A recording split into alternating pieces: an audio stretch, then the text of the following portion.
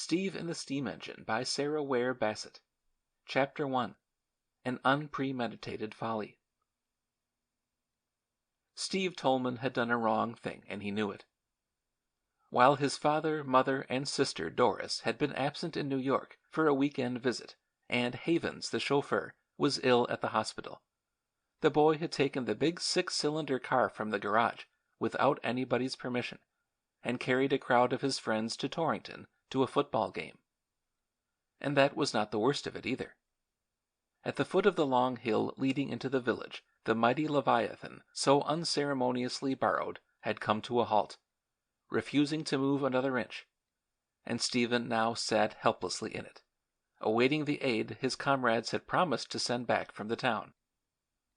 What an ignominious climax to what had promised to be a royal holiday! Steve scowled with chagrin and disappointment.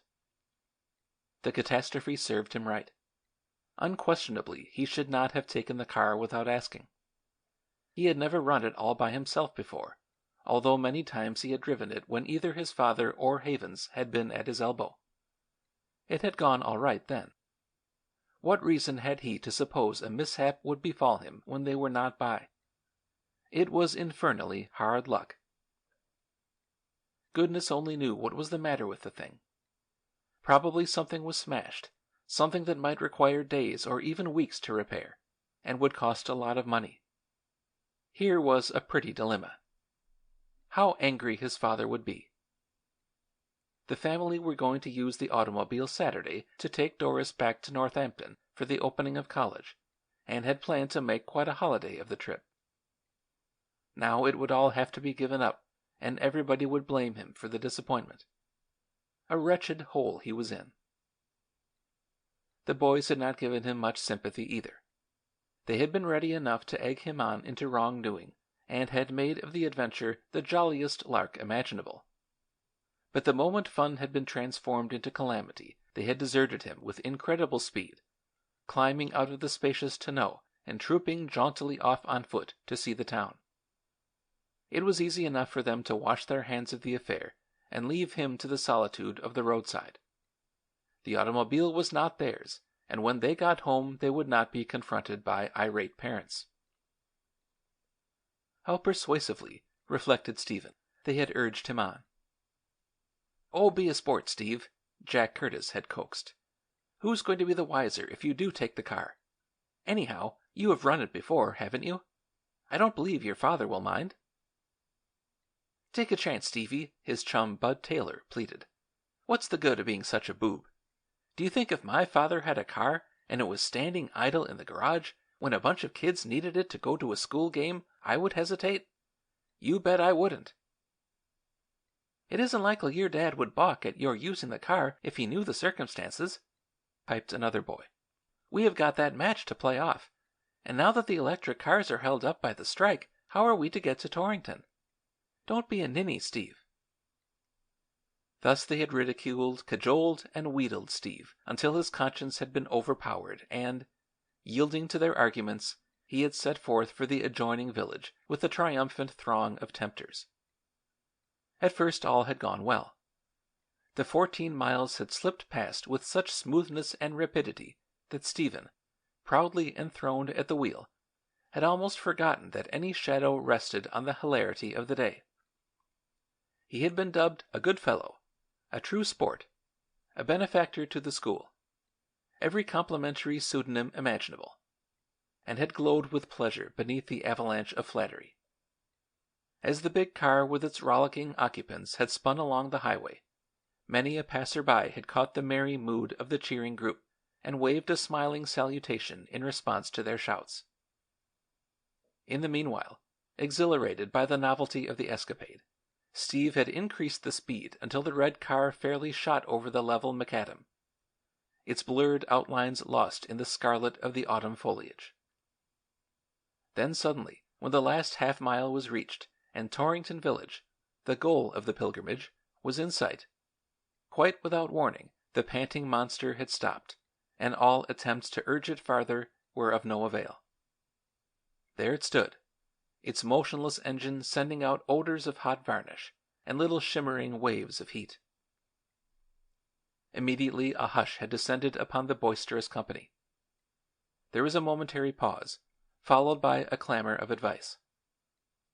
When, however, it became evident that there was no prospect of restoring the disabled machine to action, one after another of the frightened schoolboys had dropped out over the sides of the car, and after loitering an instant or two with a sort of shame-faced indecision, at the suggestion of Bud Taylor they had all set out for the town. "Tough luck, old chap," Bud had called over his shoulder. "Mighty tough luck. Wish we had time to wait and see what's queered the thing. But the game is called at 2:30, you know, and we have only about time to make it. We'll try and hunt up a garage and send somebody back to help you. So long."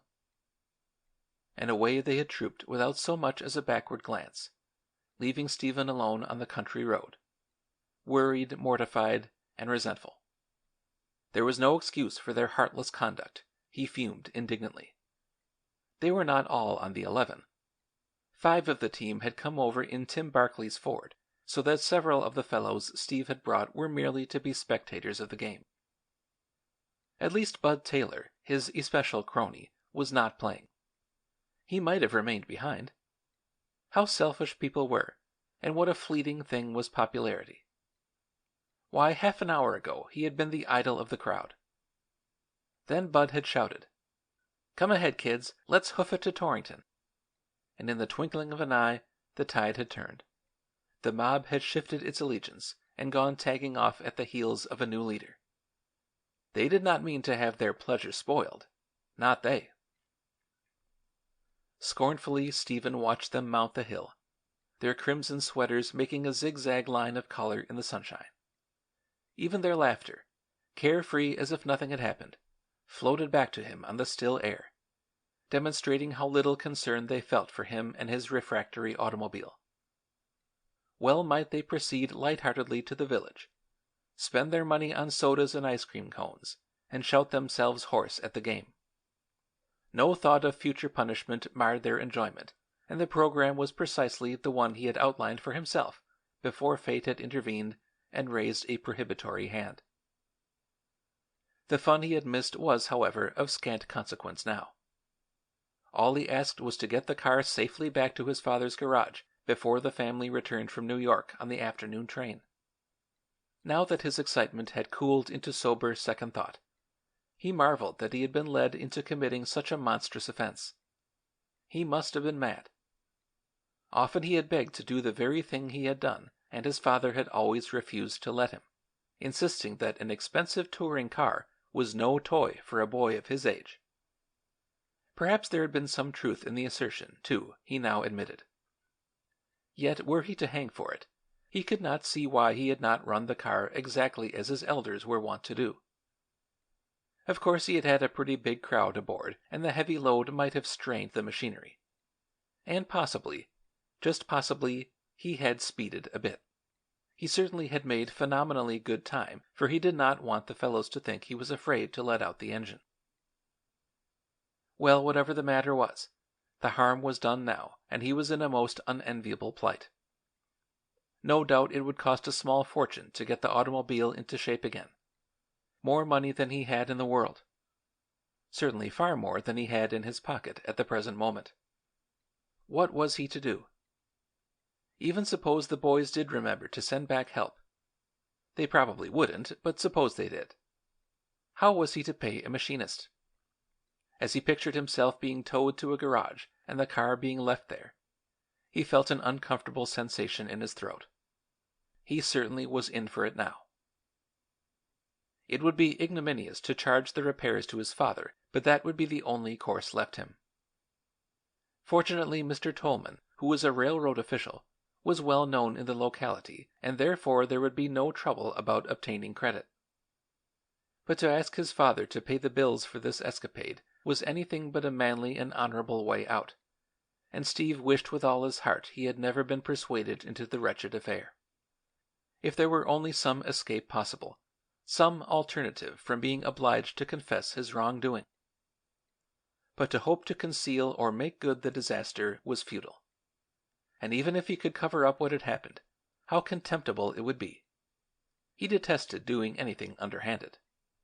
Only sneaks and cowards resorted to subterfuge, and although he had been called many names in his life, these two had not been among them. No, he should make a clean breast of what he had done and bear the consequences, and once out of his miserable plight he would take care never again to be a party to such an adventure. He had learned his lesson. So absorbed was he in framing these worthy resolutions that he did not notice a tiny moving speck that appeared above the crest of the hill, and now came whirling toward him. In fact, the dusty truck and its yet more dusty driver were beside him before he heeded either one. Then the newcomer came to a stop, and he heard a pleasant voice. "What's the matter, Sonny?" Stephen glanced up, trying bravely to return his questioner's smile. The man who addressed him was white-haired, ruddy and muscular, and he wore brown denim overalls stained with oil and grease. But although he was middle-aged, there was a boyish friendliness in his face, and in the frank blue eyes that peered out from under his shaggy brows. "What's the trouble with your machine?" he repeated. "I don't know," returned Stephen. "If I did, you bet I wouldn't be sitting here." The workman laughed. "Suppose you let me have a look at it," said he, climbing off the seat on which he was perched. "I wish you would." "It is a pretty fine car, isn't it?" observed the man, as he approached it. "Is it yours?" "My father's." "He lets you use it, eh?" Stephen did not answer. "Some fathers ain't that generous," went on the man, as he began to examine the silent monster. "If I had an outfit like this, I ain't so sure I'd trust it to a chap of your size. Still, if you have your license, I suppose you must know how to run it." A shiver passed through Stephen's body. A license! What if the stranger should ask to see it? There was a heavy fine, he now remembered, for driving a car unless one were in possession of this precious paper, although what the penalty was he could not at the instant recall. He had entirely forgotten there were any such legal details. Fearfully he eyed the mechanic. The man, however, did not pursue the subject, but instead appeared engrossed in carefully inspecting the automobile, inside and out. As he poked about, now here, now there, Stephen watched him with constantly increasing nervousness. And after the investigation had proceeded for some little time, and no satisfactory result had been reached, the boy's heart sank. Something very serious must be the matter if the trouble were so hard to locate, he reasoned. In imagination, he heard his father's indignant reprimands, and saw the Northampton trip shrivel into nothingness. The workman in the meantime remained silent, offering no comment to relieve his anxiety. What he was thinking under the shabby visor cap pulled so low over his brows it was impossible to fathom. His hand was now unscrewing the top of the gasoline tank. "You've got your engine nicely warmed up, youngster," observed he casually. "Maybe 'twas just as well you did come to a stop. You must have covered the ground at a pretty good clip." There certainly was something very disconcerting about the stranger's conversation, and again Stephen looked at him with suspicion. "Oh, I don't know," he mumbled, trying to assume an off-hand air. "Perhaps we did come along fairly fast." "You weren't alone, then?" "No," was the uncomfortable reply. "The fellows who sent you back from the village were with me." For the first time the workman evinced surprise. "Nobody sent me," he retorted. "I just thought as I was going by that you looked as if you were up against it. And as I happen to know something about engines, I pulled up to give you a helping hand. The fix you are in isn't serious, though." He smiled broadly, as if something amused him. "What is the matter with the car?" demanded the boy desperately, in a voice that trembled with eagerness and anxiety and defied all efforts to remain under his control. "Why, son, nothing is wrong with your car. You've got no gasoline, that's all." "Gasoline?" repeated the lad blankly. "Sure. You couldn't have had much aboard when you started, I guess. It managed to bring you as far as this, however, and here you came to a stop. The upgrade of the hill tipped the little gas you did have back in the tank so it would not run out, you see. Fill her up again, and she'll sprint along as nicely as ever." The relief that came with the information almost bowled Steve over. For a moment he could not speak. Then, when he had caught his breath, he exclaimed excitedly, "How can I get some gasoline?" His rescuer laughed at the fevered question. "Why, I happen to have a can of it here on my truck," he drawled, "and I can let you have part of it if you were so minded." "Oh, I don't want to take yours," objected the boy. "Nonsense, why not? I'm going right past a garage on my way back and can get plenty more. We'll tip enough of mine into your tank to carry you home. It won't take a minute." The suggestion was like water to the thirsty. "All right," cried Stephen. "If you will let me pay for it, I shall be mightily obliged to you. I'm mightily obliged anyway." "Pshaw, I've done nothing," protested the person in the oily jumper. "What are we in the world for if not to do one another a good turn when we can?" As he spoke, he extricated from his conglomerate load of lumber, tools, and boxes a battered can, the contents of which he began to transfer into Stephen's empty tank. "There," ejaculated he presently, as he screwed the metal top on. "That isn't all she'll hold, but it will at least get you home. You are going right back, aren't you?" The boy glanced quickly at the speaker. "Yes." "That's right. I would if I were in your place," urged the man. Furtively Stephen scrutinized the countenance opposite, but although the words had contained a mingled caution and rebuke, there was not the slightest trace of interest in the face of the speaker, who was imperturbably wiping off the moist nickel cap with a handful of waste from his pocket.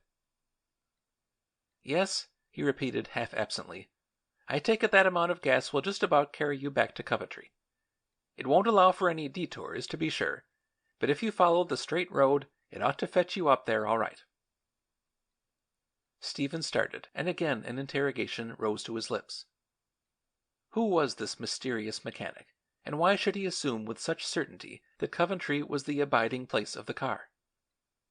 He longed to ask, but a fear of lengthening the interview prevented him from doing so. If he began to ask questions, might not the stranger assume the same privilege and wheel upon him with some embarrassing inquiry?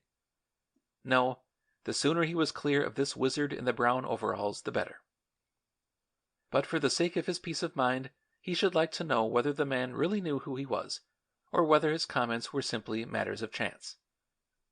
There certainly was something very uncanny and uncomfortable about it all, something that led him to feel that the person in the jumper was fully acquainted with his escapade, disapproved of it, and meant to prevent him from prolonging it. Yet as he took a peep into the kindly blue eyes, which he did not trust himself to meet directly, he wondered if this assumption were not created by a guilty conscience rather than by fact. Certainly there was nothing accusatory in the other's bearing. His face was frankness itself. In books, criminals were always fearing that people suspected them, reflected Steve. The man knew nothing about him at all. It was absurd to think he did. Nevertheless, the boy was eager to be gone from the presence of those searching blue eyes, and therefore he climbed into his car, murmuring hurriedly, "You've been corking to help me out." The workman held up a protesting hand.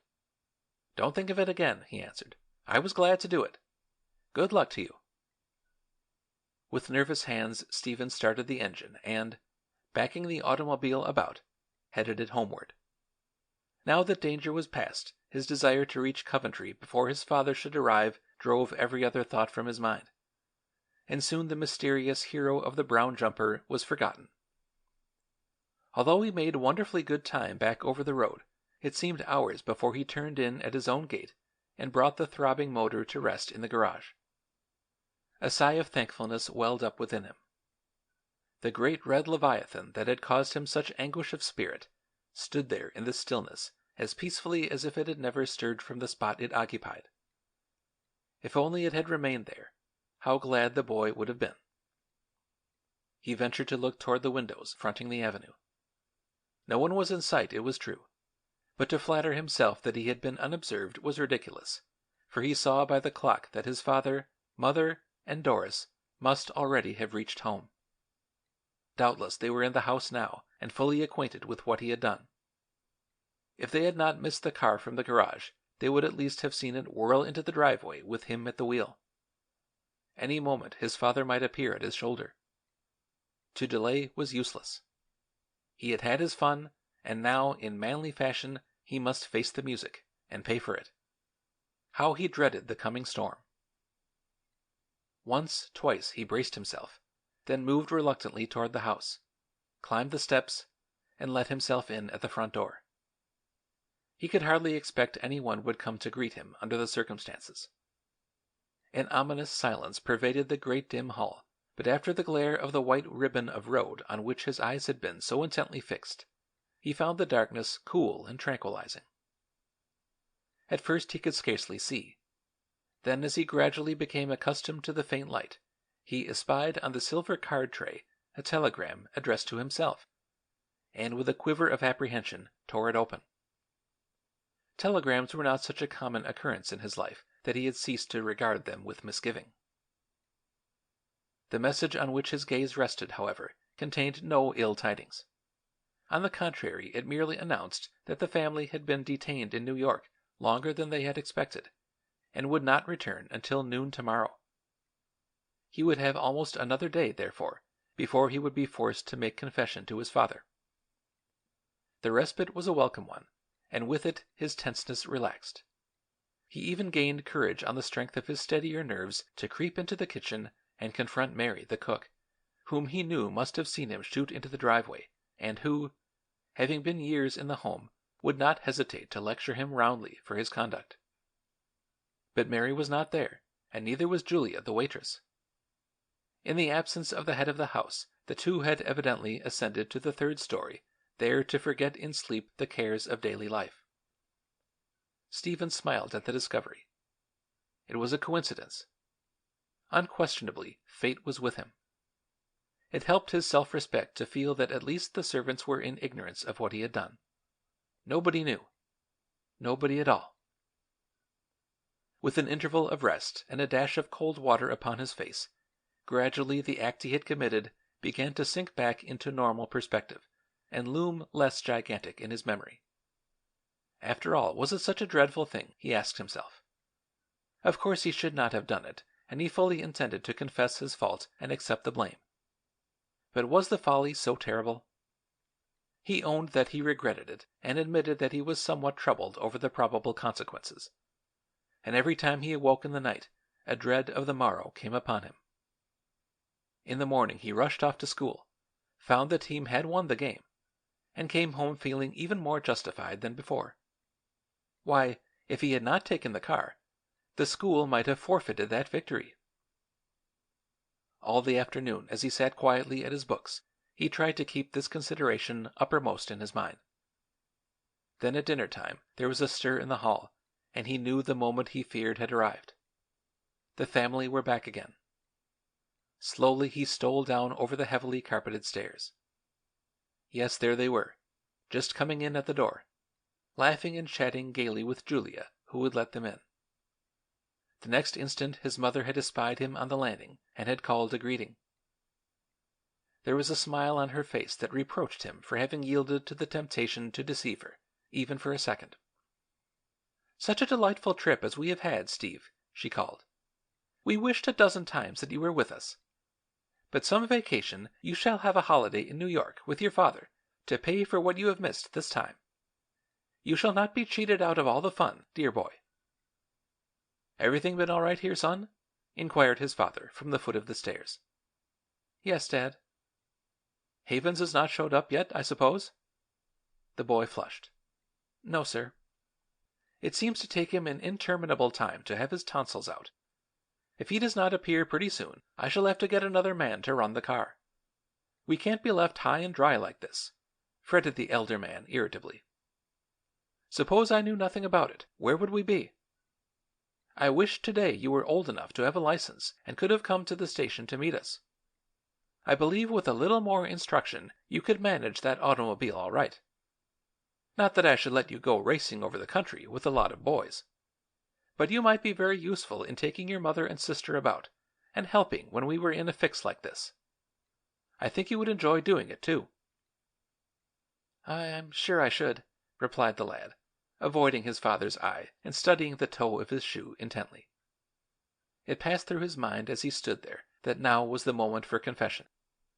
He had only to say, "I had the car out yesterday," and the dreaded ordeal would be over. But somehow he could not utter the words. Instead, he descended from the landing and followed the others into the library, where the conversation immediately shifted to other topics. In the jumble of narrative, his chance to speak was swallowed up, nor during the next few days did any suitable opportunity occur for him to make his belated confession. When Mr. Tolman was not at meetings of the railroad board, he was at his office or occupied with important affairs. And by so many events had intervened that to go back into the past seemed to Stephen idle sentimentality. At length he had lulled his conscience into deciding that, in view of the conditions, it was quite unnecessary to acquaint his father and mother with his wrongdoing at all. He was safely out of the entanglement, and was it not just as well to accept his escape with gratitude, and let sleeping dogs lie? All the punishments in the world could not change anything now. What would be the use of telling? End of Chapter 1.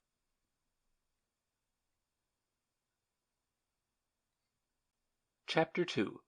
A Meeting with an Old Friend. The day of the excursion to Northampton was one of those clear mornings when a light frost turned the maples to vermilion, and in a single night transformed the ripening summer foliage to the splendor of autumn. The Tolman family were in the highest spirits. It was not often that Mr. Tolman could be persuaded to leave his business and steal away for a weekend, and when he did, it was always a cause for great rejoicing. Doris, elated at the prospect of rejoining her college friends, was also in the happiest frame of mind, and tripped up and down stairs, collecting her forgotten possessions and jamming them into her already bulging suitcase. As for Steve, the prickings of conscience that had at first tormented him and made him shrink from being left alone with his father had quite vanished. He had argued himself into a state of mental tranquility where further punishment for his misdemeanor seemed superfluous. After his hairbreadth escape from disaster, there was no danger, he argued, of his repeating the experiment. And was not this the very lesson all punishments sought to instill? If he had achieved this result without bothering his father about the details, why so much the better. Did not the old adage say that experience is the best teacher? Certainly in this case the maxim held true. Having thus excused his underhandedness and stifled the protests of his better nature, he felt, or tried to feel, entirely at peace with the world. And as he now sauntered out to greet the new day, he did it as jauntily as if he had nothing to conceal. Already the car was at the door with the luggage aboard and its engine humming invitingly. As the boy listened to the sound, he could not but rejoice that the purring monster could tell no tales. How disconcerting it would be should the Scarlet Devil suddenly shout aloud, "Well, Steve, don't you hope we do not get stalled today, the way we did going to Torrington?" Mercifully, there was no danger of that. The engine might puff and purr and snort, but at least it could not talk, and his secret was quite safe. This reflection lighted his face with courage, and when the family came out to join him, no one would have suspected that the slender boy waiting on the doorstep harbored a thought of anything but anticipation in the prospect of the coming holiday. "Is everything in, Steve?" asked his father, approaching with Doris's remaining grip. "I think so, Dad," was the reply. "It certainly seems as if I had piled in almost a dozen suitcases." "Nonsense, Stevie," pouted Doris. "There were only 4. "5, Miss Sophomore," contradicted her brother. 5. That one Dad is bringing makes the 5th, and I would be willing to bet that it is yours." "That's where you are wrong, Smarty," the girl laughed good-humoredly, making a mischievous grimace at him from beneath the brim of her saucy little toque of blue velvet. "I am not guilty of the extra suitcase. It's Mother's." "Your mother's?" ejaculated Mr. Tolman incredulously. "Mercy on us! I never knew your mother to be starting out on a short trip with such an array of gowns." Then turning toward his wife, he added in bantering fashion, "Aren't you getting a little frivolous, my dear? If it were Doris, now—" "But it isn't this time," interrupted the young lady triumphantly. Her mother exchanged a glance with her, and they both laughed. "No, Henry, I am the one to blame," Mrs. Tolman admitted. "You see, if I am to keep pace with my big son and daughter, I must look my best. So I have not only brought the extra suitcase, but I am going to be tremendously fussy as to where it is put." "I do believe Mater's brought all her jewels with her," Steve declared wickedly. "Well, she shall have her sunbursts, tiaras, and things where she can keep her eye on them every moment. Suppose I put them down here at your feet, Mother." Without further ado, he started to lift the basket suitcase into the car. "Don't tip it up, son. Don't tip it up," cautioned his mother. "Your mother is afraid of knocking some of the pearls or emeralds out of their setting," chuckled Mr. Tolman. "Go easy, Steve." A general laugh arose as the offending piece of baggage was stowed away out of sight. An instant later wraps and rugs were bundled in. Everybody was cozily tucked up, and Mr. Tolman placed his hands on the wheel. "Now we're off, Dad," cried Stephen, as he sprang in beside his father. Mr. Tolman needed no second bidding. There was a whir, a leap forward, and the automobile glided down the long avenue and out into the highway. Steve, studying the road map, was too much interested in tracing out the route they were to follow to notice that after the car had spun along smoothly for several miles, its speed lessened. And it was not until it came to a complete standstill that he aroused himself from his preoccupation sufficiently to see that his father was bending forward over the starter. "What's wrong, Henry?" inquired his wife from the back seat. "I can't imagine," was the impatient reply. "Had I not left the tank with gasoline in it, I should say it was empty. But of course that cannot be the case, for I always keep enough in it to carry us to the garage. Otherwise we should be stalled at our own doorstep and not able to get anywhere." Climbing out, he began to unscrew the metal top of the tank while Stephen watched him in consternation. The boy did not need to hear the result of the investigation, for already the wretched truth flashed upon him. The tank was empty. Of course it was. He knew that without being told. Had not the workman who had replenished it Wednesday said quite plainly that there was only enough gas in it to get him home to Coventry? He should have remembered to stop at the garage and take on an extra supply on the way back, as his father always did. How stupid he had been! In his haste to get home, he had forgotten every other consideration, and the present dilemma was the result of his thoughtlessness. Yet how could he have stopped at the Coventry garage, even had he thought of it? All the men there knew him and his father, and if he had gone there or had even driven through the center of the town, somebody would have been sure to see him and mention the incident. Why, it was to avoid this very danger that he had returned by the less frequented way. The man in the brown jeans had certainly calculated to a nicety when he measured out that gasoline. He had not meant him to do any more riding that day. That was apparent. What business was it of his, anyway, and why was he so solicitous as to where he went? There was something puzzling about that man. Steve had thought so at the time. Not that it mattered now. All that did matter was that here they were, stalled at the side of the road, in almost the same spot where he had been stalled the other day. And they were there because he had neglected to procure gasoline. The lad felt the hot blood throb in his cheeks. Again the chance for confession confronted him, and again his tongue was tied. In a word, he could have explained the whole predicament, but he did not. Instead, he sat as if stunned, the heart inside him pounding violently.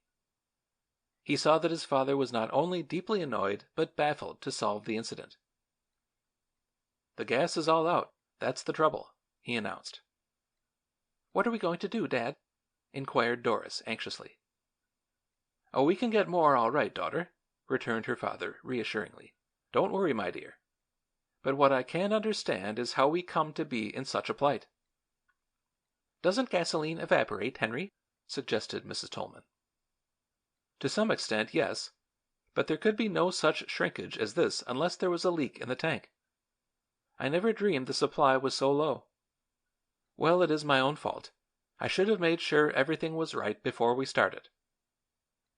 Steve shifted his position uncomfortably. He was manly enough not to enjoy hearing his father shoulder blame that did not rightfully belong to him. "Now let me think what we had better do," went on Mr. Tolman. "Unfortunately, there isn't a house in sight from which we can telephone for help, and we are fully 5 miles from Torrington. Our only hope is that someone bound for the town may overtake us and allow Steve to ride to the village for aid." "Couldn't I walk it, Dad?" asked the boy, with an impulse to make good the mischief he had done. "Oh, no, I wouldn't do that unless the worst befalls," his father replied kindly. "We should gain nothing. It is a long tramp and would simply be a waste of time. Let us wait like Mr. Micawber and see if something does not turn up." Wretchedly, Stephen settled back into his seat. He would rather have walked to Torrington, done almost anything rather than remain there in the quiet autumn stillness and listen to the accusations of his conscience. What a coward he was! "It is a shame for us to be tied up here," he heard Doris complain. "I know it, daughter, and I am as sorry as you are," responded her father patiently. "In fact, probably I am more sorry, since it is through my own carelessness that we are stranded." Again the impulse to blurt out the truth and take the blame that belonged to him took possession of Stephen. But with resolution he forced it back. Nervously he fingered the road map. If he had only spoken at the beginning! It was harder now. He should have made a clean breast of the whole affair when his father got home from New York. Then was the time to have done it. But since he had let that opportunity pass, it was awkward, almost absurd, to make confession now. He would much better keep still. In the meanwhile, a gradual depression fell upon the occupants of the car. Mrs. Tolman did not speak. Doris subsided into hushed annoyance. And Mr. Tolman began to pace back and forth at the side of the road and anxiously scan the stretch of macadam that narrowed away between the avenue of trees bordering the highway. Presently he uttered an exclamation of relief. "Here comes a truck," he cried. "We will tip the driver and persuade him to let you ride on to Torrington with him, Steve. This is great luck." Stepping into the pathway of the approaching car, he held up his hand and the passer-by came to a stop beside him. Stephen looked up expectantly. Then a thrill of foreboding seized him, and he quickly turned his head aside. It needed no second glance to assure him that the man whom his father was addressing was none other than the workman in the brown jeans who had rescued him from his former plight. He bent lower over the road map, trying to conceal his face and decide what to do. In another moment the teamster would probably recognize him, recall the incident of their former meeting, and, hailing him as an old acquaintance, relate the entire story. The possibility was appalling, but terrible as it was, it did not equal the disquietude he experienced when he heard his father ejaculate, with sudden surprise, "Why, if it isn't O'Malley! I did not recognize you, Jake. You were just in time to extricate us from a most inconvenient situation. We are headed for Northampton and find ourselves without gasoline. If you can take my son along to Torrington with you so he can hunt up a garage and ride back with someone on a service car, I shall be very grateful to you." "I'd be glad to go myself, sir." "No, no, I shall not allow you to do that," protested Mr. Tolman. "You are on your way to work, and I could not think of detaining you. All I ask is that you take my boy along to the village." "I'd really be pleased to go, sir," reiterated O'Malley. "I am in no great rush." "No, I shan't hear to it, Jake," Mr. Tolman repeated. "Nevertheless, I appreciate your offer. Take the boy along, and that is all I'll ask. Come, Steve, jump aboard. O'Malley, son, is one of our railroad people, whose services we value highly. He's going to be good enough to let you ride over to Torrington with him." Although the introduction compelled Stephen to give the waiting employee a nod of greeting, he did not meet his eye or evince any sign of recognition, and he sensed that the light that had flashed into the man's face at sight of him died out as quickly as it had come. The boy had an uncomfortable realization as he climbed to the seat of the truck and took his place beside its driver that O'Malley must be rating him as a snob. No one but a cad would accept a stranger's kindness and then cut him dead the next time he encountered him. It was better to endure this misjudgment, however, than to acknowledge a previous acquaintance with the mechanic and thereby arouse his father's suspicion and curiosity. Hence, without further parley, he settled himself, and in silence the truck started off. For some minutes he waited, expecting that when they were well out of earshot of the family, the man at the wheel would turn and with a laugh make some reference to the adventure of the past week. It certainly must have amused him to find the great red car again stalled in the same spot. And what would be more natural than that he should comment on the coincidence, and perhaps make a joke of the circumstance? But to the boy's chagrin, the teamster did no such thing. Instead, he kept his eyes fixed on the road, and gave no evidence that he had ever before seen the lad at his elbow. Stephen was aghast. It was not possible the workman had forgotten the happening. He began to feel very uncomfortable. As the landscape slipped past and the car sped on, the distance to Torrington lessened. Still there seemed to be no prospect of the stranger at the wheel breaking his silence. If it had merely been a silence, perhaps Steve would not have minded so much. But there was an implied rebuke in the stillness that nettled and stung, and left him with the consciousness of being ignored by a superior being. "I say," he burst out, when he could endure the ignominy of his position no longer. "Don't you remember me, Mr. O'Malley?" The man who guided the car did not turn his head, but he nodded. "I remember you all right," replied he, politely. "I just thought you did not remember me." "Oh, I remembered you right away," declared Steve, eagerly. "Did you?" There was a subtle irony in the tone that the lad was not clever enough to detect. "Of course." "Is that so?" came dryly from O'Malley. "Yes, indeed. I remembered you right away," Steve stumbled on. "You were the man who gave me the gasoline when I was stuck here Wednesday." "I am?" "I knew you the first minute I saw you," repeated Stephen. "I did not notice any sign that you did," was the terse response. "Oh, well, you see, I couldn't very well speak back there," explained Steve with confusion. "They would all have wanted to know where I mean I would have to. It would just have made a lot of talk," concluded he, lamely. For the first time the elder man, moving his eyes from the ribbon of gleaming highway, confronted him. "So your father did not know you had the car out the other day?" said he. "No." The workman showed no surprise. "I guessed as much," he remarked. "But of course you have told him since." "Not yet," Steve stammered. "I was going to. Honest I was. But things kept interrupting until it got to be so late that it seemed silly to rake the matter all up. Besides, I shan't do it again, so what is the use of jawing about it?" He stopped, awaiting a response from the railroad employee, but none came. "Anyhow," he argued with rising irritability, "what good does it do to discuss things that are over and done with? You can't undo them." The man at the wheel vouchsafed no answer. "It is because I forgot to stop for more gas when I went home the other day that we are in this fix now," Steve finally blurted out, finding relief in brutal confession.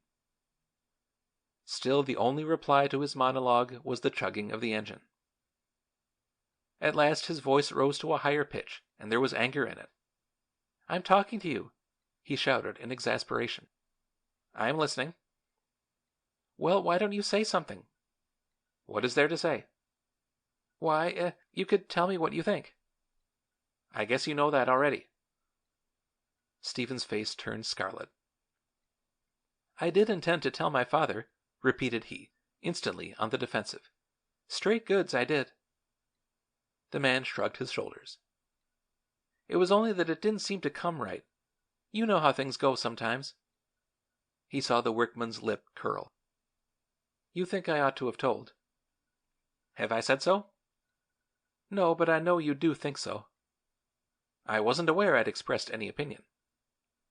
"No, but, well, hang it all, you think I am a coward for not making a clean breast of the whole thing," cried Stephen, now thoroughly enraged. "What do you think yourself?" O'Malley suddenly inquired with disconcerting directness. "Oh, I know I've been rotten," admitted the boy. "Still, even now—" He paused. You mean that even now it isn't too late?" put in the truckman, his face lighting to a smile. "No, that wasn't exactly what I was going to say," began the lad, resuming his argumentative tone.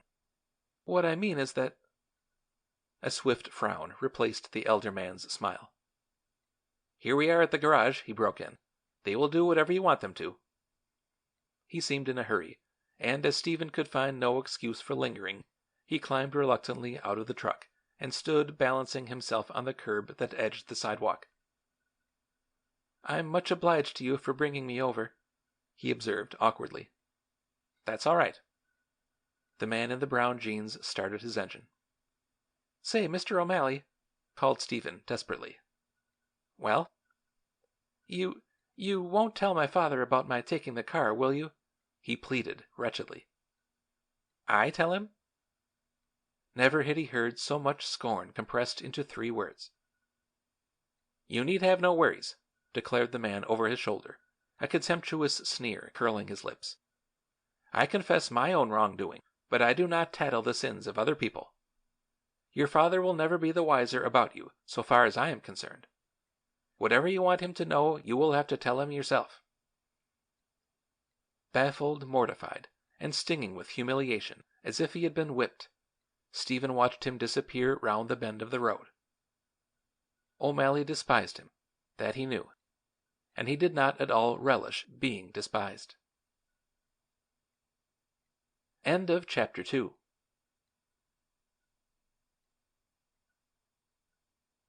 Chapter 3.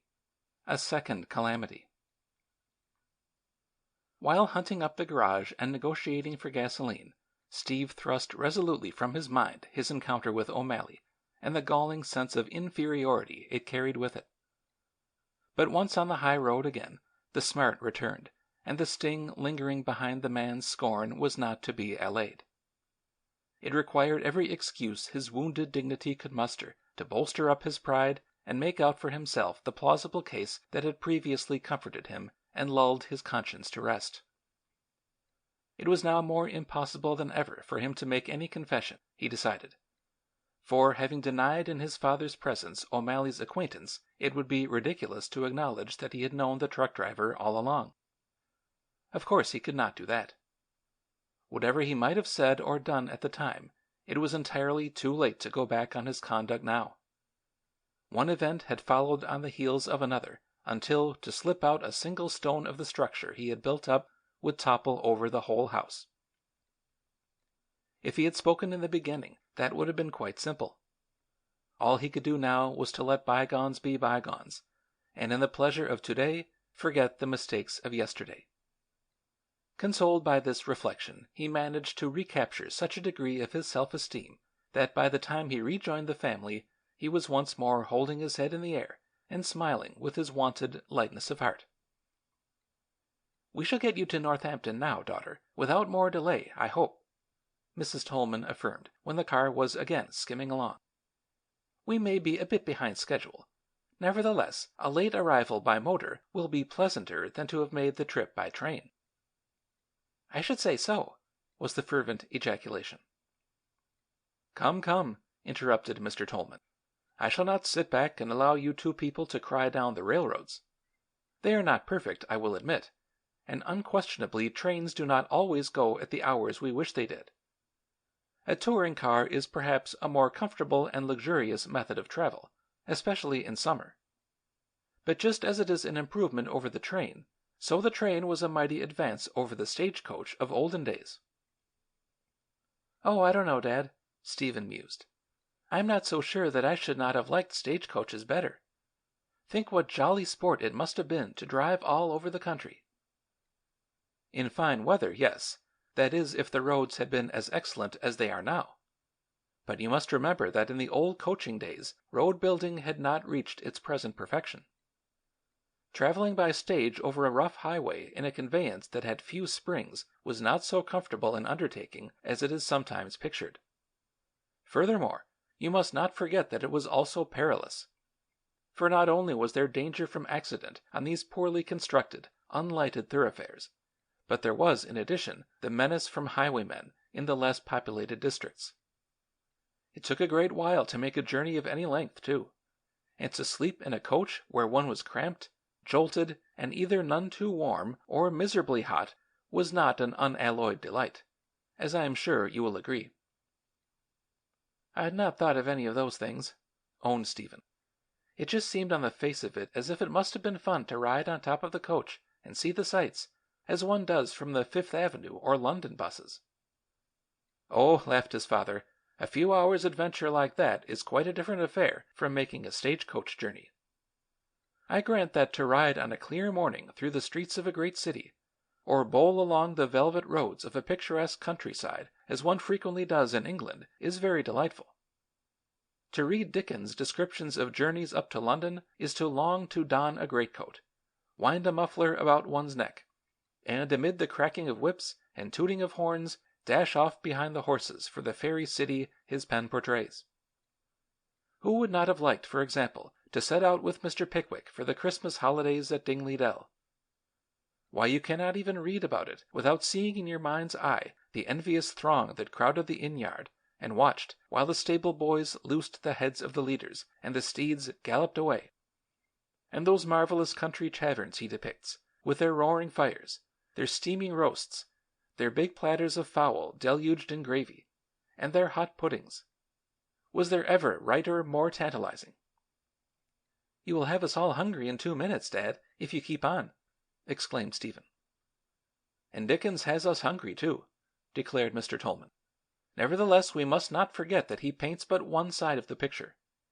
He fails to emphasize what such a trip meant when the weather was cold and stormy, and those outside the coach as well as those inside it were often drenched with rain or snow, and well nigh frozen to death. Moreover, while it is true that many of the inns along the turnpike were clean and furnished excellent fare, there were others that could boast nothing better than chilly rooms, damp beds, and only a very limited hospitality. "I believe you are a realist, Henry," said his wife playfully. Her husband laughed. "Nor must we lose sight of the time consumed by making a trip by coach," he went on. "Business in those days was not such a rushing matter as it is now, of course. Yet even when issues of importance were at stake, or crises of life and death were to be met, there was no hurrying things beyond a certain point. Physical impossibility prohibited it. Horses driven at their liveliest pace could cover only a comparatively small number of miles an hour, and at the points where the relays were changed, or the horses fed and rested, the mails deposited or taken aboard, and passengers left or picked up, there were unavoidable delays. In fact, the strongest argument against the stagecoach, and the one that influenced public opinion the most, was this so-called fast mail service. For in order to make connections with other mail coaches along the route and not forfeit the money paid for doing so, horses were often driven at such a merciless rate of speed that the poor creatures became total wrecks within a very short time.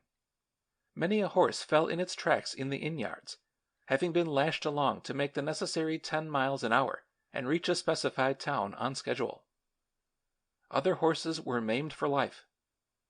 It is tragic to consider that in England, before the advent of the railroad, about 30,000 horses were annually either killed outright or injured so badly that they were of little use afterward.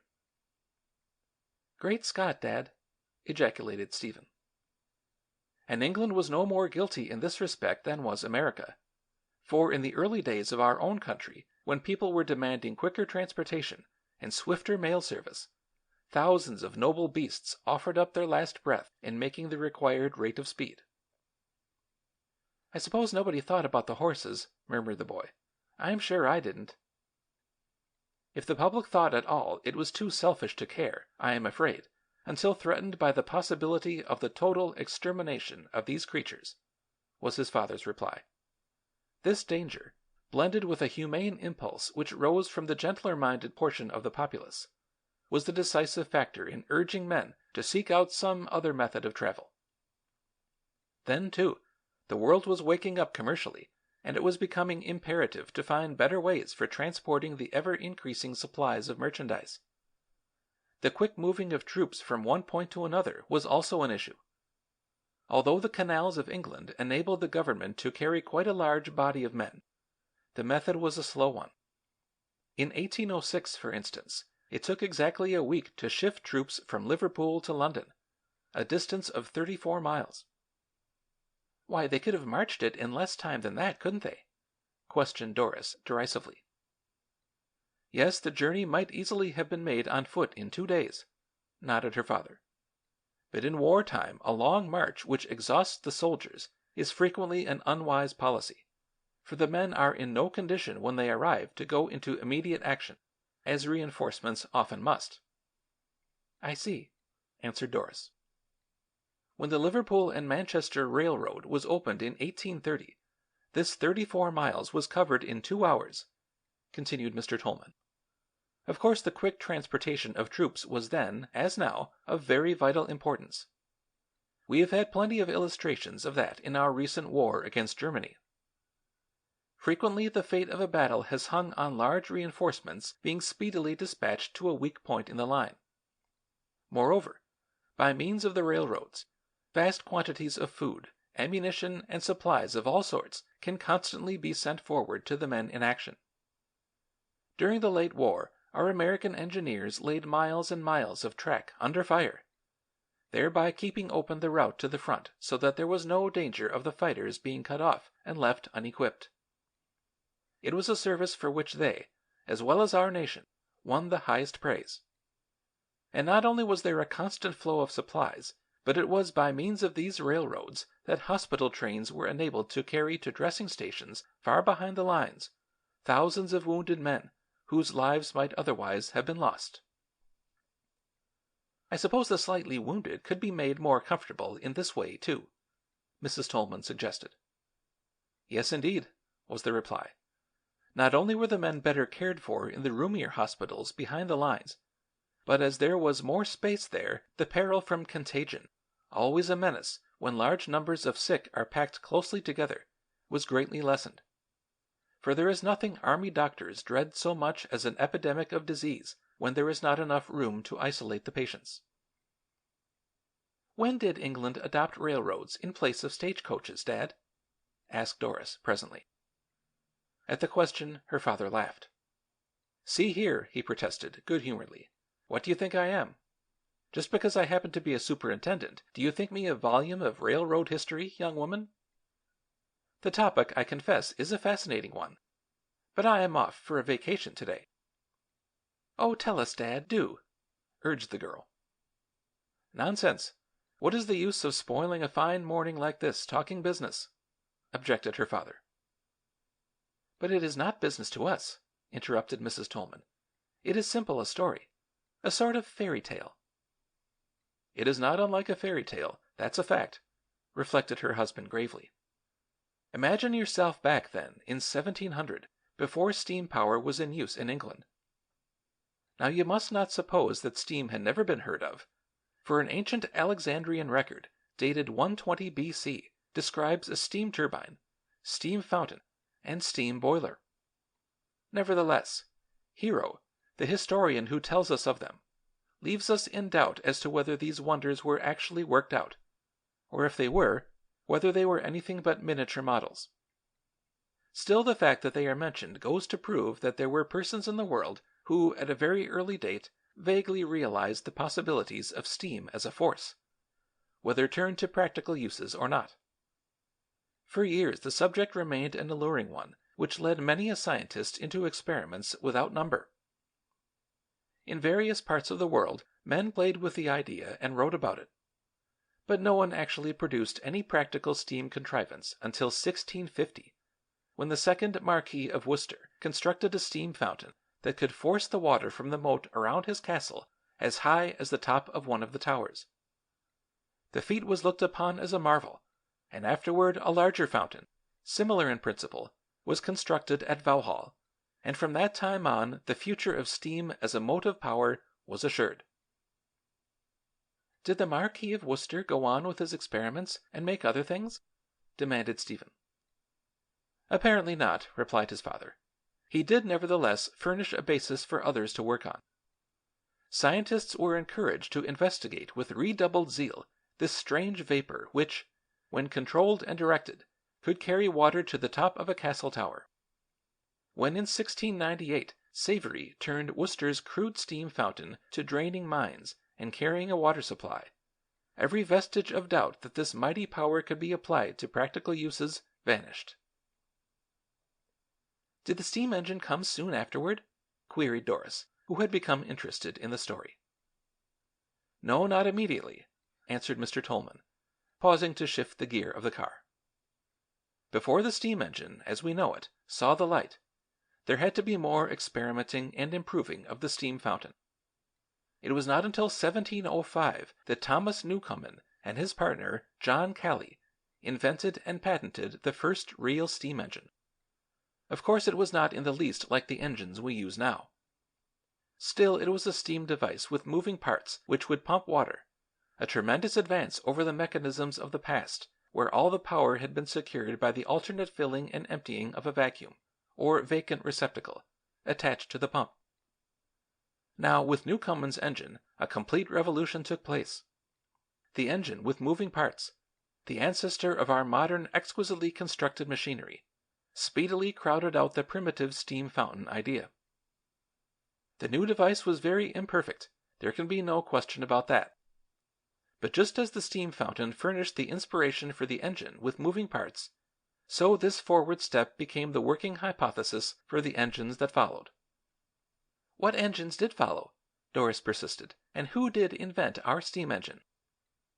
"Silly, and you in college," jeered Steve disdainfully. "I'm not taking a course in steam engines there," laughed his sister teasingly. "Anyway, girls are not expected to know who invented all the machines in the world, are they, Dad?" Mr. Tolman waited a moment, then said soothingly, "No, dear.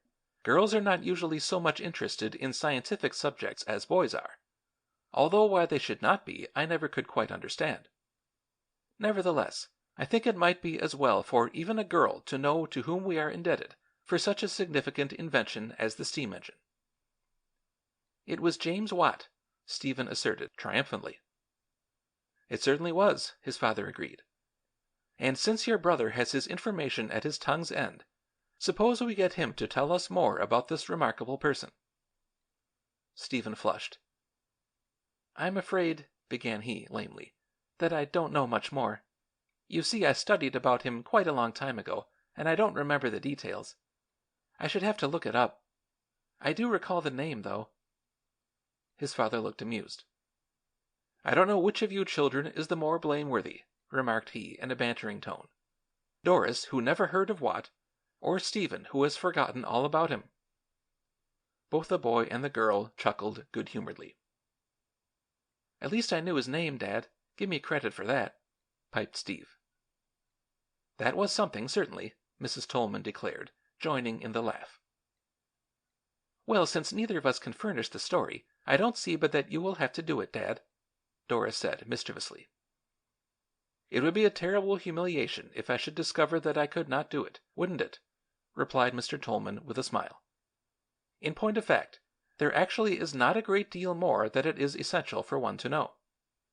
It was by perfecting the engines of the Newcomen type and adding to them first one and then another valuable device that Watt finally built up the forerunner of our present-day engine. The progression was a gradual one. Now he would better one part, then some other. He surrounded the cylinder, for example, with a jacket, or chamber, which contained steam at the same pressure as that within the boiler, thereby keeping it as hot as the steam that entered it. A very important improvement over the old idea. Then he worked out a plan by which the steam could be admitted at each end of the cylinder instead of at one end, as was the case with former engines. The latter innovation resulted in the push and pull of the piston rod. So it went." "How did Watt come to know so much about engines?" asked Stephen. "Oh, Watt was an engineer by trade. Or rather, he was a maker of mathematical instruments for the University of Glasgow, where he came into touch with a Newcomen engine. He also made surveys of rivers, harbors, and canals. So you see it was quite a consistent thing that a man with such a bent of mind should take up the pastime of experimenting with a toy like the steam engine in his leisure hours." Did he go so far as to patent it, Henry?" Mrs. Tolman questioned. "Yes, he did. Many of our scientists either had not the wit to do this, alas, or else they were too impractical to appreciate the value of their ideas.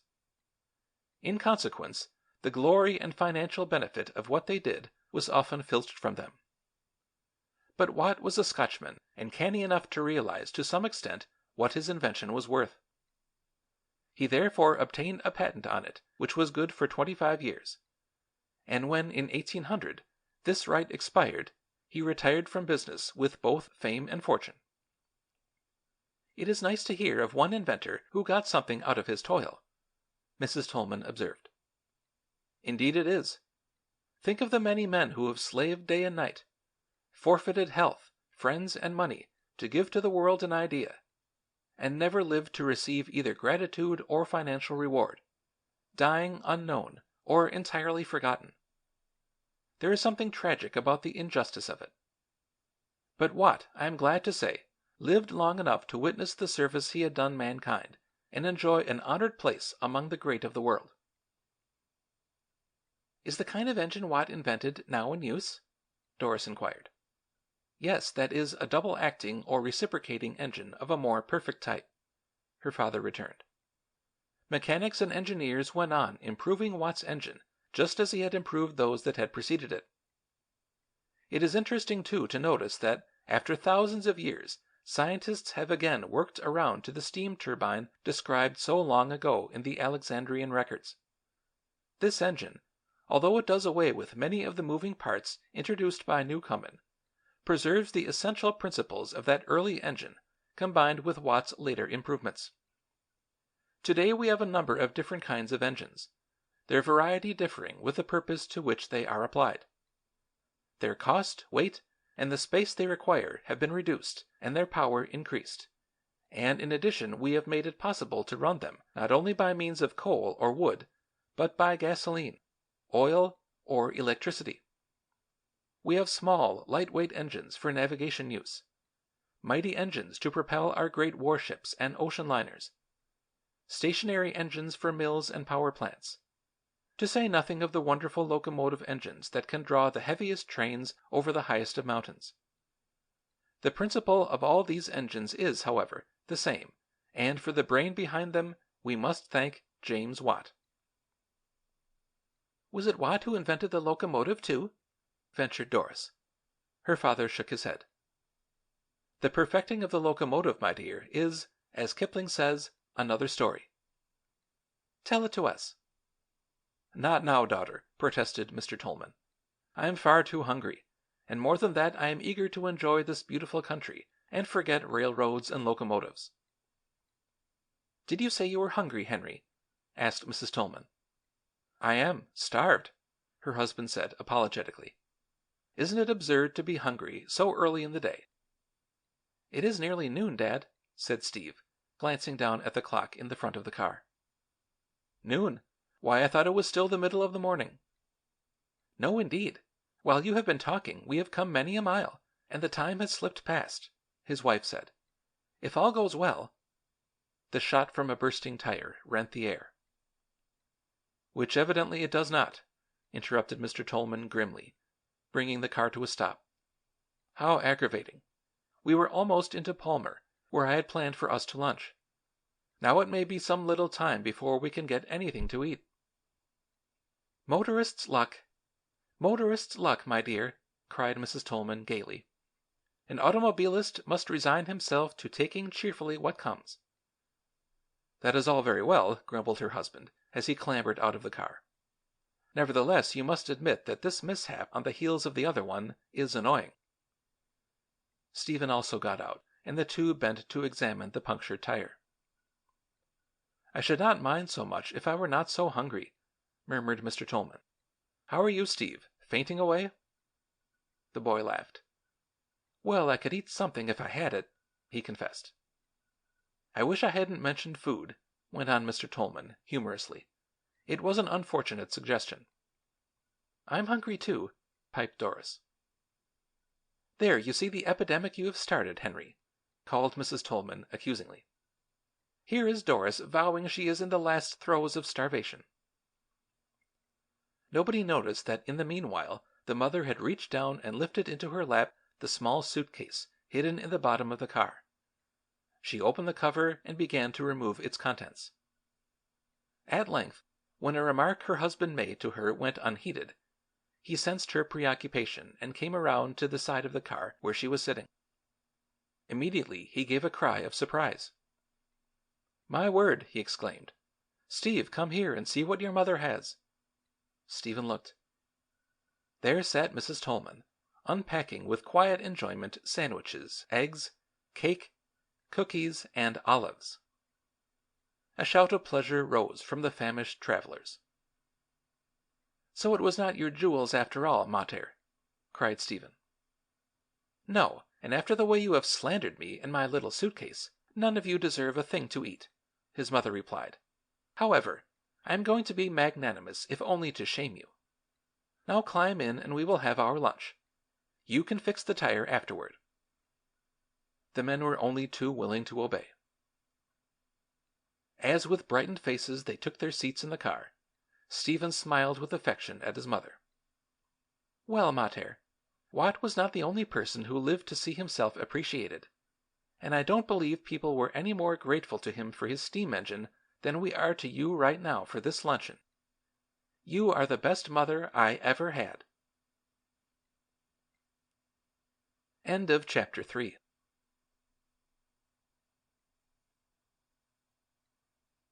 Chapter 4. The Story of the First Railroad. The new tire went on with unexpected ease, and early afternoon saw the Tolmans once more bowling along the highway toward Northampton. The valley of the Connecticut was decked with harvest products as for an autumnal pageant. Stacks of corn dotted the fields, and pyramids of golden pumpkins and scarlet apples made gay the verandas of the old homesteads, or brightened the doorways of the great red barns flanking them. All that is needed to transform the scene into a giant Halloween festival is to have a witch whisk by on a broomstick, or a ghost bob up from behind a tombstone, declared Mrs. Tolman. "Just think, if we had come by train, we would have missed all this beauty." "I see plainly that you do not appreciate the railroads, my dear," returned her husband mischievously. "This is the second time today that you have slandered them. You sound like the early American traveler who asserted that it was ridiculous to build railroads which did very uncomfortably in 2 days what could be done delightfully by coach in 8 or 10. Why, I should have thought people who had never heard of motor cars would have welcomed the quicker transportation the railroads offered," was Mrs. Tolman's reply. "One would have thought so," answered Mr. Tolman. "Still, when we recall how primitive the first railroads were, the prejudice against them is not to be wondered at." "How did they differ from those we have now, Dad?" Doris asked. "In almost every way," answered her father with a smile. "You see, at the time Stephenson invented his steam locomotive, nothing was known of this novel method of travel. As I told you, persons were accustomed to make journeys either by coach or canal. Then the steam engine was invented, and immediately the notion that this power might be applied to transportation took possession of the minds of people in different parts of England. As a result, first one and then another made a crude locomotive and tried it out without scruple on the public highway, where it not only frightened horses but terrified the passers-by. Many an amusing story is told of the adventures of these amateur locomotives. A machinist named Murdoch, who was one of James Watt's assistants, built a sort of grasshopper engine with very long piston rods and with legs at the back to help push it along. With this odd contrivance he ventured out into the road one night just at twilight. Unfortunately, however, his restless toy started off before he was ready to have it, and turning down an unfrequented lane, encountered a timid clergyman who was taking a peaceful stroll, and frightened the old gentleman almost out of his wits. The poor man had never seen a locomotive before, and when the steaming object with its glowing furnace and its host of moving arms and legs came puffing toward him through the dusk, he was overwhelmed with terror and screamed loudly for help. A laugh arose from the listeners.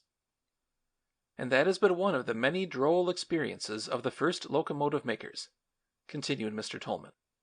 For example, Trevithick, another pioneer in the field, also built a small steam locomotive which he took out on the road for a trial trip. It chanced that during the experimental journey he and his firemen came to a toll gate, and puffing up to the keeper with the baby steam engine, they asked what the fee would be for it to pass. Now the gatekeeper, like the minister, had had no acquaintance with locomotives, and on seeing the panting red object looming like a spectre out of the darkness, and hearing a man's voice intermingled with its gasps and snorts, he shouted with chattering teeth, "There is nothing to pay, my dear Mr. Devil. Just drive along as fast as ever you can." His hearers applauded the story.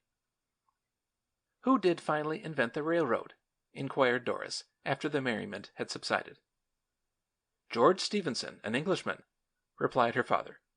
"For some time he had been experimenting with steam locomotives at the Newcastle coal mines, where some agency stronger than mules or horses was needed to carry the products from one place to another.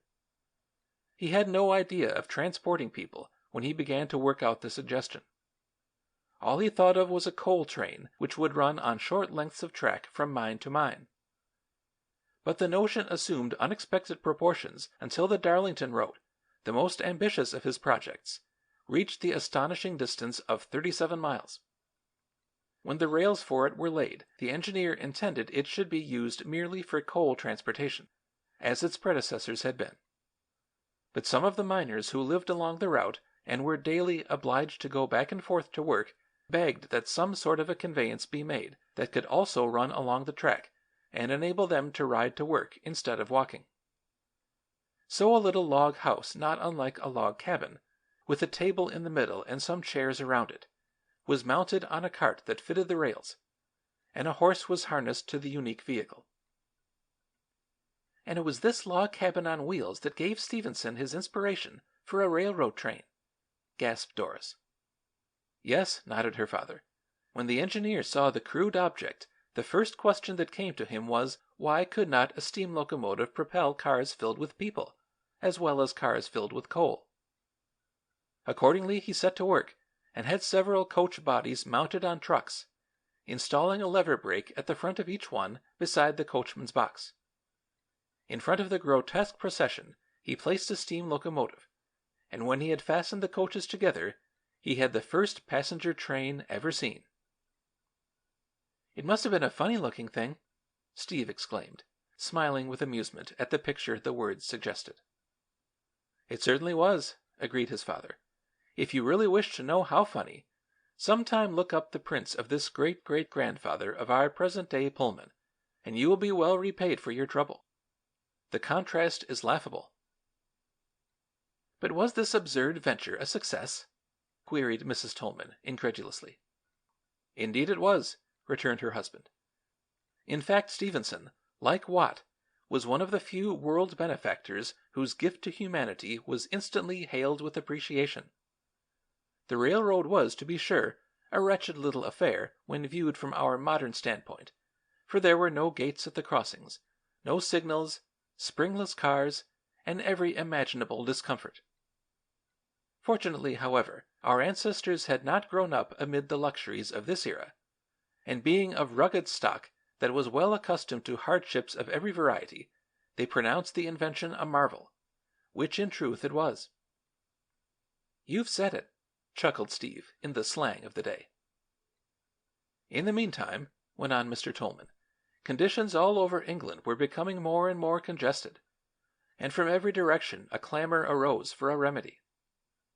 You see, the invention of steam spinning machinery had greatly increased the output of the Manchester cotton mills, until there was no such thing as getting such a vast bulk of merchandise to those who were eager to have it. Bales of goods waiting to be transported to Liverpool not only overflowed the warehouses, but were even stacked in the open streets, where they were at the mercy of robbers and storms. The canals had all the business they could handle, and as is always the result in such cases, their owners became arrogant under their prosperity and raised their prices, making not the slightest attempt to help the public out of its dilemma.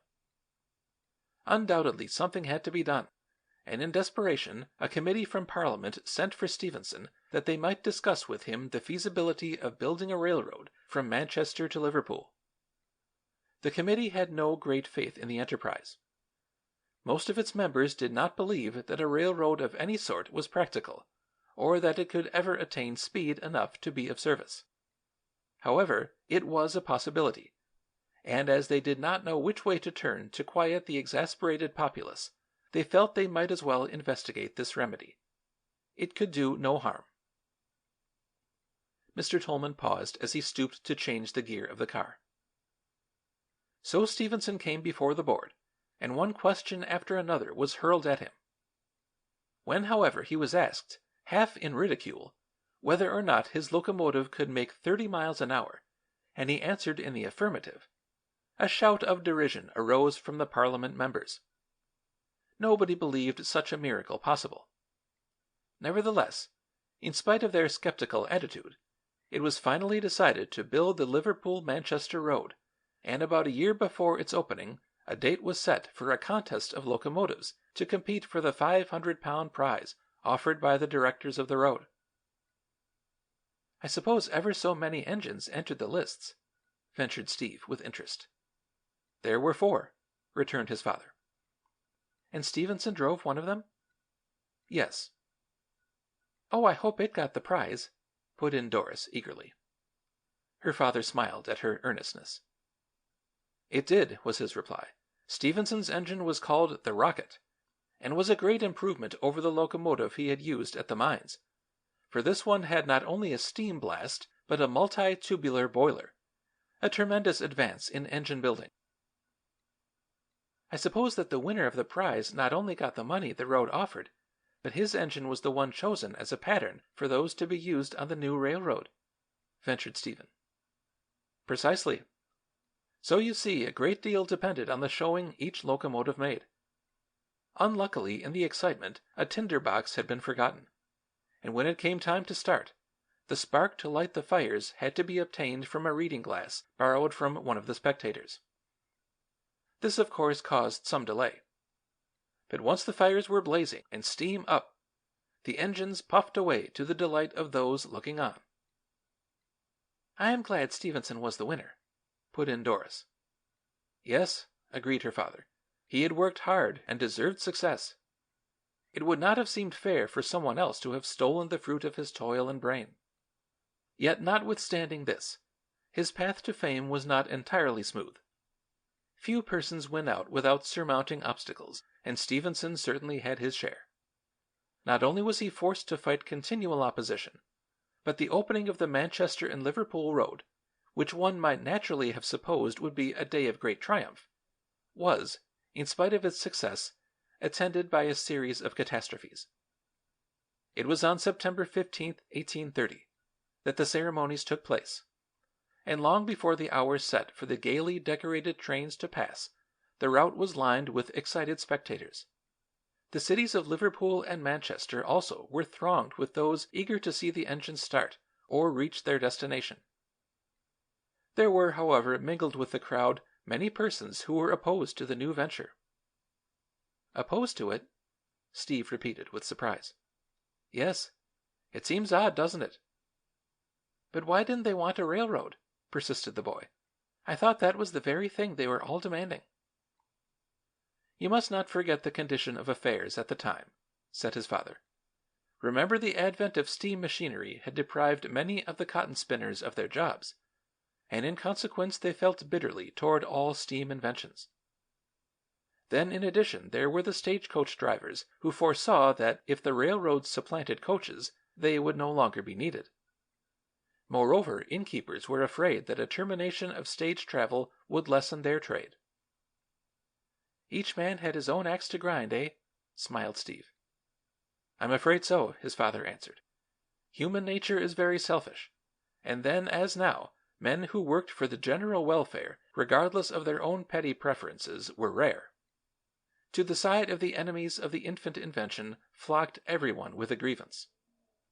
The gentry argued that the installation of locomotives would frighten the game out of the country and ruin the shooting. Other opposers contended that the smoke from the engines would not only kill the birds, but in time kill the patrons of the railroads as well. Still others protested that the sparks from the funnels might set fire to the fields of grain or to the forests. A swarm of added opponents dwelt on the fact that the passengers would be made ill by the lurching of the trains, that the rapid inrush of air would prevent their breathing, and that every sort of people would be herded together without regard to class, the latter a very terrible calamity in a land where democracy was unknown. Even such intelligent men as the poet Wordsworth and the famous writer Ruskin came out hotly against the innovation, seeing in it nothing but evil. "Didn't the opening of the Manchester and Liverpool Railroad convince the kickers they were wrong?" asked Steve. "Unfortunately not," was Mr. Tolman's reply. "You see, several unlucky incidents marred the complete success of the occasion. As the trains, trimmed with bunting and flowers, started out, the scene seemed gay enough. On one car was a band of music, on another the directors of the road, and on still another rode the Duke of Wellington, who at that time was Prime Minister of England and had come down from London with various other dignitaries to honor the enterprise. Church bells rang, cannon boomed, and horns and whistles raised a din of rejoicing. But everywhere among the throng moved a large group of unemployed laborers who had returned from the Napoleonic Wars in a discontented frame of mind and resented the use of steam machinery. They were on edge for trouble, and if there were none, they were ready to make it.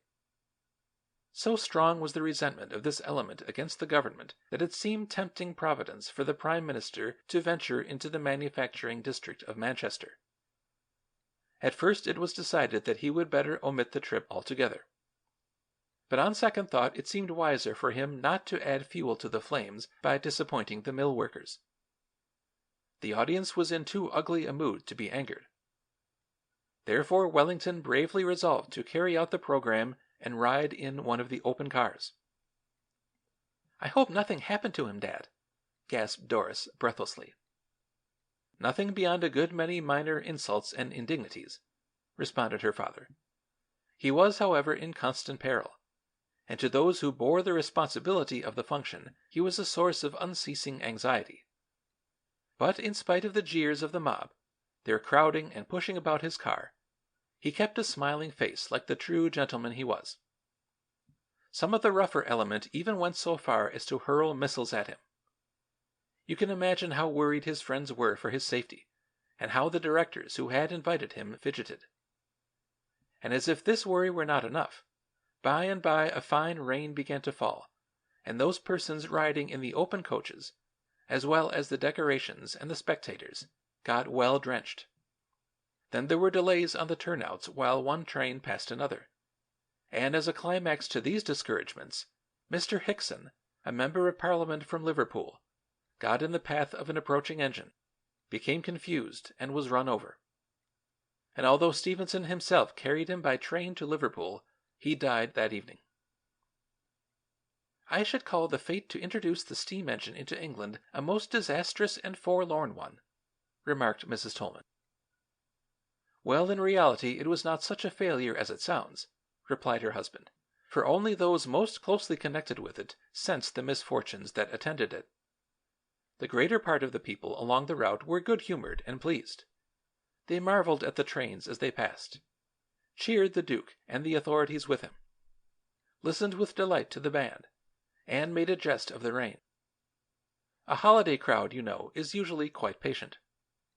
Hence the delays that fretted the guests and the officials of the road did not annoy the multitudes so vitally. Poor Stevenson really got some satisfaction out of the day, then," sighed Mrs. Tolman.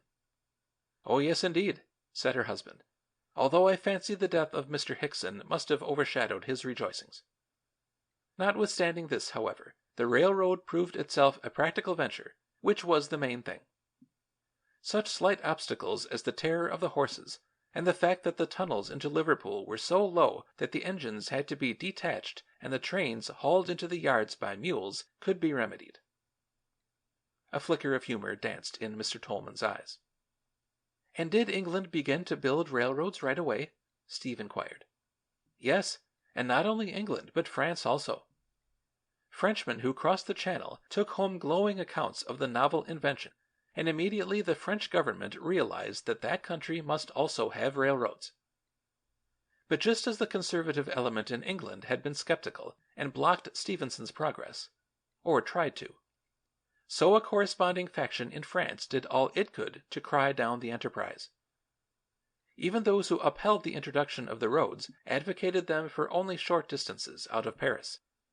A long trunk route they labeled as an absurdity. Iron was too expensive, they argued. Furthermore, the mountains of the country rendered extensive railroading impossible. France did not need railroads anyway. Nevertheless, the little group of seers who favored the invention persisted, and there was no stopping the march of which they were the heralds. Railroads had come to stay, and they stayed. "It was a fortunate thing they did, wasn't it?" murmured Doris. "A very fortunate thing," returned Mr. Tolman heartily. "Every great invention is usually suggested by a great need, and so it was with this one." By 1836, the craze for railroad building swept both hemispheres. In England, the construction of lines to most out-of-the-way and undesirable places were proposed, and the wildest schemes for propelling trains suggested. Some visionaries even tried sails as a medium of locomotion instead of steam. Rich and poor rushed to invest their savings in railroads, and alas, in many cases the misguided enthusiasts lost every shilling of their money in the project. Great business firms failed. Banking houses were ruined, and thousands of workmen were thrown out of employment. In consequence, a reaction followed, and it was years before wary investors could again be induced to finance a railroad. In the interim, both engines and coaches underwent improvement, especially the third-class carriage, which in the early days was nothing more than an open freight car, and exposed its unhappy patrons to snow, rain, and freezing weather. "Great Scott!" cried Steve. "I should say there was room for improvement if that was the case." "There was indeed," echoed his father. "In fact, it was a long time before travel by train became a pleasure. Most of the engines used pitch pine or soft coal as a fuel, and as there were no guards on the smokestacks to prevent it, the smoke, soot, and cinders used to blow back from the funnels and shower the passengers. On the first railroad trip from New York to Albany, those sitting outside the coaches were compelled to put up umbrellas to protect themselves from these annoyances." "Imagine it!" burst out Doris, with a rippling laugh. "Nor were the umbrellas of any service for long," continued Mr. Tolman, "for the sparks soon burned their coverings until nothing but the steel ribs remained." "I don't wonder the trip was not a pleasure," smiled Mrs. Tolman. "Yet, in spite of its discomfort, it was a novelty, and you must not forget that, as I said before, the public of that period was a simple and less exacting one than is the public of today. We make a frightful fuss if we are jolted, chilled, crowded, delayed, or made uncomfortable. But our forefathers were a hale and hearty lot. Less overworked, perhaps, less nervous certainly, less indulged. They had never known anything better than cold houses, draughty and crowded stagecoaches, and stony highways. Plenty of obstacles, you see, and few luxuries. Therefore, with naive delight they welcomed one new invention after another, overlooking its defects and considering themselves greatly blessed to have anything as fine. Probably we, who are 1,000% better off than they, do more grumbling over the tiny flaws in the mechanism of our lives than they did over the mammoth ones. "Oh, come, Dad," protested Stephen. "Aren't you putting it rather strong?" "Not a whit too strong, Steve," Mrs. Tolman interrupted. "I believe we are a fussy, pampered, ungrateful generation.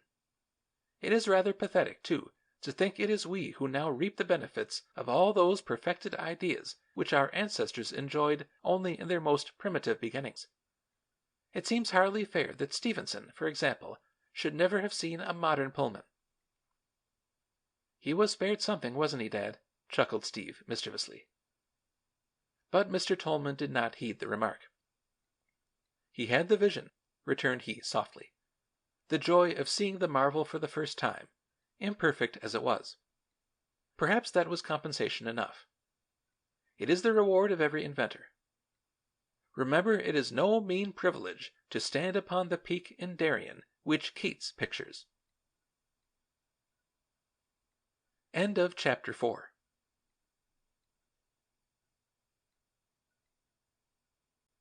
Chapter 5. Steve Learns a Sad Lesson. No more disasters attended the journey, and the travelers spun swiftly on to Northampton, arriving at the old New England town late in the afternoon. What a scene of activity the college campus presented! Bevies of girls, hatless and in gay-colored sweaters, drifted hither and thither, their laughter floating through the twilight with musical clearness. Occasionally some newcomer would join a group, and a shout of welcome would hail her advent. Although Steve turned away from these gushing greetings with masculine scorn, nevertheless he was far more interested in the novel picture than he would have been willing to admit.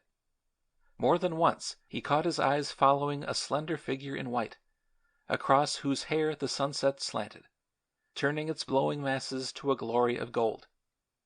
With what ease and freedom the girl moved! And when, as she passed, someone unceremoniously tossed her a ball, and she caught it with swift accuracy, his admiration was completely won.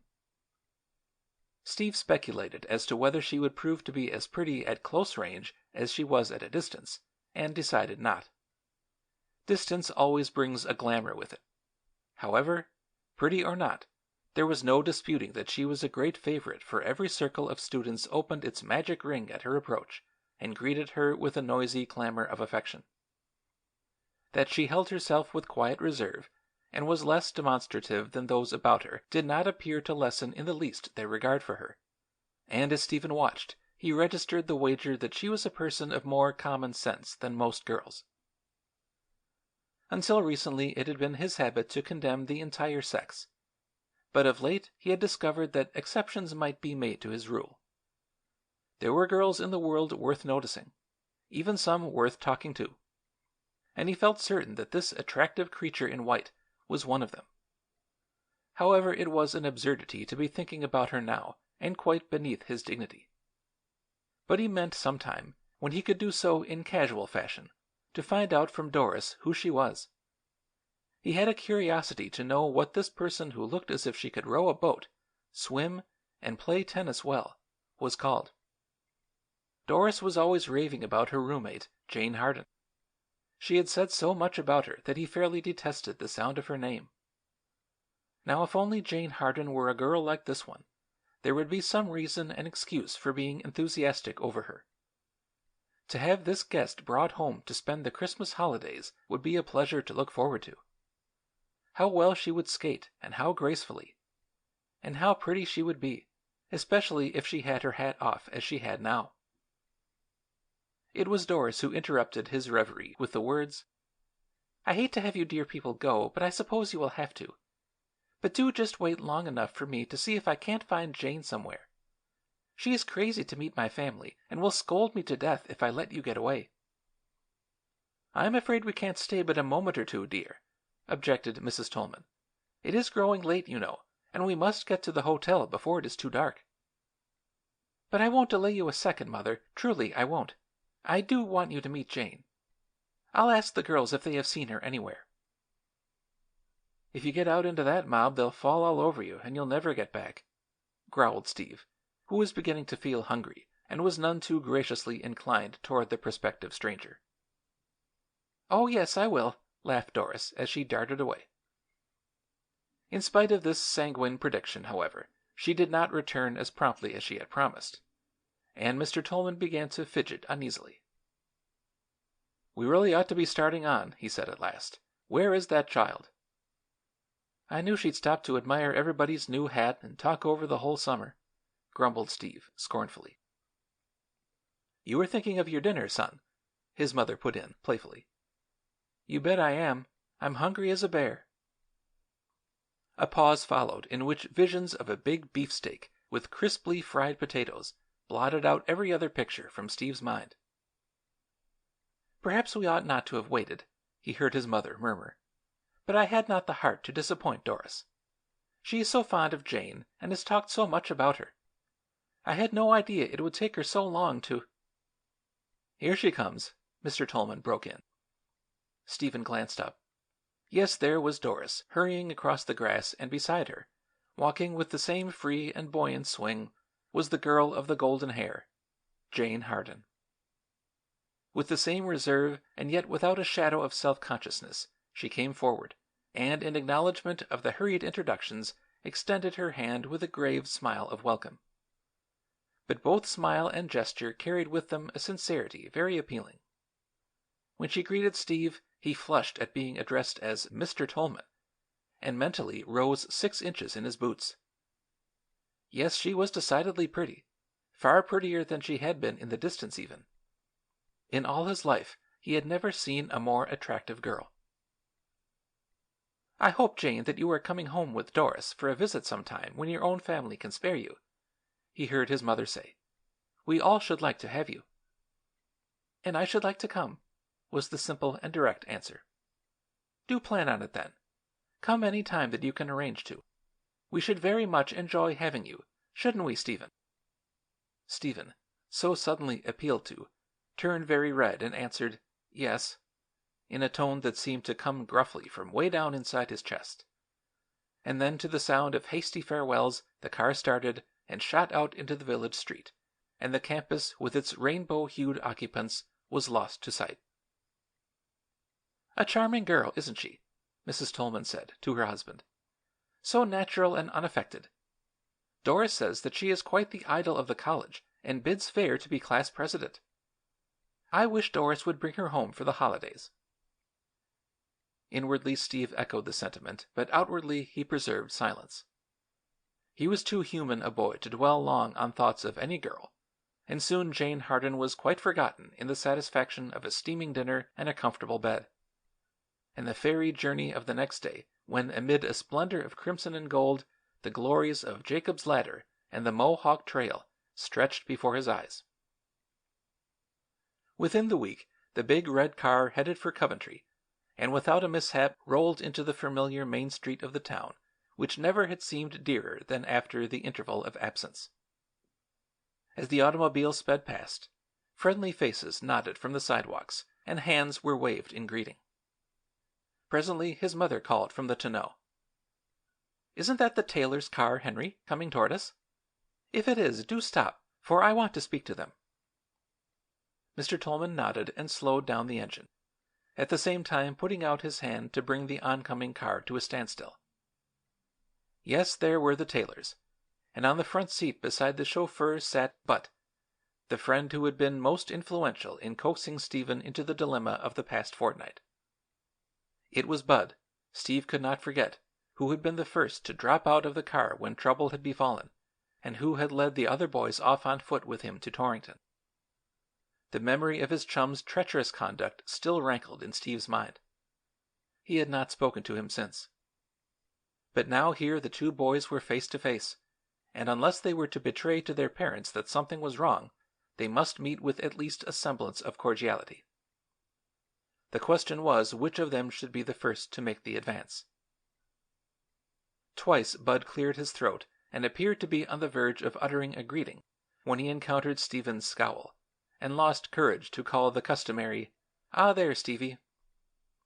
And Stephen, feeling that right was on his side and being too proud to open the conversation, could not bring himself to say, "Hi, Bud," as he always did. As a result, the schoolmates simply glared at each other. Fortunately, their elders were too much occupied with friendly gossip to notice them, and it was not until the talk shifted abruptly into a channel that appalled both boys that their glance met with the sympathy of common danger.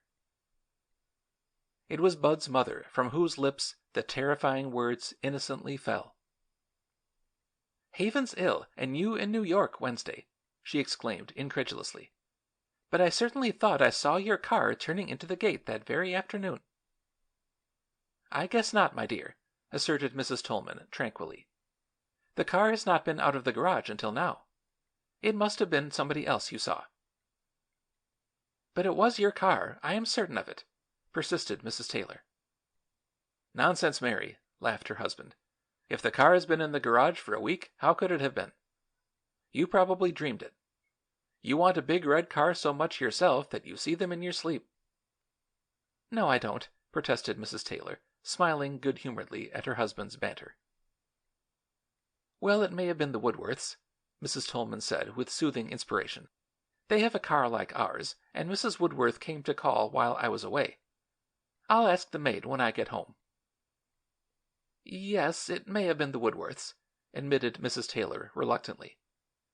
It was plain, however, that she was unconvinced. "But I could have staked my oath that it was your car and Steve driving it," she added carelessly. "Steve?" Mr. Tolman ejaculated. "Oh, Steve never drives the car," put in Mrs. Tolman quickly. "He is not old enough to have a license yet, you know. That proves absolutely that you were mistaken. But Stephen has run the car now and then when Havens or his father were with him, and he does very well at it. Some day he will be driving it alone, won't you, son?"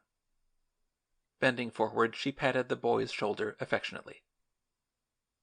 For an instant it seemed to Stephen as if everyone in both cars must have heard the pound, pound, pound of his heart, as if everybody from Coventry to Torrington must have heard it.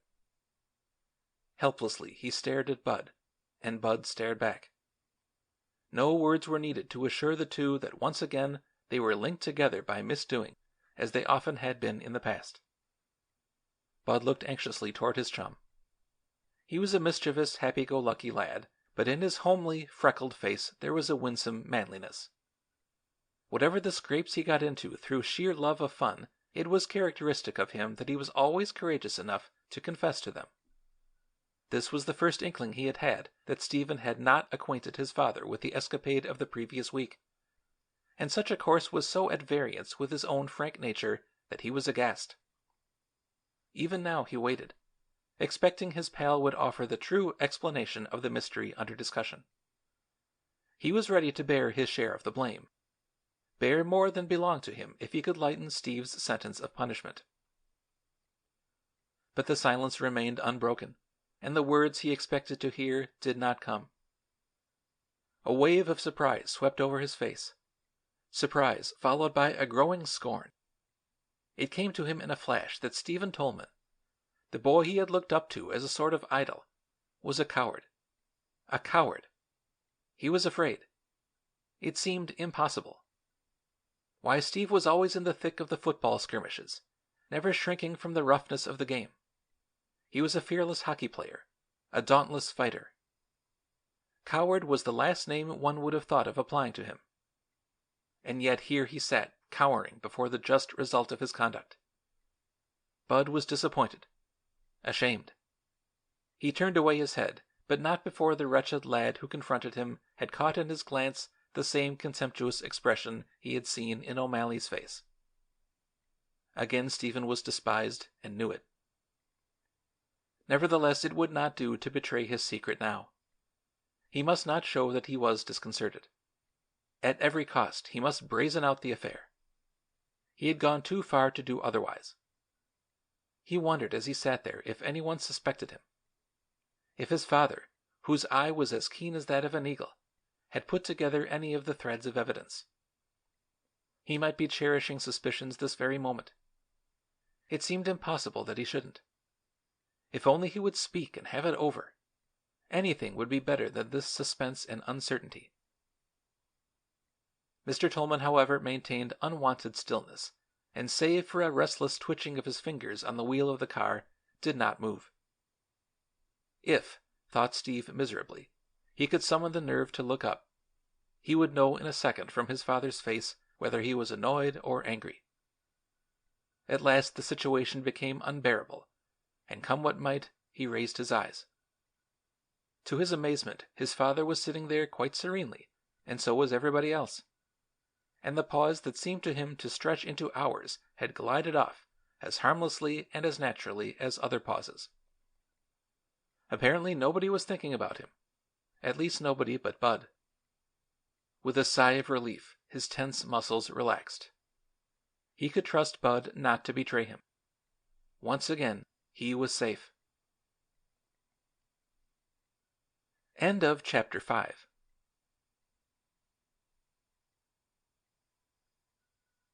Chapter 6. Mr. Tolman's Second Yarn. For a day or two it seemed to Stephen that he would never cease to be haunted by the shame and regret that followed his confiscation of the big red touring car, or forget the good resolutions he made in consequence. But within an incredibly short time both considerations were thrust into the background by the rush of life's busy current. School and athletics kept him occupied so that he had little leisure for thought, and when he was in the house his father and mother smiled on him as affectionately as before, which did much to restore to him his normal poise. Long ago the boys had dropped the motor car episode from their memories, and even Bud Taylor did not refer to it when he and Steve came together to organize the hockey team for the approaching matches. In the meantime, the Thanksgiving holidays were drawing near, and Mr. Tolman suggested that he and Stephen should run over to New York for a short visit. With the prospect of so much pleasure, was it strange the boy ceased to dwell on the unhappiness of the past or the possibility of disaster in the future? The coming journey to New York was, to be sure, no great novelty, for Stephen had often accompanied his father there on business excursions. Nevertheless, such an outing was a treat to which he looked forward as a sort of Arabian Nights adventure, when for a short time he stayed at a large hotel, ate whatever food pleased his fancy, and went sightseeing and to innumerable shows with his father. He was wont to return to Coventry after the holiday with a throng of happy memories and many a tale of marvels with which to entertain the boys. Therefore, when he and his father boarded the express Thanksgiving week, the lad was in the highest spirits. "Motor cars are all very well," observed Mr. Tolman, as the porters stowed their luggage away. "But on a cold night like this, a Pullman car on a well-laid track is not to be despised. Eh, son?" "I don't believe that I should want to travel to New York in a touring car at this time of year," agreed Stephen, smiling. "It is getting too late in the season to use an open car, anyway," rejoined his father. "I have delayed putting the car up because I have been hoping we might have a little more warm weather. But I guess the warm days have gone and the winter has come to stay now." "But there is no snow yet, Dad." "No. Still it is too chilly to drive with any comfort. The Taylors shipped their car off last week, and when I get home I shall do the same." Stephen looked disappointed. "I don't mind the cold when I'm wrapped up," he ventured. "You are not at the wheel, son," was his father's quick retort. "The man who is has his fingers nipped roundly, I can assure you. It is a pity we have become so soft and shrink so from discomfort. Think what our forebears endured when they went on journeys." "Neither the English stagecoaches nor Stephenson's railroad could have been very comfortable, to judge from your descriptions of them," laughed Steve. "Oh, don't heap all the blame on the English," his father replied. "Our own modes of travel in the early days were quite as bad as were those on the other side of the water." "I wish you would tell me about the first American railroads," said the boy. "I was wondering about them the other night." Mr. Tolman settled back in his seat thoughtfully. "America," he answered presently, "went through a pioneer period of railroading not unlike England's. Many strange steam inventions were tried in different parts of the country, and many fantastic scientific notions put before the public. Even previous to Watt's steam engine, Oliver Evans had astonished the quiet old city of Philadelphia by driving through its peaceful streets in a queer steam vehicle, half carriage and half boat, which he had mounted on wheels. Evans was an ingenious fellow, a born inventor if ever there was one, who worked out quite a few steam devices, some of which Watt later improved and adopted. Then in 1812, John Stevens of New York got interested in the steam idea and urged the commissioners of his state to build a railroad between Lake Erie and Albany, suggesting that a steam engine not unlike the one that propelled the Hudson River ferryboats could be used as power for the trains. He was enthusiastic over the scheme, but the New York officials had no faith in the proposition, insisting that a steam locomotive could never be produced that would grip the rails with sufficient tension to keep cars on the track or draw a heavy load. "They'd better have given the plan a showdown," interrupted Steve grimly. "No doubt that is true," admitted his father. "However, It is very easy for us, with our knowledge of science, to look back and laugh at their mistakes. The world was very new in those days, and probably had we lived at that time and been equally ignorant of railroads and engines, we should have been just as cautious and unbelieving. The railroad was still a young invention, you must remember, and to many persons it seemed a rather mad, uncertain enterprise. "When was the first American railroad built?" inquired the lad. "If by a railroad you mean something which moved along rails like a tram car, the first such road was built at Quincy, Massachusetts, in 1826. But it was not a steam railroad. It was merely a train of cars drawn by horses along a track that spanned a series of stone ties. Nor was it very extensive in length. In fact, it was only 3 miles long and probably would not have been built at all if the question had not arisen as to how the heavy blocks of granite necessary for the construction of Bunker Hill Monument were to be carried from the quarries to the Neponset River, the point from which they were to be shipped to Charlestown. Bryant, the builder of the road, had heard of Stephenson's successful use of tracks at the Newcastle coal mines, and saw no reason why a road of similar pattern could not be laid from the quarries to the ship landing. If such a plan could be worked out, he argued, it would be a great saving of time and labor. Accordingly, the railroad was built at a cost of more than $10,000 a mile, and it unquestionably performed the service required of it, even if it did necessitate the expenditure of a good deal of money. Since the grade sloped toward the river, the heavily loaded cars moved down the tracks very easily, and as they were empty on their return, the ascent was made with equal ease. All the year round, this quaint railroad was in constant use, a snowplow being attached to the front car in winter to clear the deep snow from the tracks. "I suppose that was the first railroad snowplow, too," observed Stephen. "I suppose it was," his father agreed. For some time afterward, this old road with its granite ties was the model from which American engineers took their inspiration, it being many years before railroad builders realized that wooden ties were more flexible and made a better, even though less durable roadbed. "Were any more railroads like the Quincy Road built in America?" questioned Steve. "Yes, a railroad very much like it was built in the Pennsylvania mining country to transport coal from the mines at Summit down to the Lehigh Valley for shipment. An amusing story is told of this railroad, too. It extended down the mountainside in a series of sharp inclines, between which lay long stretches of level ground. Now you know when you coast downhill your speed will give you sufficient impetus to carry you quite a way on a flat road before you come to a stop. So it was with this railroad. But the force the cars gained on the hillside could not carry them entirely across these long levels, and therefore platform cars were built on which a number of mules could be transported and later harnessed to the cars to pull them across the flat stretches. At the end of each level the mules would be taken aboard again and carried down to the next one, where they were once more harnessed to the cars. Now the tale goes that to the chagrin of the railroad people, the mules soon grew to enjoy riding so much that they had no mind to get out and walk when the level places were reached, and it became almost impossible to make them.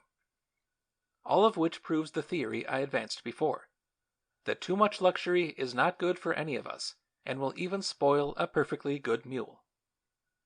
Steve chuckled in response. "I'm afraid with railroads like these, America did not make much progress," he said. "No very rapid strides," owned his father. "Nevertheless, men were constantly hammering away at the railroad idea. In out-of-the-way corners of the country were many persons who had faith that somehow, they knew not how, the railroad would in time become a practical agency of locomotion.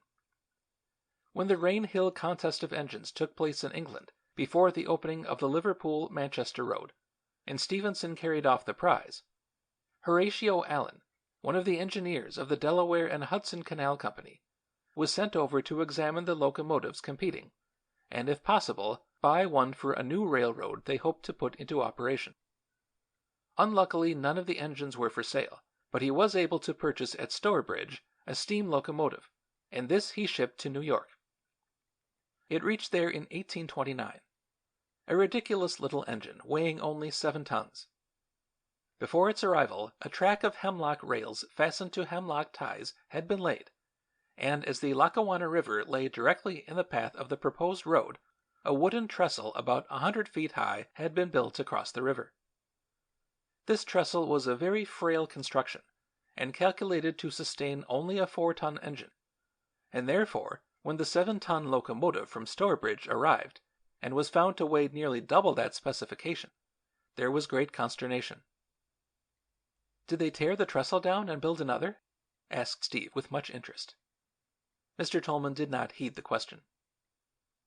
"Now, in addition to the disconcerting size of the engine," he continued, "the wooden rails which had been laid during the previous season had warped with the snows and were in anything but desirable condition. So altogether the prospect of trying out the enterprise, on which a good deal of money had already been spent, was not alone disheartening, but perilous." "The inspectors or somebody else would have put an end to such a crazy scheme jolly quick if it had been in our day, wouldn't they?" grinned the boy. "Yes, nobody could get very far with anything so unsafe now," his father responded. "But all this happened before the era of inspectors, construction laws, or the safety first slogan. Hence no one interfered with Horatio Allen. If he chose to break his neck, and the necks of many others as well, he was free to do so. Therefore, nothing daunted, he got up steam in his baby engine, which was the more absurd for having painted at its front a fierce red lion, and off he started, along his hemlock railroad. The frail bridge swayed and bent as the locomotive rumbled over it, but by sheer miracle it did not give way, and Allen reached the other side without being plunged to the bottom of the river. Steve drew a long breath of relief. "Did they go on using the railroad after that?" he asked. His father shook his head. "No," he replied. "Although everyone agreed that the demonstration was a success, the wooden rails were not durable enough to last long, and the company was not rich enough to replace them with metal ones. Therefore, in spite of Allen's pleas and his wonderful exhibition of courage, the road fell into disuse. The engine was taken apart, and the enterprise abandoned." "What a pity." "Yes, it was, for had New York persevered in this undertaking, the railroad might have made its advent in the United States much sooner than it did. As it was, once again, like a meteor, the experiment flashed into sight and disappeared with success well within reach." "And who was the next promoter?" "Peter Cooper was the next experimenter of note," Mr. Tolman answered, "and his adventure with railroading was entertaining, too. He lived in Baltimore, and being of a commercial trend of mind, he decided that if a railroad could be built through the Potomac Valley and across the Allegheny Mountains, it might win back for his state the trade that was rapidly being snatched away by the Erie and Pennsylvania Canal. With this idea in mind, Cooper built 13 miles of track, and after experimenting with a sort of tram car and finding it a failure, he had a car made that should be propelled by sails." "Sails?" gasped Steve. His father smiled at his astonishment. "Yes, sails," he repeated. Into this strangely equipped vehicle he invited some of the editors of the Baltimore papers, and little sensing what was before them, the party set forth on its excursion. "Did the car go?" "Oh, it went all right," chuckled Mr. Tolman. "The trouble was not with its going. The difficulty was that as it flew along the rails, a cow suddenly loomed in its pathway, and as she did not move out of the way of the approaching car, she and the railroad pioneers came into collision. With a crash the car toppled over, and the editors, together with the enraged Peter Cooper, were thrown out into the mud. Of course the affair caused the public no end of laughter, but to Cooper and his guests it proved convincingly that sails were not a desirable substitute for steam power." "I suppose Cooper then went to work to build some other kind of a railroad," mused Steve. "That is exactly what he did," was the rejoinder. "He did not, however, do this deliberately, but rather fell into a dilemma that left him no other choice. You see, a group of men coaxed him to buy some land through which it was expected the new Baltimore and Ohio Railroad was to pass. These prospectors figured that, as the road was already started and a portion of the wooden track laid, the railroad was a sure thing. and by selling their land to the railroad authorities they would be enabled to turn quite a fortune for themselves. In all good faith, Cooper had joined the company, and then, after discovering that the railroad men had apparently abandoned their plan to build, in dastardly fashion, one after another of the promoters wriggled out of the enterprise and left poor Peter Cooper with a large part of his money tied up in a worthless, partially constructed railroad. "What a rotten trick!" cried Steve. "Yes, and yet perhaps Cooper deserved a little chastisement," smiled Mr. Tolman. "Instead of making money out of other people as he had intended, he got stung himself," burst out the boy. "Practically so, yes," was the reply. "Well, at any rate, there he was, and if he was ever to get back any of his fortune, he must demonstrate that he had profound faith in the partly constructed railroad. Accordingly, he bought a small engine weighing about a ton. 1 ton? So small that it was christened the Tom Thumb.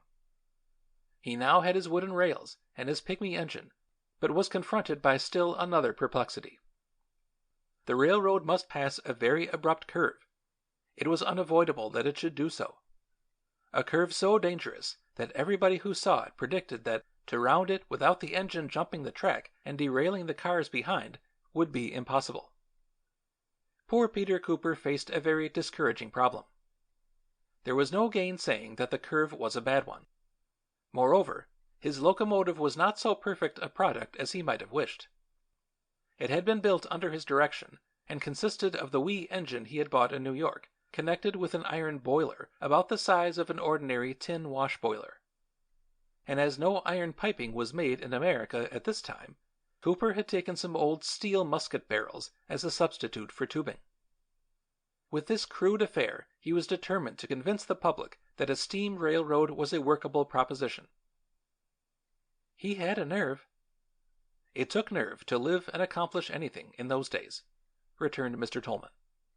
In the first place, few persons had fortunes large enough to back big undertakings. And in addition, America was still such a young country that it had not begun to produce the materials needed by inventors for furthering any very extensive projects. In fact, the world of progress was, as Kipling says, very new and all. Hence, human ingenuity had to make what was at hand answer the required purpose. And as a result, Peter Cooper's Tom Thumb engine, with its small iron boiler and its gun barrel tubing, was set upon the wooden track, and an open car, a sort of box on wheels with seats in it, was fastened to it. Into this primitive conveyance the guests invited for the occasion clambered. Ahead lay the forbidding curve. Stephenson, the English engineer, had already stated mathematically the extreme figure at which a curve could be taken and the locomotive still remain on the track, and Peter Cooper was well aware that the curve he must make was a far worse one. However, it would never do for him to betray that he had any misgivings. Therefore, together with his guests, he set out on his eventful trip, which was either to demolish them all or convince the dignitaries of the railroad company that not only was a steam railroad practical, but that the Baltimore and Ohio road was a property valuable enough to be backed by capital. Steve leaned forward, listening eagerly to the story. Slowly the little engine started, and nearer came the terrible curve. The train was now running at 15 miles an hour, a speed almost unbelievable to the simple souls of that time. Round the curve it went in safety, increasing its velocity to 18 miles an hour. The railroad officials who were Cooper's guests were frantic with enthusiasm. One man produced paper and pencil and begged those present to write their names, just to prove that it was possible to write even when flying along at such a meteoric rate of speed. Another man jotted down a few sentences to demonstrate that to think and write connected phrases were things that could be done, in spite of the fact that one was dashing through space with this unearthly rapidity. So the railroad men were converted, were they? They were more than converted. They were exultant, said his father. Of course it was some time after this before the Baltimore and Ohio Railroad became a reality. Capital had to be raised and the project stably launched. Oh, then this was not the first railroad in the country after all, observed the boy in a disappointed tone. No. South Carolina boasts the first regular passenger locomotive propelled by steam," returned Mr. Tolman. "This road ran from Charleston to Hamburg, and although a charter was obtained for it in 1827, it took all the first year to lay 6 miles of track. In fact, it was not until 1830 that the railroad began to be operated to any extent. When it was, a locomotive, every part of which had been produced in this country, was employed to draw the trains. This was the first steam locomotive of American make in history. It was dubbed the Best Friend and, like the engines that had preceded it, had a series of interesting adventures. Since it was the only locomotive in the possession of the road and was in use all day, any repairs on the hard-worked object had to be made at night." "Humph!" ejaculated Stephen.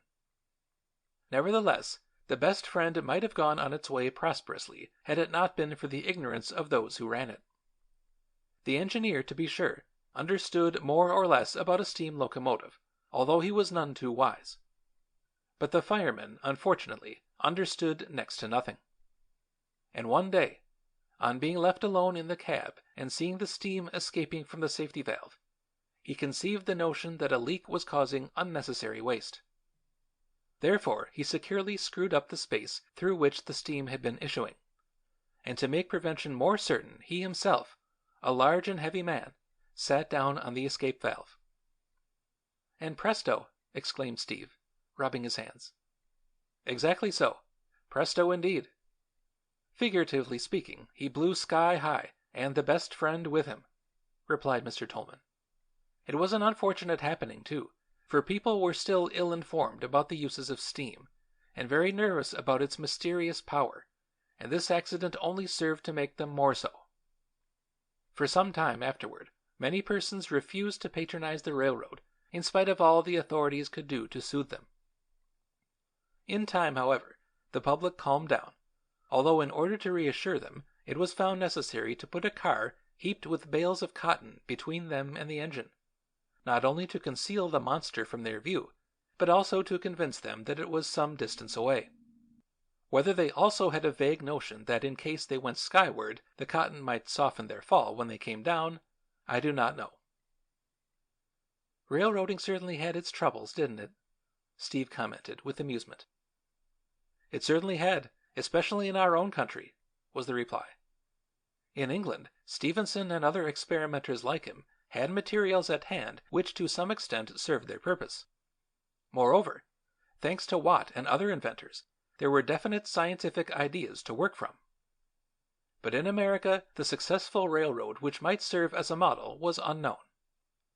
Therefore, for some time, English engines continued to be shipped across the sea, and even then it was a long time before our American engineers understood much about their mechanism. Only by means of repeated experiments, first in one part of the country and then in another, did our American railroads, so marvelous in their construction, come into being." Mr. Tolman paused a moment, yawned, and then rose and beckoned to the porter. "We still have much to perfect in our modern railroad, however," he said with a touch of humor. "The sleeping car, for example, is an abomination, as you are speedily to have proved to you. Here, porter, we'd like these berths made up. I guess we'd better turn in now, son. You have had enough railroading for one day and are tired. You must get a rest and be in the pink of condition tomorrow, for, remember, you are going to wake up in New York." "If it will make tomorrow come any quicker, I'm quite ready to go to bed," retorted Stephen, with a sleepy smile. End of Chapter 6.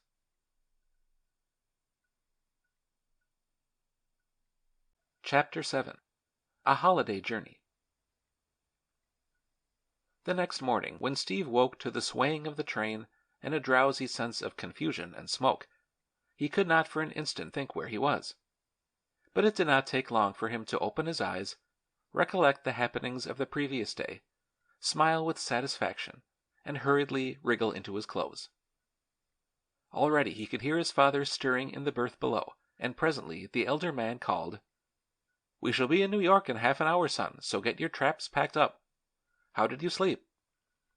"Sound as a top." That is fine. I was afraid you might not rest very well. As I observed last night, a sleeping car is not all that it might be. The day will come when it will have to be improved. However, since it gets us to New York safely and economizes hours of day travel, it is a blessing for which we should be grateful." As he spoke, he moved into the aisle and helped the boy down from his perch. They then sought out a distant seat where they dropped down and watched the rapidly passing landscape. "I have been thinking, as I was dressing, of the story you told me last night about our American railroads," said the lad. "It surprised me a good deal to hear that the South took the lead over the North in the introduction of the steam locomotive." Mr. Tolman smiled into the eager face. "While it is true that South Carolina took the initiative in railroading for a short time, the South did not remain long in the ascendancy," he answered, "for the third steam locomotive put into actual passenger service was built at Albany. This city, because of its geographical position, was a great stagecoach center, having lines that radiated from it into the interior in almost every direction. And not only was it an important coaching rendezvous, but as it was also a leading commercial tributary of New York, the Mohawk and Hudson Railroad had built a short track between Albany and Schenectady, and supplied it with cars propelled by horsepower. Now in 1831 the company decided to transform this road into a steam railroad, and to this end ordered a steam locomotive called the DeWitt Clinton to be constructed at West Point, with the aim of demonstrating to the northern states the advantages of steam transportation. You can imagine the excitement this announcement caused. Think, if you had never seen a steam engine, how eager you would be to behold the wonder. These olden-time New Yorkers felt precisely the same way. Although the route was only 16 miles long, the innovation was such a novel and tremendous one that all along the way crowds of spectators assembled to watch the passing of the magic train. At the starting point, near the Hudson, there was a dense throng of curious onlookers who gathered to see for the first time in all their lives the steam locomotive and its brigade of coaches. For in those days people never spoke of a train of cars. A group of railroad carriages was always known as a brigade, and the term coach was, and in many cases still is applied to the cars. This train that created so much interest was practically like Stephenson's English trains, being made up of a small locomotive, a tender, and two carriages constructed by fastening stagecoach bodies on top of railroad trucks. Stout iron chains held these vehicles together. A primitive, and as it subsequently proved, a very impractical method of coupling. "It must have been a funny enough train," Steve exclaimed. "I doubt if it appeared so to the people of that time," his father returned, "for since the audience of that period had nothing with which to compare it, it probably seemed quite the ordinary thing. Was it not like the railroad trains used in England? How was America to know anything different? Yes, I am sure the DeWitt Clinton was considered a very grand affair indeed, even though it was only a small engine without a cab, and had barely enough platform for the engineer to stand upon while he drove the engine, and fed the pitch pine logs into the furnace." "How many people did the train hold?" inquired Steve, with growing curiosity. "Each coach carried 6 persons inside and 2 outside," was Mr. Tolman's reply, "and on this first eventful trip not quite enough adventurous souls could be found to fill the seats. Perhaps could the unwary passengers who did go have foreseen the discomforts ahead of them, there would have been fewer yet. But often ignorance is bliss. It certainly was so in this case, for in high feather the fortunate ones took their places, the envied of many a beholder." "What happened?" asked the boy eagerly. "Was the trip a success?" "That depends on what you mean by success," laughed his father. "If you are asking whether the passengers arrived safely at Schenectady, I can assure you that they did. But if you wish to know whether the journey was a comfortable one, and likely to convert the stranger to steam travel, that is quite another matter. The description of the excursion which history has handed down to us is very naive. In the first place, the pitch pine fuel sent a smudge of smoke and cinders back over all the passengers, and if it did not entirely choke them, it at least encrusted them thickly with dirt, particularly the ones who sat outside. The umbrellas they opened to protect themselves were soon demolished. their coverings being blown away or burned up by the sparks. In fact, it was only by continual alertness that the clothing of the venturesome travelers was not ignited. In the meantime, those inside the coaches fared little better, for as the coaches were without springs, and the track was none too skilfully laid, the jolting of the cars all but sent the heads of the passengers through the roof of the coaches. Added to this, the train proceeded in a series of jerks that wrenched the chains and banged one coach into another with such violence that those outside were in danger of being hurled down upon the track, and those inside were tossed hither and thither from seat to seat. You will easily comprehend that the outing was not one of unalloyed pleasure. The boy laughed heartily. Of course, went on Mr. Tolman, there was no help for anybody until the first stopping place was reached. But when the engine slowed down and the grimy, almost unrecognizable pilgrims had a chance to catch their breath, something had to be done by way of a remedy. The remedy, fortunately, was near at hand and consisted of nothing very difficult. Some of the more enterprising of the company leaped out and tore the rails from a nearby fence, and after stretching the coupling chains taut, they bound them to the wooden boards. In this way the coaches were kept apart, and the silk hats of the dignitaries who had been invited to participate in the opening of the road rescued from total annihilation. "I'll bet everybody was glad to disembark at Schenectady," declared Stephen. "I'll wager they were. They must have been exhausted from being jounced and jostled about." Nevertheless, the novelty of the adventure probably brought its own compensations, and they were doubtless diverted from their woes by the sight of the cheering and envious spectators, the terrified horses, and the open-mouthed children that greeted them wherever they went. But the promoters could hardly expect the public to be very keen for a steam railroad after such an exhibition, reflected Steve.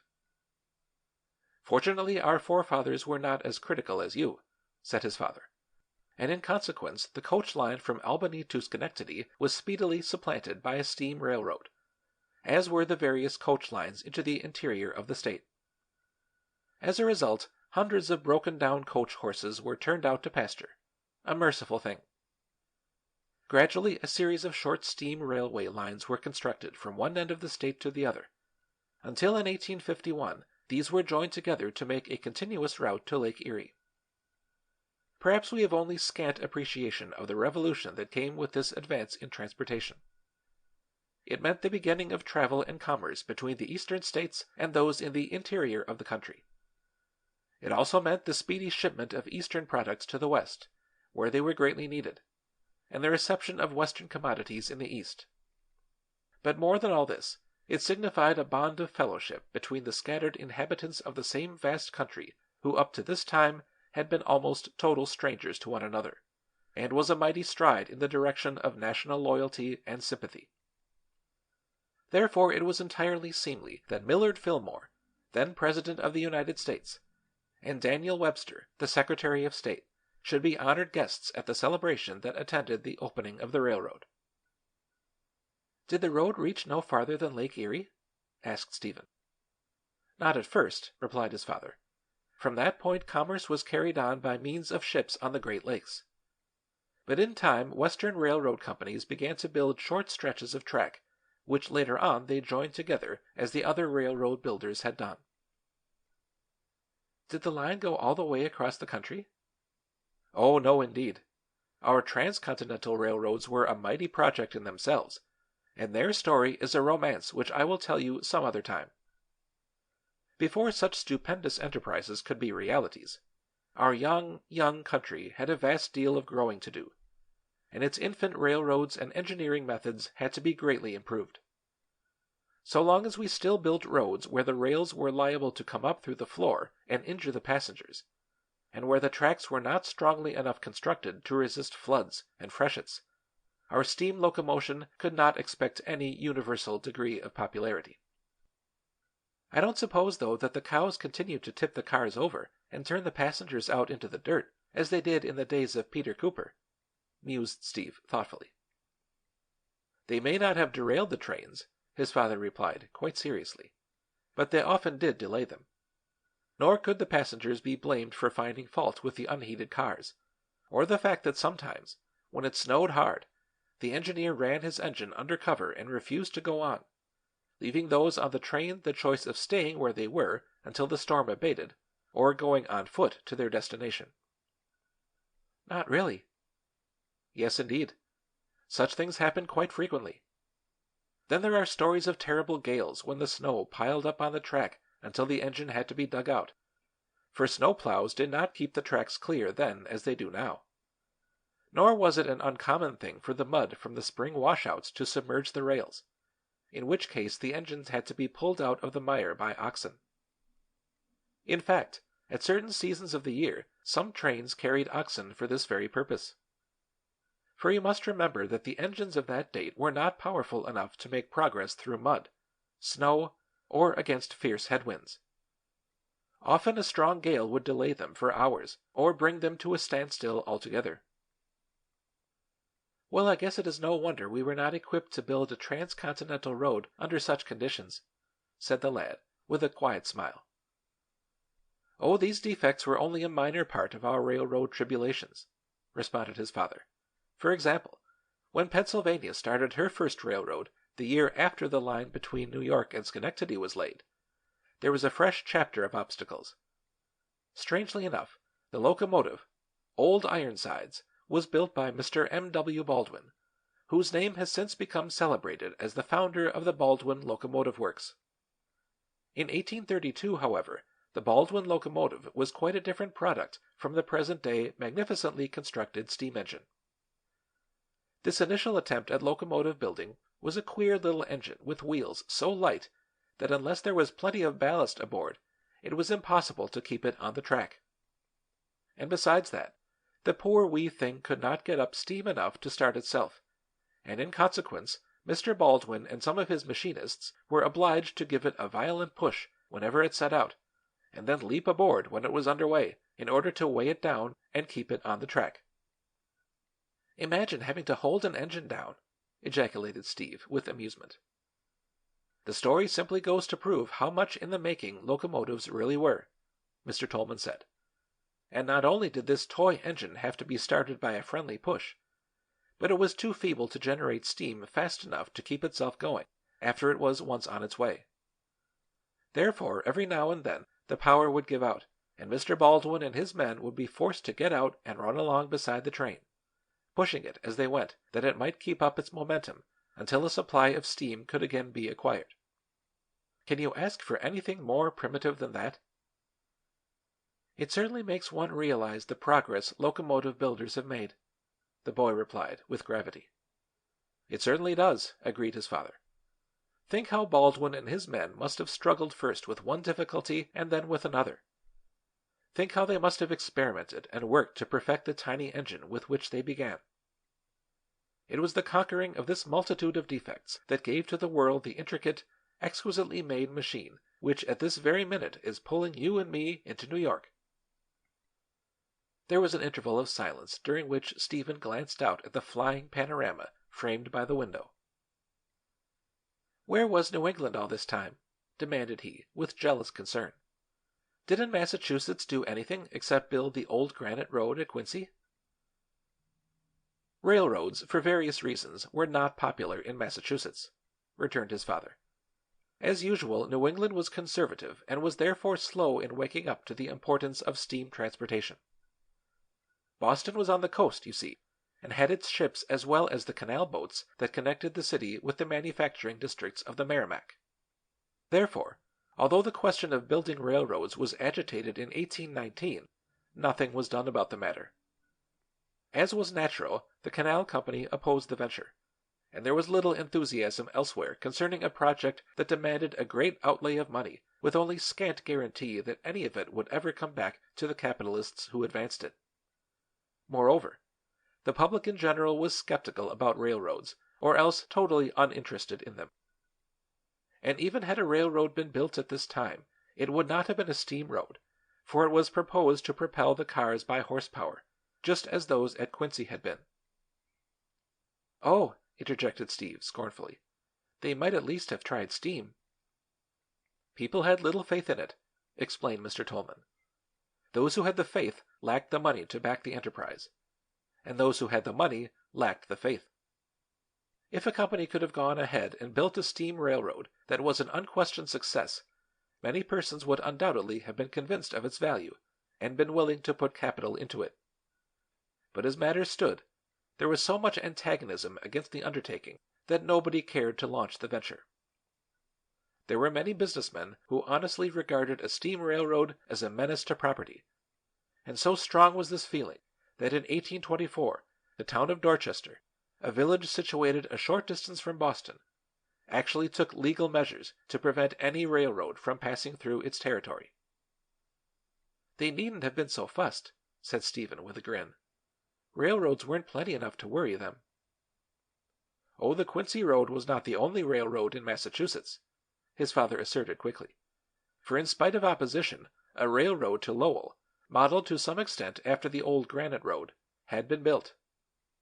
This railroad was constructed on stone ties, as the one at Quincy had been. For although such construction was much more costly, it was thought at the time to be far more durable. Several years afterward, when experience had demonstrated that wood possessed more give, and that a hard, unyielding roadbed only creates jar, the granite ties that had cost so much were taken up and replaced by wooden ones. "What a shame!" "Thus do we live and learn," said his father whimsically. "Our blunders are often very expensive. The only redeeming thing about them is that we pass our experience on to others and save them from tumbling into the same pit." Thus it was with the early railroad builders. When the Boston and Providence Road was constructed, this mistake was not repeated, and a flexible wooden roadbed was laid. In the meantime, a short steam railroad line had been built from Boston to Newton, a distance of 7 miles, and gradually the road to this suburb was lengthened until it extended first to Natick and afterward to Worcester, a span of 44 miles. Over this road, during fine weather, 3 trains ran daily. In winter there were but 2. I presume nothing simpler or less pretentious could have been found than this early railroad, whose trains were started at the ringing of a bell hung on a nearby tree. Although it took 3 hours to make a trip now made in 1, the journey was considered very speedy, and unquestionably it was if travelers had to cover the distance by stagecoach. When we consider that in 1834 it took freight the best part of a week to get to Boston by wagons, a 3-hour trip becomes a miracle. "I suppose there was not so much freight in those days anyway," Steve speculated. "Fortunately not. People had less money and less leisure to travel, and therefore there were not so many trunks to be carried. I'm not sure, too, but the frugal Americans of that day had fewer clothes to take with them when they did go.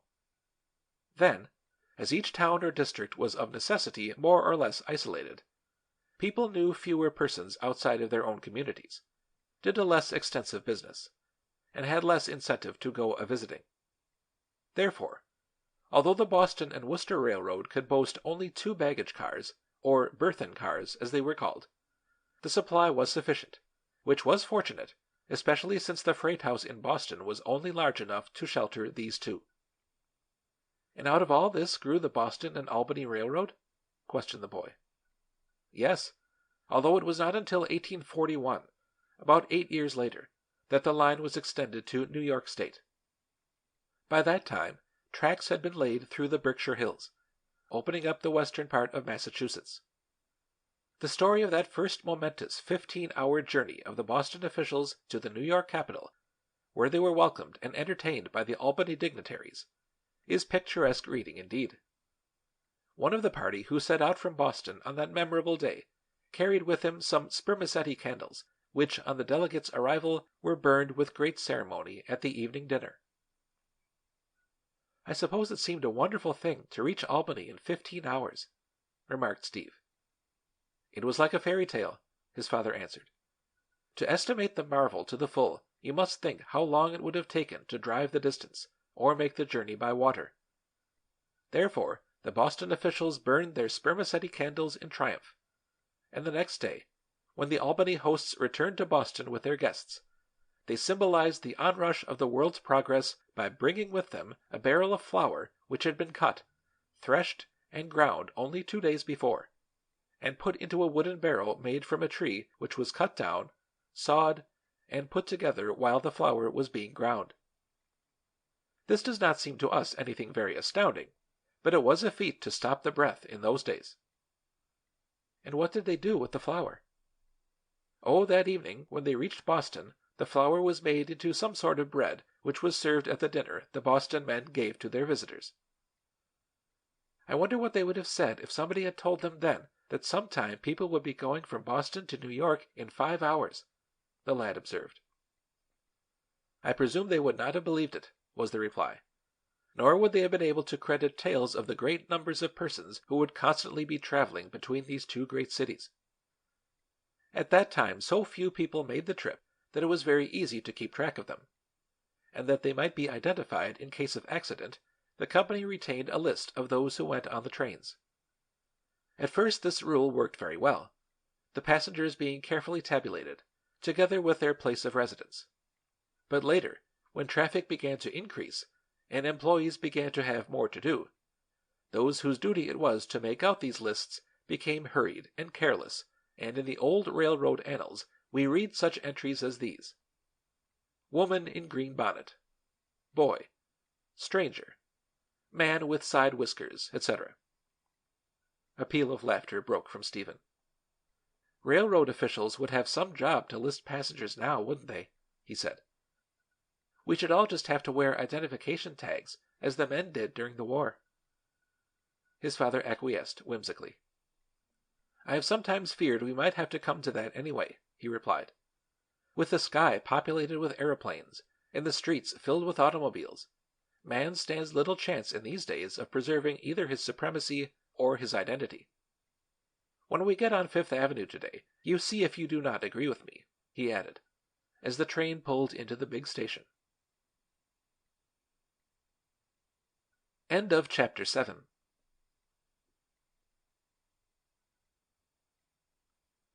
Chapter 8. New York and What Happened There. It took no very long interval to prove that there was some foundation for Mr. Tolman's last assertion, for within a short time the travelers were standing on Fifth Avenue amid the rush of traffic, and feeling of as little importance as dwarfs in a giant's country. The roar of the mighty city, its bustle and confusion, were both exhilarating and terrifying. They had left their luggage at the hotel, and now, while Steve's father went to meet a business appointment, the boy was to take a ride up the avenue on one of the buses, a diversion of which he never tired. To sit on top and look down on the throng in the streets was always novel and entertaining to one who passed his days in a quiet New England town. Therefore he stopped one of the moving vehicles and in great good humor bade his father good-bye, and feeling very self-sufficient to be touring New York by himself, clambered eagerly up to a seat. There were few passengers on the top of the coach, for the chill of early morning still lingered in the air. But before they reached Riverside Drive, a man with a bright, ruddy countenance and iron-gray hair hailed the bus and climbed up beside the boy. As he took his place, he glanced at him kindly, and instantly Steve felt a sense of friendliness toward the stranger.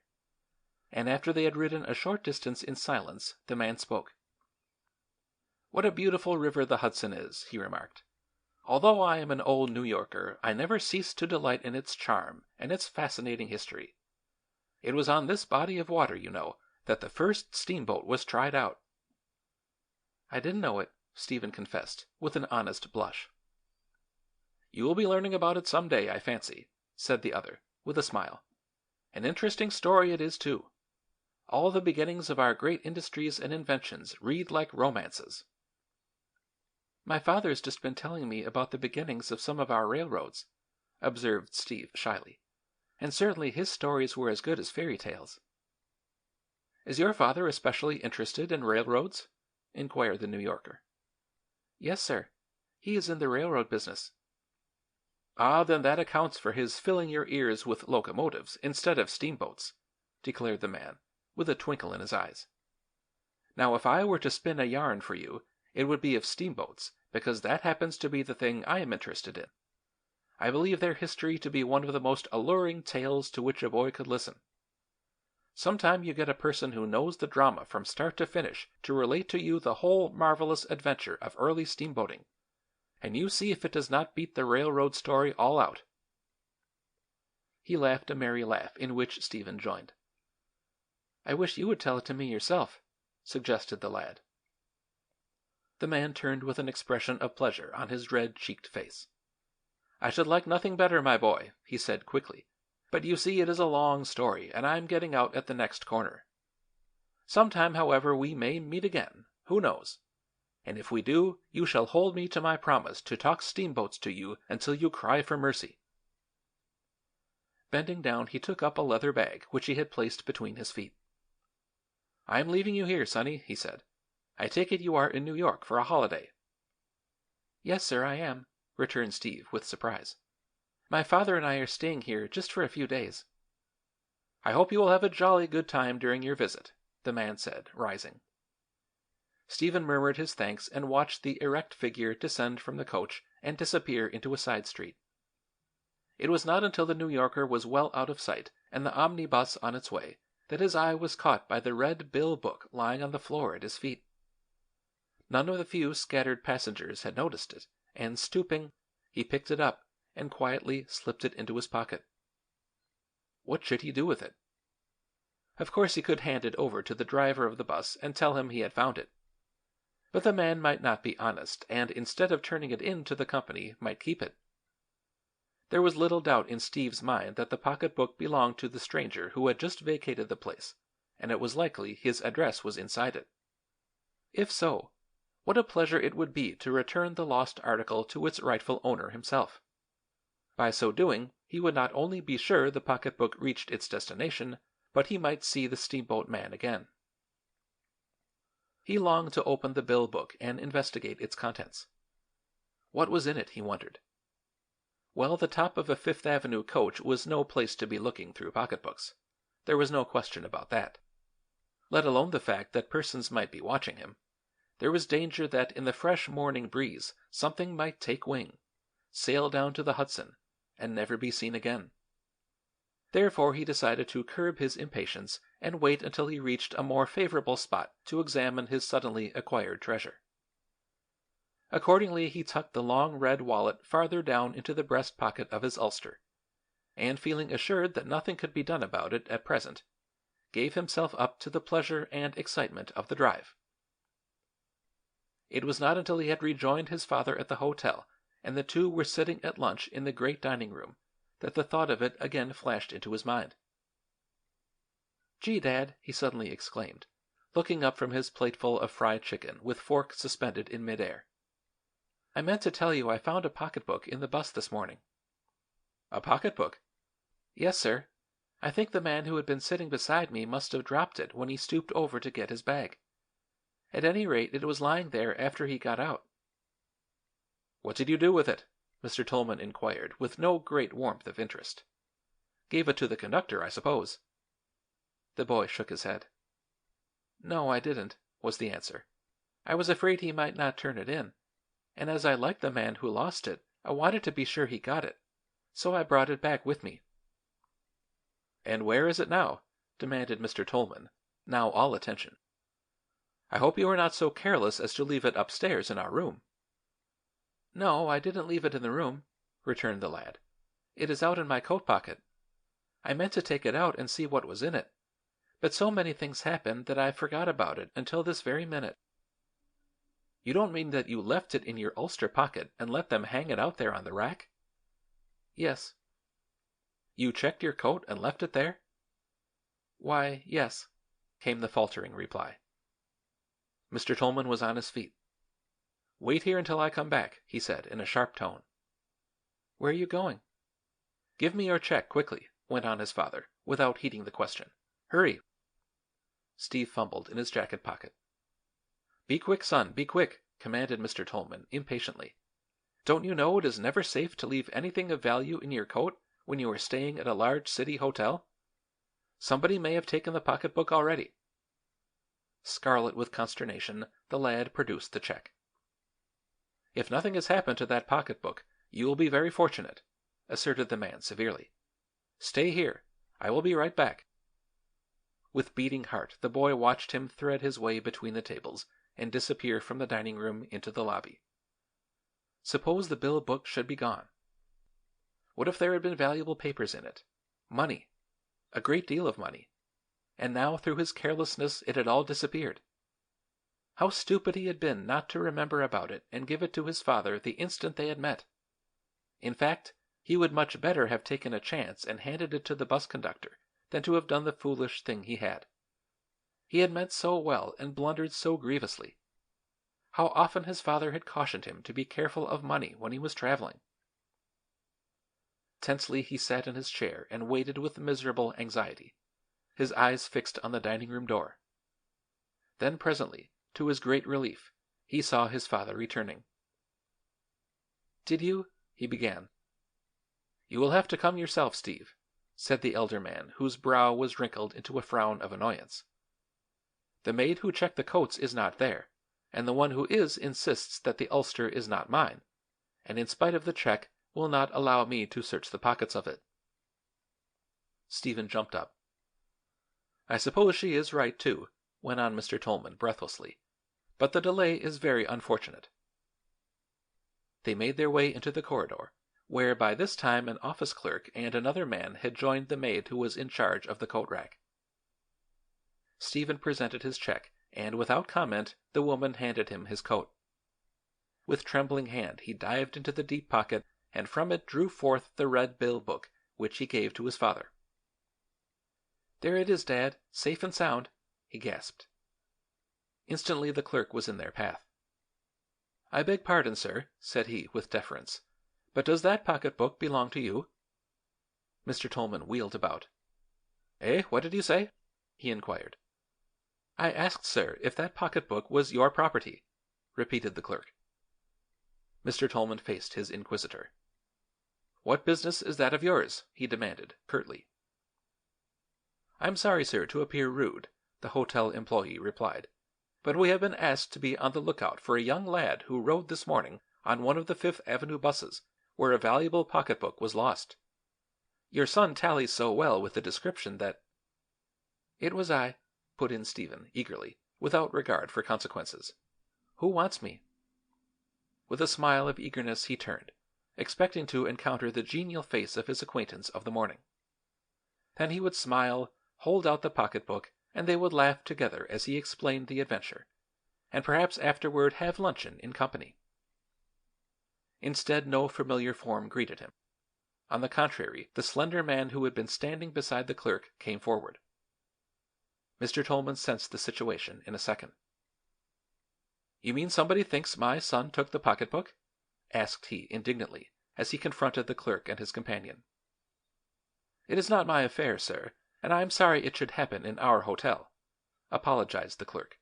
"Perhaps if you will just explain the whole matter to this gentleman—" He broke off, saying in an undertone to the man at his elbow, "This is your boy, Donovan." The tall man came nearer. "You are a detective?" asked Mr. Tolman bluntly.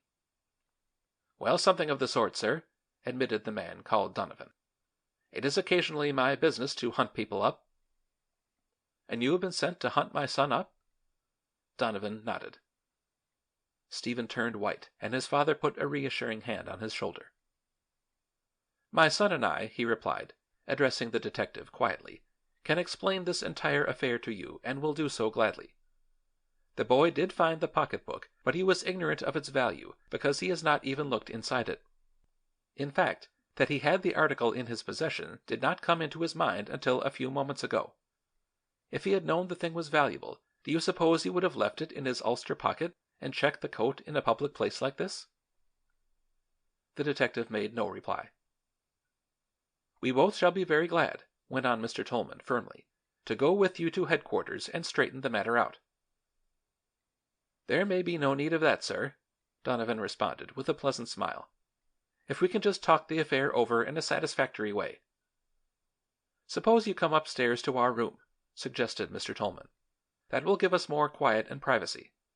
Will that be agreeable to you?" "Perfectly." As the three walked toward the elevator, Steve glanced with trepidation at the plain-clothes man. The boy knew he had done nothing wrong, but would he be able to convince the detective of the truth of his story? He was thoroughly frightened and wondered whether his father was also alarmed. If, however, Mr. Tolman was worried, he at least did not show it. Instead, he courteously led the way from the elevator down the dim corridor and unlocked the door of number 379. "Come in, Mr. Donovan," he said cordially.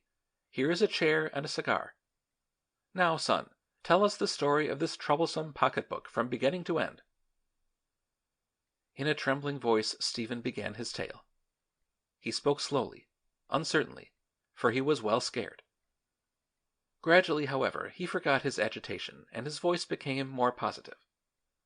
He recounted the details of the omnibus ride with great care, adding ingenuously when he came to the termination of the narrative, "And I hoped the man's name would be inside the pocketbook because I liked him very much and wanted to return to him what he had lost." "And wasn't it?" put in Mr. Donovan quickly. "I don't know," was the innocent retort. "Don't you remember I told you that I hadn't looked inside yet?" The detective laughed with satisfaction. "That was a shabby trick of mine, youngster," said he. "It was mean to try to trap you." "Trap me?" repeated Steve vaguely. There, Sonny," went on Donovan kindly. "Don't you worry a minute more about this mix-up. Mr. Ackerman, the gentleman who lost the bill book, did not think for a second that you had taken it. He simply was so sure that he had lost it on the bus that he wanted to locate you and find out whether you knew anything about it or not. His name was not inside the pocketbook, you see, and therefore anyone who found it would have no way of tracing its owner. What it contains are valuable papers and a big wad of Liberty bonds which, as your father knows, could quickly be converted into cash. In consequence, Mr. Ackerman decided that the sooner the pocketbook was found, the better. The omnibus people denied any knowledge of it, and you were the only remaining clue." Mr. Tolman sank back in his chair, and a relaxation of his muscles betrayed for the first time that he had been much more disturbed than he had appeared to be. "Well," he said, lighting a fresh cigar, "the bill book is not only located, but we can hand it back intact to its owner. If you can inform us where the gentleman lives, my boy and I will call a taxi and go to his house or office with his property." A flush of embarrassment suffused the face of the officer. "Maybe you would like to come with us, Donovan," added Mr. Tolman, who instantly interpreted the man's confusion. "I hate to be dogging your footsteps, sir, in this fashion," Mr. Donovan answered, with obvious sincerity. "Still, You have your orders, no doubt." "Well, yes, sir," admitted the plainclothes man with reluctance. "I have." "You were to keep your eye on us until the pocketbook reached its owner." "That's about it, sir. Not that I personally have the least suspicion that a gentleman like you would—" "That is all right, my man. I perfectly understand your position," Mr. Tolman cut in. "After all, you have your duty to do and business is business. We'll just telephone Mr. Ackerman that we are coming so that we shall be sure of catching him, and then we will go right up there." "Very well, sir." Stephen's father started toward the telephone and then, as if struck by a sudden thought, paused and turned. "Steve," he said, "I believe you are the person to communicate with Mr. Ackerman. Call him up and tell him you have found his purse and that you and your father would like to come up to his house, if it will be convenient, and return it." "All right, Dad." "You will find his number on this slip of paper, Sonny," the detective added, handing the lad a card. "He is not at his office. He went home to lunch in the hope that he had left the pocketbook there." After some delay Stephen succeeded in getting the number written on the card. A servant answered the summons. "May I speak to Mr. Ackerman, please?" inquired the lad. "He is at luncheon?" "No, it would not do the least good for me to tell you my name, for he would not know who it was. Just tell him that the boy who sat beside him this morning on the Fifth Avenue bus—" There was a little chuckle. "Oh, he will be here directly, will he? I thought perhaps he would." A moment later a cheery voice which Steve at once recognized to be that of the steamboat man came over the wire. "Well, Sonny?" "I found your bill book, Mr. Ackerman, and my father and I would like to bring it up to you." Well, that is fine news," cried the man at the other end of the line. "How did you know who it belonged to?" "Oh, we found out, my father and I," stammered the lad. "May we come up to your house with it now?" You would much better let me come to you. Then only one person will be inconvenienced."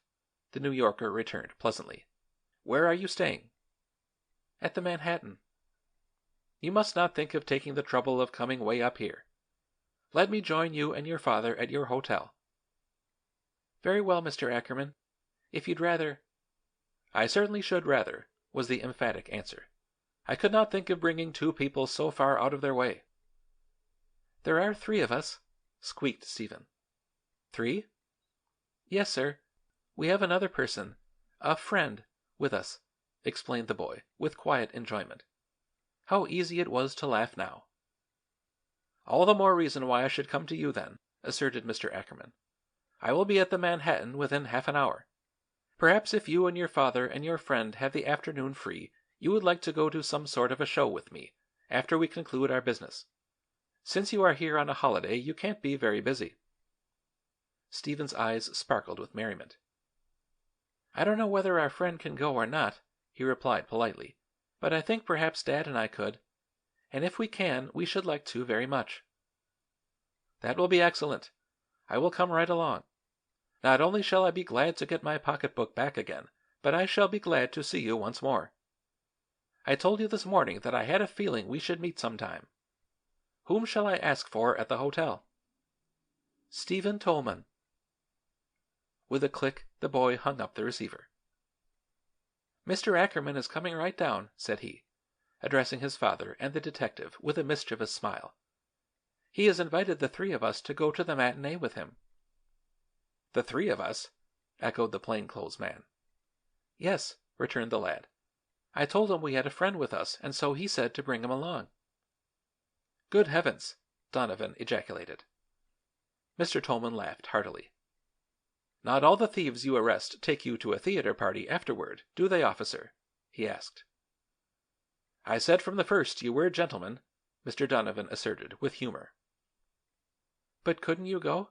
inquired Steve, quite seriously. "Bless you, no, sonny," replied the man.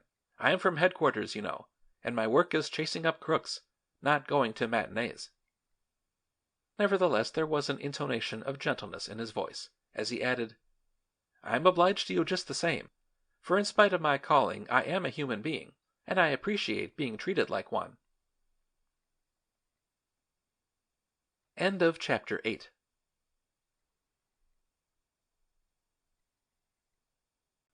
Chapter 9. An Astounding Calamity. Mr. Ackerman was as good as his word, for within half an hour he presented himself at the hotel where he found Mr. Tolman, Mr. Donovan, and Steve awaiting him in their pleasant upstairs room. As he joined them, his eye traveled inquiringly from one to another of the group, and lingered with curiosity on the face of the detective. The next instant he was holding out his hand to Stephen. "Well, my boy, I'm glad to see you again," said he, with a ring of heartiness in his voice. "And I'm glad to see you too, Mr. Ackerman," Steve replied, returning the hand clasp with fervor. "This is my father, sir, and this—" For a second he hesitated, then continued, "is our friend, Mr. Donovan." With cordiality, the New Yorker acknowledged the introductions. "Mr. Donovan," explained Mr. Tolman, scanning Mr. Ackerman's countenance with a keen, half-quizzical expression, "is from headquarters." The steamboat magnate started and shot a quick glance at those present. It was plain he was disconcerted and uncertain as to how to proceed. Mr. Donovan, however, came to his rescue, stepping tactfully into the breach. "I was not needed for anything but to supply your address, sir. But I was able to do that, so between us all we have contrived to return your pocketbook to you, as good as before it left your possession." As he spoke, Mr. Tolman drew forth the missing bill book and held it toward its owner. "That looks pretty good to me," Mr. Ackerman exclaimed, as he took the article from Mr. Tolman's outstretched hand and regarded it reflectively. "I don't know when I have ever done anything so careless and stupid. You see, I'd got part way to the bank before I remembered that I had left my glasses, on which I am absolutely dependent, at home. Therefore, there being no taxi in sight, I hailed a passing bus and climbed up beside this youngster. How the bill book happened to slip out of my pocket I cannot explain. It seemed to me it would be safer to have the securities upon my person than in a bag that might be snatched from me. But apparently my logic was at fault. I was, however, so certain of my wisdom that I never thought to question it until I had reached the sidewalk and the bus had gone. Your boy, Mr. Tolman, confided while we rode along this morning that he was visiting in New York for a few days.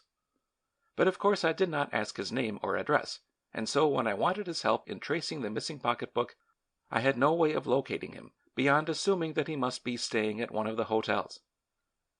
Therefore, when the omnibus company could furnish no clue, I got in touch with an agency whose business it is to hunt people up. If the pocketbook had been dropped on the bus, I felt sure your boy, who was almost the only other person on top of the coach, would know about it. If, on the other hand, it had been dropped in the street, my problem would be a different one. In either case, the sooner I knew my course of action, the better. I hope you will believe, Mr. Tolman, that when I called in the aid of detectives, I had no suspicions against your son's honesty." Mr. Tolman waved the final remark aside good-humoredly. "We have not taken the affair as a personal matter at all," he declared. "We fully appreciate your difficulty in finding Stephen, for he was also up against the problem of finding you. New York is a rather large city anyway, and for two people who do not even know one another's names to get together is like hunting a needle in a haystack. Our only recourse to discovering the owner of the pocketbook would be through the advertising columns of the papers, and that is the method we should have followed had not Donovan appeared and saved us the trouble." He exchanged a smile with the detective. "The advertising column was my one hope," Mr. Ackerman replied. "I felt sure that any honest person who picked up the purse would advertise it. It was not the honest people I was worrying about. It was the thought that I had dropped the bill book in the street where any Tom, Dick, and Harry could run away with it that concerned me. Moreover, even if your boy had found it on the bus, he might have turned it in to an employee of the coach line who was not honest enough to give it in turn to his superiors. So I wanted to know where I stood, and now that I do, I cannot tell you how grateful I am both to Stephen and to this officer here for the service they have rendered me." Then, turning toward Mr. Tolman, he added in an undertone, "I hope neither you nor your son have suffered any annoyance through this unfortunate incident." "Not in the least," was the prompt response. "I confess we were a trifle disconcerted at first, but Mr. Donovan has performed his duty with such courtesy that we entertain toward him nothing but gratitude." "I'm glad of that," Mr. Ackerman replied, "for I should deeply regret placing either you or your boy, even for a moment, in an uncomfortable position, or one where it might appear that I—" But Mr. Tolman cut him short. "You took the quickest, most sensible course, Ackerman," said he. "Too much was at stake for you to risk delay. When a pocketbook filled with negotiable securities disappears, one must of necessity act with speed. Neither Stephen nor I cherish the least ill will about the affair. Do we, son?" "No, indeed." Then smiling ingenuously up into the face of the New York man, he said, "Don't you want to look in your pocketbook and see if everything is all right, sir?" The steamboat financier laughed. "You are a prudent young man," declared he. "No, I'm quite willing to risk that the property you have so kindly guarded is intact." "It ought to be," the boy said. "I haven't even opened the pocketbook." "A better proof still that everything is safe within it," chuckled Mr. Ackerman. "No, Sonny, I'm not worrying.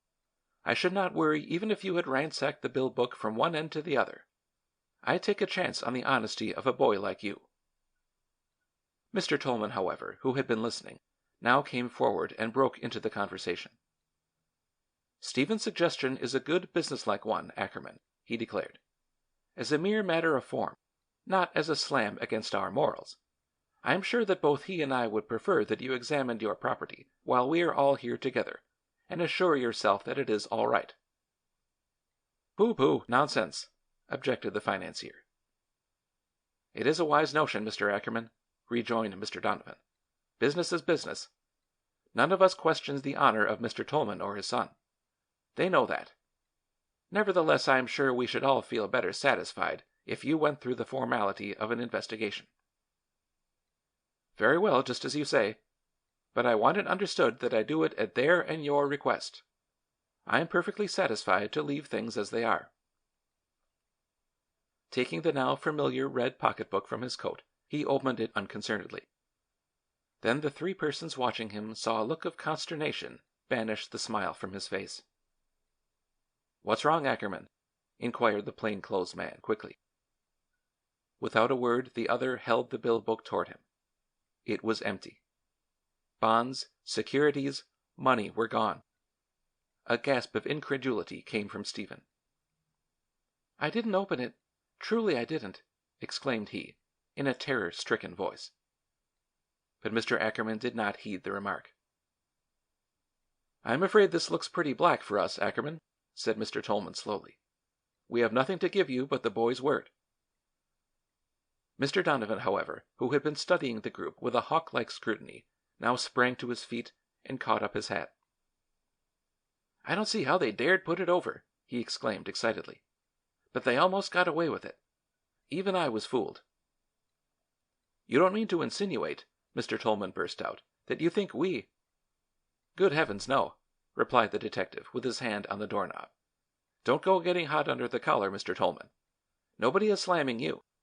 I have been pretty stupid about this affair, I'm afraid.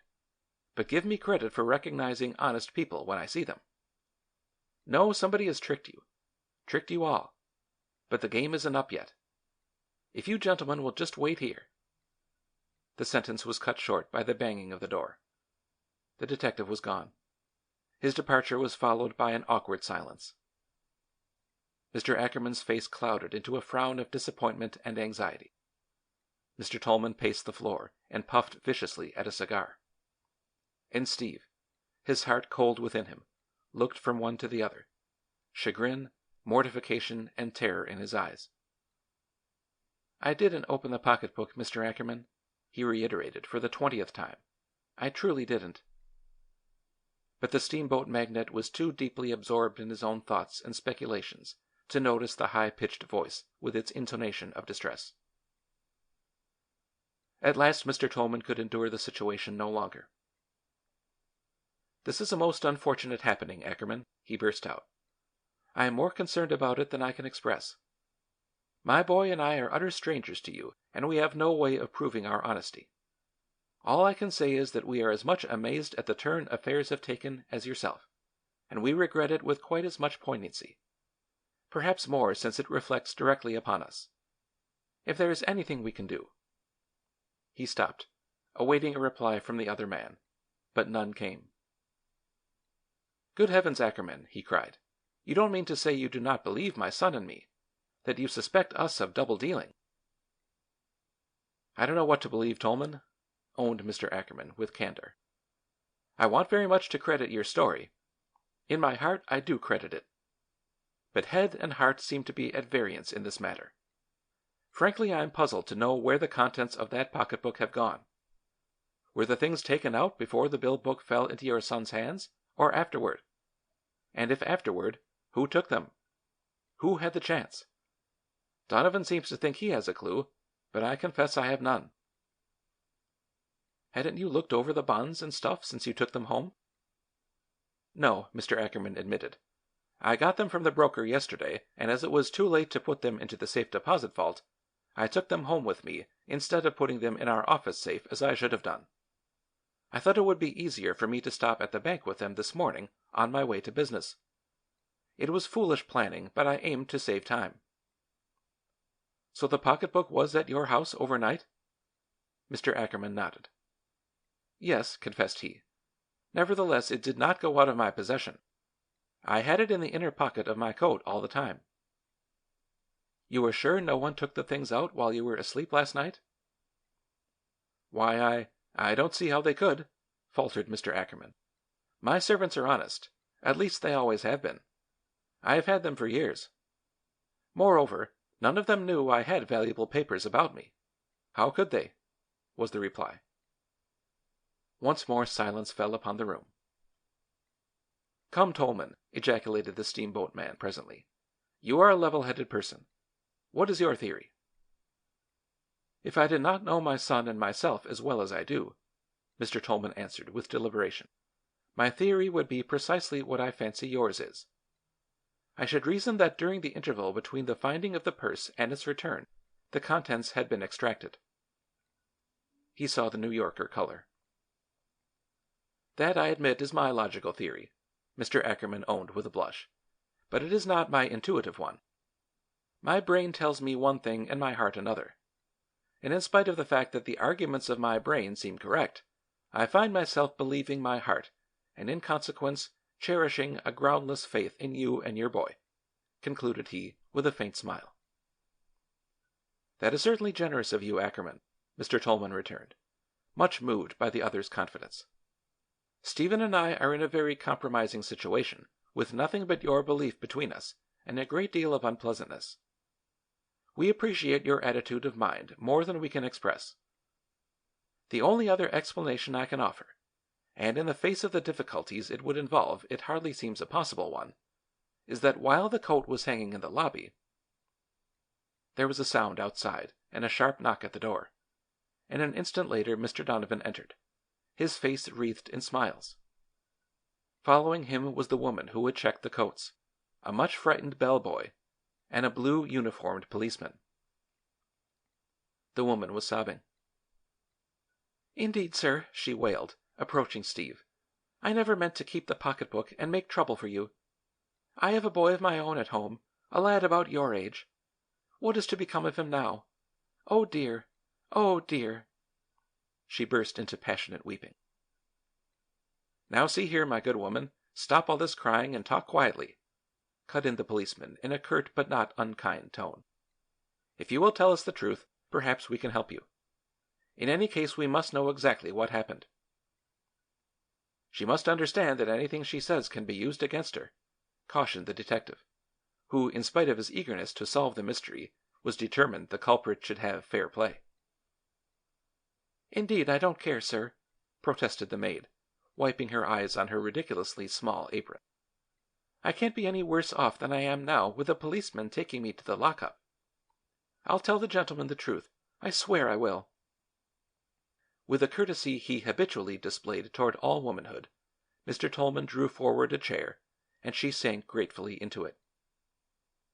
"I spied the bill book in the young gentleman's pocket the minute he took off his coat," began she in a low tone. "It was bright colored, and as it was sticking part way out, I couldn't help seeing it.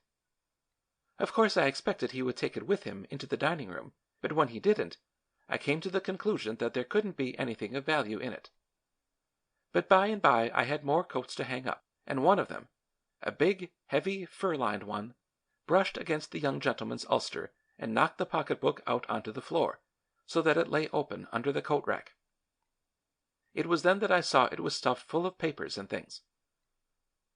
She stopped a moment to catch her breath, and then went resolutely on. "It seemed to me it was no sort of a plan to put the wallet back into the lad's pocket, for when I wasn't looking, somebody might take it. So I decided I much better keep it safe for him, and maybe," she owned with a blush, "get a good-sized tip for doing it. I have a big pocket in my underskirt where I carry my own money, and I slipped it right in there, meaning to hand it to the young man when he came out from lunch." The corners of her mouth twitched, and her tears began to fall again, but she wiped them away with her apron and proceeded steadily. "But nothing turned out as I planned, for no sooner was the bill book in my pocket than I was called away to help about the wraps at a ladies' luncheon upstairs. There were so many people about the hall that I had no chance to restore the bill book to the lad's pocket without someone seeing me and thinking, perhaps, that I was stealing. There was no help but to take it with me, trusting they would not keep me long upstairs, and that I would get back to my regular place before the young gentleman came out of the dining room. It was when I got out of the elevator in the upper hall that I spied Dick, one of the bellboys I knew, and I called to him. And after explaining that I couldn't get away to go downstairs, I asked him to take the wallet and put it in 47's pocket. He's a good-natured little chap, and always ready to do an errand. And more than that, he's an honest boy. So I felt quite safe and went to work, supposing the young man had his pocketbook long ago." All eyes were turned upon the unlucky bellboy, who hung his head and colored uncomfortably. So it was the boy who took the contents of the pocketbook, was Mr. Ackerman's comment. Speak up, boy, commanded the officer. The gentleman is talking to you. The lad looked up with a frightened start. He might have been 16 years of age, but he did not look it, for he was pale and underfed. Nor was there anything in his bearing to indicate the poise and maturity of one who was master of the occasion. On the contrary, he was simply a boy who was frankly distressed and frightened, and as unfeignedly helpless in the present emergency as if he had been 6 years old and been caught stealing jam from the pantry shelf. It did not take more than a glance to convince the onlookers that he was no hardened criminal. If he had done wrong, it had been the result either of impulse or mischief, and the dire result of his deed was a thing he had been too unsophisticated to foresee. The plight in which he now found himself plainly amazed and overwhelmed him, and he looked pleadingly at his captors. "Well, my boy, what have you to say for yourself?" repeated Mr. Ackerman, more gently. "Nothing." "Nothing?" "No, sir." "You did take the things out of the pocketbook, then?" "Yes, sir." "But you are not a boy accustomed to taking what does not belong to you." The culprit shot a glance of gratitude toward the speaker, but made no reply. "How did you happen to do it this time?" persisted Mr. Ackerman, kindly. "Come, tell me all about it." Perhaps it was the ring of sympathy in the elder man's voice that won the boy's heart. Whatever the charm, it conquered, and he met the eyes that scanned his countenance with a timid smile. "I wanted to see what was in the pocketbook," said he with naive honesty, "and so I took the things out to look at them. I wasn't going to keep 'em. I dodged into one of the little alcoves in the hall and had just pulled the papers out when I heard somebody coming. So I crammed the whole wad of stuff into my pocket, waiting for a time when I could look it over and put it back. But I got held up just like Mrs. Nolan did." He pointed toward the woman in the chair. "Some man was sick, and the clerk sent me to get a bottle of medicine the minute I got downstairs, and all I had the chance to do was to stick the empty wallet in 47's pocket and beat it for the drugstore. I thought there would be letters or something among the papers that would give the name of the man they belonged to, and I'd take him to the clerk at the desk and say I found him. But no sooner had I got the medicine up to room number 792 that the policeman nabbed me with the papers and things on me. That's all there is to it, sir." "Have you the things now?" the officer put in quickly. "Sure. Didn't I just tell you I hadn't had the chance to hand him over to the clerk?" the boy reiterated, pulling a wad of crumpled Liberty bonds and documents out of his pocket, and tumbling them upon the table. There was no doubting the lad's story. Truth spoke in every line of his face, and in the frankness with which he met the scrutiny of those who listened to him. If one had questioned his uprightness, the facts bore out his statements. For once out of the hotel on an errand, he might easily have taken to his heels and never returned. Or he might have disposed of his booty during his absence. But he had done neither. He had gone to the drugstore and come back with every intention of making restitution for the result of his curiosity. That was perfectly evident. "I'm sorry, sir," he declared, when no one spoke. "I know I shouldn't have looked in the pocketbook or touched the papers, but I meant no harm. Honest, I didn't." "I'll be bound of that, sir," the woman interrupted. "Dick was ever a lad to be trusted. The hotel people will tell you that. He's been here several years, and there's never been a thing against him. I blame myself for getting him into this trouble, for without meaning to, I put temptation in his way. I know that what he's told you is the living truth, and I pray you'll try and believe him and let him go. If harm was to come to the lad through me, I'd never forgive myself. Let the boy go free, and put the blame on me, if you must arrest somebody. I'm older, and it doesn't so much matter, but it's terrible to start a child of his age in as a criminal. The name will follow him through life.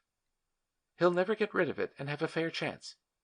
Punish me, but let the little chap go, I beg of you," pleaded the woman, with streaming eyes. Mr. Ackerman cleared his throat. It was plain that the simple eloquence of the request had touched him deeply. "With your permission, officer, I'm going to withdraw my charge," he said, with a tremor in his voice. "You are to let both these persons go scot-free. You, my good woman, meant well but acted foolishly. As for the boy, Donovan, I will assume the responsibility for him." "You are willing to stand behind him, Mr. Ackerman?" "I am." The detective turned toward the boy, who had risen, and was fumbling awkwardly with the brass buttons adorning his uniform. "You hear, Dick Martin, what the gentleman says," began he impressively. "He believes you are a good boy, and as you have handed back the valuables in your possession, he is going to take a chance on you and let you go." A wave of crimson swept over the face of the boy, and for the first time the tension in the youthful countenance relaxed. "But Mr. Ackerman," Donovan continued, "expects you are going to behave yourself in future and never do such a thing again." "I'm going to see your father, Dick," broke in Mr. Ackerman's kindly voice, "and talk with him and—" "I haven't any father," declared the lad. "Your mother, then?" "I have no mother either." "Who do you live with?" "Mr. Aronson." "Is he a relative?" "Oh, no, sir. I haven't any relatives. There's nobody belonging to me. Mr. Aronson is the tailor downstairs where I sleep. When I ain't working here I do errands for him, and he lets me have a cot in a room with 4 other boys. Newsboys, bellhops, and the like. We pay $2 between us for the room, and sometimes when I carry a lot of boxes round for Mr. Aronson, he gives me my breakfast." "Nobody else is responsible for you?" "Nope," returned the boy with emphasis. "No, sir, I mean." "I'll attend to all this, Donovan," murmured Mr. Ackerman in an undertone to the detective. "The lad shall not remain there. I don't know yet just what I'll do with him, but I will plan something." Then addressing the lad, he continued, "In the meantime, Dick, you are to consider me your relative. Later I shall hunt you up, and we will get better acquainted. Be a good boy, for I expect some day you are going to make me very proud of you." "What?" In sheer astonishment, the boy regarded his benefactor. There was something very appealing in the little sharp-featured face, which had now lost much of its pallor and softened into friendliness. "Why shouldn't you make me proud of you?" inquired Mr. Ackerman softly. "You can, you know, if you do what is right." "I'm going to try to, sir," burst out Dick with earnestness. "I'm going to try to with all my might." "That is all anyone can ask of you, Sonny," replied the steamboat magnate. "Come, shake hands. Remember, I believe in you, and shall trust you to live up to your word. The officer is going to let you go, and none of us is going to mention what has happened. I will fix up everything for you and Mrs. Nolan, so you can both go back to your work without interference. Now bid Mr. Tolman and his son goodbye and run along. Before I leave the hotel I will look you up, and you can give me Mr. Aronson's address." Master Richard Martin needed no second bidding. Eager to be gone, he awkwardly put out his hand, first to Mr. Tolman and then to Steve. And afterward, with a shy smile to the detective and the policeman, and a boyish duck of his head, he shot into the hall, and they heard him rushing pell-mell down the corridor. Mrs. Nolan, however, was more self-controlled. She curtsied elaborately to each of the men, and called down upon their heads every blessing that the sky could rain. And it was only after her breath had become quite exhausted that she consented to retire from the room, and in company with the policeman and the detective proceeded downstairs in the elevator. "Well, Tolman," began the New Yorker when they were at last alone, "you see my heart was my best pilot. I put faith in it, and it led me aright. Unfortunately, it is now too late for the matinee, but may I not renew my invitation and ask you and your son to dine with me this evening, and conclude our eventful day by going to the theater afterward?" Mr. Tolman hesitated. "Don't refuse," pleaded the steamboat man. "Our acquaintance has, I confess, had an unfortunate beginning. But a bad beginning makes for a good ending, they say, and I feel sure the old adage will prove true in our case. Accept my invitation, and let us try it out." "You are very kind," murmured Mr. Tolman vaguely, "but I—" "Help me to persuade your father to be generous, Stephen," interposed Mr. Ackerman. "We must not let a miserable affair like this break up what might perhaps have been a delightful friendship." "I don't need any further persuading, Ackerman." Mr. Tolman spoke quickly. "I accept your invitation with great pleasure." "That's right," cried Mr. Ackerman, with evident gratification. "Suppose you come to my house at 7 o'clock, if that will be convenient for you. We will have a pleasant evening together, and forget lost pocketbooks, detectives and policemen. Taking out a small card, he hurriedly scrawled an address upon it.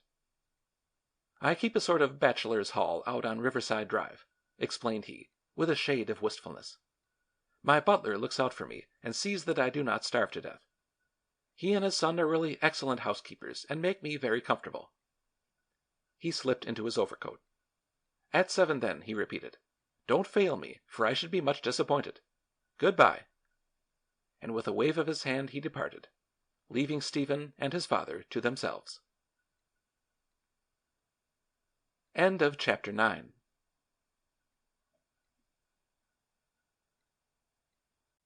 Chapter 10. An Evening of Adventure.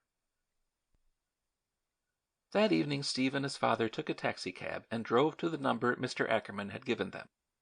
It proved to be an imposing apartment house of cream brick overlooking the Hudson, and the view from the 5th floor, where their host lived, was such a fascinating one that the boy could hardly be persuaded to leave the bay window that fronted the shifting panorama before him.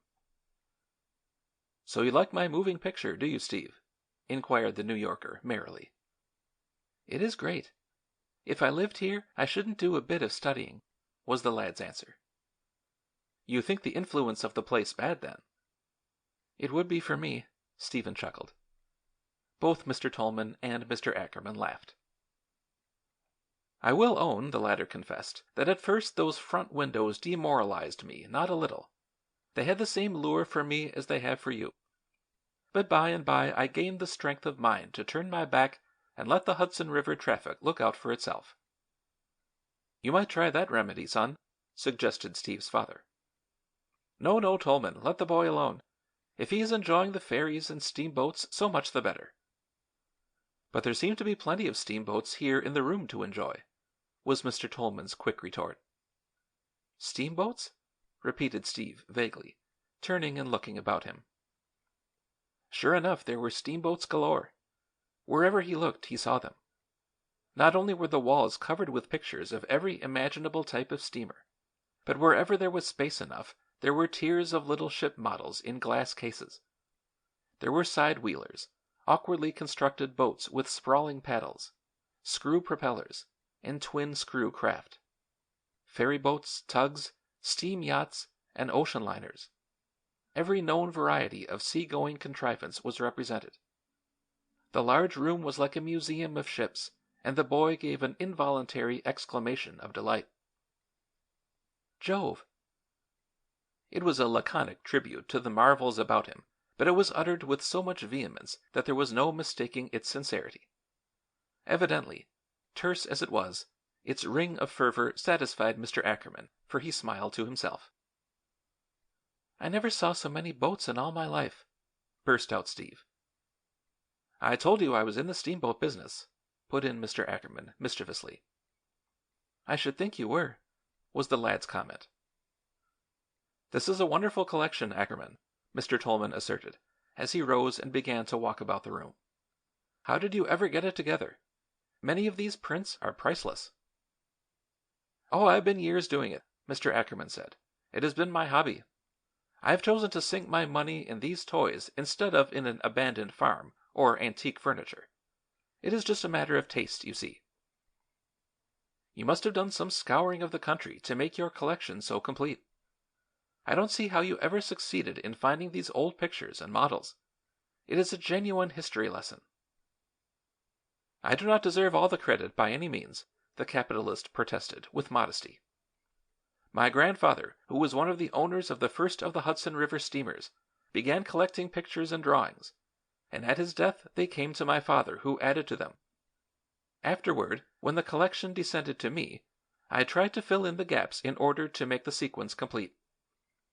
Of course, in many cases, I have not been able to find what I wanted, for neither prints nor models of some of the ships I desired were to be had. Either there were no copies of them in existence, or if there were, no money could tempt their owners to part with them. Still, I have a well enough graded lot to show the progression." "I should think you had," said Mr. Tolman heartily. "You have arranged them beautifully, too, from the old whalers and early American coasting ships to the clippers. Then come the first steam packets, I see, and then the development of the steamboat through its successive steps up to our present-day floating palace. It tells its own story, doesn't it?" "In certain fashion, yes," Mr. Ackerman agreed. "But the real romance of it will never be fully told, I suppose. What an era of progress through which to have lived!" "And shared in, as your family evidently did," interposed Mr. Tolman quickly. His host nodded. "Yes," he answered, "I'm quite proud to think that both my father and my grandfather had their humble part in the story." "And well you may be. They were makers of history." Both men were silent an instant, each occupied with his own thoughts. Mr. Tolman moved reflectively toward the mantelpiece before which Steve was standing, gazing intently at a significant quartet of tiny models under glass. First came a ship of graceful outline, having a miniature figurehead of an angel at its prow and every sail set. Beside this was an ungainly side-wheeler with scarce a line of beauty to commend it. Next in order came an exquisite, up-to-date ocean liner, and the last in the group was a modern battleship with guns, wireless, and every detail cunningly reproduced. Stephen stood speechless before them. "What are you thinking of, son?" his father asked. "Why, the boy hesitated. "Come, tell us. I'd like to know, too," echoed Mr. Ackerman. "Why, to be honest, I was wondering how you happened to pick these particular four for your mantel," replied the lad with confusion. The steamboat man smiled kindly. "You think there are handsomer boats in the room than these, do you?" "Certainly there are better-looking steamships than this one," Steve returned, pointing with a shrug of his shoulders at the clumsy side-wheeler. "But that rather ugly craft is the most important one of the lot, my boy," Mr. Tolman declared. "I suppose that is true," Mr. Ackerman agreed. "The fate of all the others hung on that ship." "Why?" was the boy's prompt question. "Oh, it is much too long a yarn to tell you now," laughed his host. "Were we to begin that tale we should not get to the theater tonight, say nothing of having any dinner." "I'd like to hear the story," persisted Stephen. "You'll be reading it from a book some day." "I'd rather hear you tell it." "If that isn't a spontaneous compliment, Ackerman, I don't know what is," laughed Mr. Tolman. The steamboat man did not reply, but he could not quite disguise his pleasure, although he said a bit gruffly, "We shall have to leave the story and go to the show tonight. I've bought the tickets and there is no escape," added he, humorously. "But perhaps before you leave New York there will be some other chance for me to spin my yarn for you and put your father's railroad romances entirely in the shade." The butler announced dinner and they passed into the dining room. If, however, Stephen thought that he was now to leave ships behind him, he was mistaken, for the dining room proved to be quite as much of a museum as the library had been. Against the dull blue paper hung pictures of racing yachts, early American fighting ships, and nautical encounters on the high seas. The house was a veritable wonderland, and so distracted was the lad that he could scarcely eat. "Come, come, son," objected Mr. Tolman at last. "You will not be ready in time to go to any show unless you turn your attention to your dinner." "That's right," Mr. Ackerman said. "Fall to and eat your roast beef. We are none too early as it is." Accordingly, Stephen fixed his eyes on his plate with resolution and tried his best to think no more of his alluring surroundings. With the coming of the ice cream, he had almost forgotten there were such things as ships, and when he rose from the table he found himself quite as eager to set forth to the theater as any other healthy-minded lad of his age would have been. The show Mr. Ackerman had selected had been chosen with much care, and was one any boy would have delighted to see. The great stage had, for the time being, been transformed to a western prairie, and across it came a group of canvas-covered wagons, or prairie schooners, such as were used in the early days by the first settlers of the West. Women and children were huddled beneath the arched canopy of coarse cloth, and inside this shelter they passed the weary days and nights of travel. Through sun and storm the wagons rumbled on, jogging across the rough, uncharted country, and jolting over rocks, sagebrush, and sand. There were streams to ford, mountains to climb on the long trip westward. But undaunted by obstacles, the heroic little band of settlers who had with such determination left kin and comfort behind them, passed on to that new land toward which their faces were set. It was such a company as this that Stephen now saw pictured before him. Perched on the front seat of the wagon, driving the horses, was the father of the family, rugged, alert, and of the woodsman type characteristic of the New England pioneer. The cavalcade halted. A fire was built, and the travelers cooked their supper. Across the valley one could see the fading sunset deepen into twilight. From a little stream nearby, the men brought water for the tired horses. Then the women and children clambered into the ship of the desert and prepared for a night's rest. In the meantime, the men lingered about the dying fire, and one of them, a gun in his hand, paced back and forth as if on guard. Then suddenly he turned excitedly to his comrades with his finger on his lips. He had heard a sound, the sound they all dreaded, the cry of an Indian. Presently over the crest of the hill came stealing a stealthy band of savages. On they came, crouching against the rocks and moving forward with the lithe gliding motion of serpents. The men sank down behind the brush, weapons in hand, and waited. On came the bloodthirsty Indians. Then, just when the destruction of the travelers seemed certain, onto the stage galloped a company of cowboys. Immediately there was a flashing of rifles and a din of battle. First it seemed as if the heroic rescuers would surely be slaughtered. But they fought bravely, and soon the Indians were either killed or captured. Amid the confusion, the owners of the prairie schooners leaped to the seats of their wagons, lashed forward their tired horses, and disappeared in safety with the terrified women and children. It was not until the curtain fell upon this thrilling adventure that Stephen sank back into his chair and drew a long breath. "Some show, eh, son?" said Mr. Tolman, as they put on their overcoats to leave the theater after the 3 long acts were over. The boy looked up, his eyes wide with excitement. "I should say," he managed to gasp. "Did you like it, Sonny?" Mr. Ackerman inquired. "You bet I did." "Think you would have preferred to cross the continent by wagon rather than by train?" Steve hesitated. "I guess a train would have been good enough for me," he replied. "Was it really as bad as that before the railroads were built?" "Quite as bad, I'm afraid," was his father's answer. "Sometimes it was even worse, for the unfortunate settlers did not always contrive to escape. It took courage to be a pioneer and travel the country in those days. Undoubtedly there was much romance in the adventure, but hand in hand with it went no little peril and discomfort. We owe a great deal to the men who settled the West, and I sometimes think even more to the dauntless women." Stephen did not reply. Very quietly he walked down the aisle between his father and Mr. Ackerman, and when he gave his hand to the latter and said good night, he was still thoughtful. It was evident that the scenes he had witnessed had made a profound impression on him, and that he was still immersed in the atmosphere of prairie schooners, lurking Indians, and desert holdups. Even when he reached the hotel, he was too tense and broad awake to go to bed. "I wish you'd tell me, Dad, how the first railroad across the country was built," he said. "I don't see how any track was ever laid through such a wilderness. Didn't the Indians attack the workmen?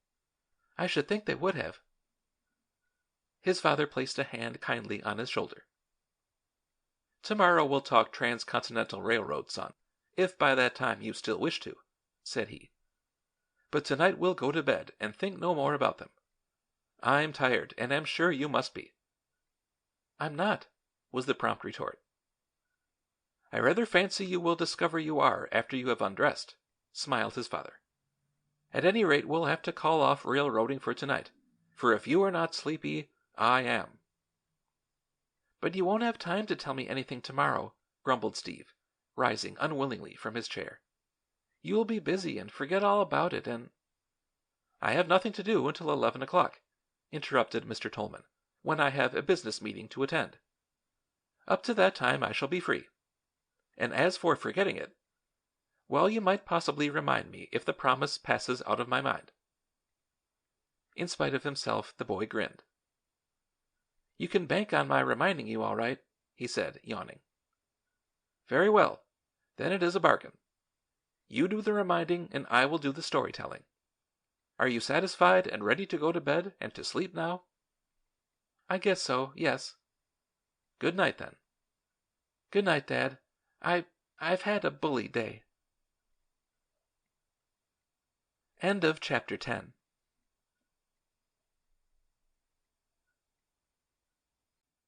Chapter 11. The Crossing of the Country. In spite of the many excitements crowded into his first day in New York, Stephen found that when his head actually touched the pillow, sleep was not long in coming, and he awoke the next morning refreshed by a heavy and dreamless slumber. He was even dressed and ready for breakfast before his father, and a tiptoe to attack whatever program the day might present. Fortunately, Mr. Tolman was of a sufficiently sympathetic nature to remember how he had felt when a boy, and with generous appreciation for the lad's impatience he scrambled up and made himself ready for a breakfast that was earlier perhaps than he would have preferred. "Well, son," said he, as they took their places in the large dining room, "what is the prospect for today? Are you feeling fit for more adventures?" "I'm primed for whatever comes," smiled the boy. "That's the proper spirit. Indians, bandits, and cowboys did not haunt your pillow, then?" "I didn't stay awake to see." "You are a model traveler. Now we must plan something pleasant for you to do today. I'm not sure that we can keep up the pace yesterday set us, for it was a pretty thrilling one. Robberies and arrests do not come every day, to say nothing of flotillas of ships and Wild West shows. However, we will do the best we can not to let the day go stale by contrast. But first I must dictate a few letters and glance over the morning paper. This won't take me long, and while I am doing it, I would suggest that you go into the writing room and send a letter to your mother. I will join you there in half an hour, and we will do whatever you like before I go to my meeting. How's that?" "Right-o." Accordingly, after breakfast was finished, Steve wandered off by himself in search of paper and ink. And so sumptuous did he find the writing appointments that he not only dashed off a letter to his mother, recounting some of the happenings of the previous day, but on discovering a rack of postcards he mailed to Jack Curtis, Tim Barkley, Bud Taylor, and some of the other boys patronizing messages informing them that New York was great, and he was sorry they were not there. In fact, it seemed at the moment that all those unfortunate persons who could not visit this magic city were to be profoundly pitied. In the purchase of stamps for these egoistic missives, the remainder of the time passed, and before he realized the half hour was gone, he saw his father standing in the doorway. "I'm going up to the room now to hunt up some cigars, Steve," announced the elder man. "Do you want to come along or stay here?" "I'll come with you, Dad," was the quick reply. The elevator shot them to the 9th floor in no time, and soon they were in their room looking down on the turmoil in the street below. "Some city, isn't it?" commented Mr. Tolman, turning away from the busy scene to rummage through his suitcase. "It's a corker." "I thought you would like to go out to the zoo this morning while I am busy. What do you say?" "That would be bully." "It is a simple trip which you can easily make alone. If you like, you can start along now," Mr. Tolman suggested. "But you said last night that if I would hurry to bed, today you would tell me about the Western railroads," objected Stephen. He saw his father's eyes twinkle. "You have a remarkable memory," replied he. "I recall now that I did say something of the sort. But surely you do not mean that you would prefer to remain here and talk railroads than to go to the zoo?" "I can go to the zoo after you have gone out," maintained Steve, standing his ground valiantly. "You are a merciless young beggar," grinned his father. "I plainly see that like Shylock you are determined to have your pound of flesh. Well, sit down. We will talk while I smoke." As the boy settled contentedly into one of the comfortable chintz-covered chairs, Mr. Tolman blew a series of delicate rings of smoke toward the ceiling and wrinkled his brow thoughtfully.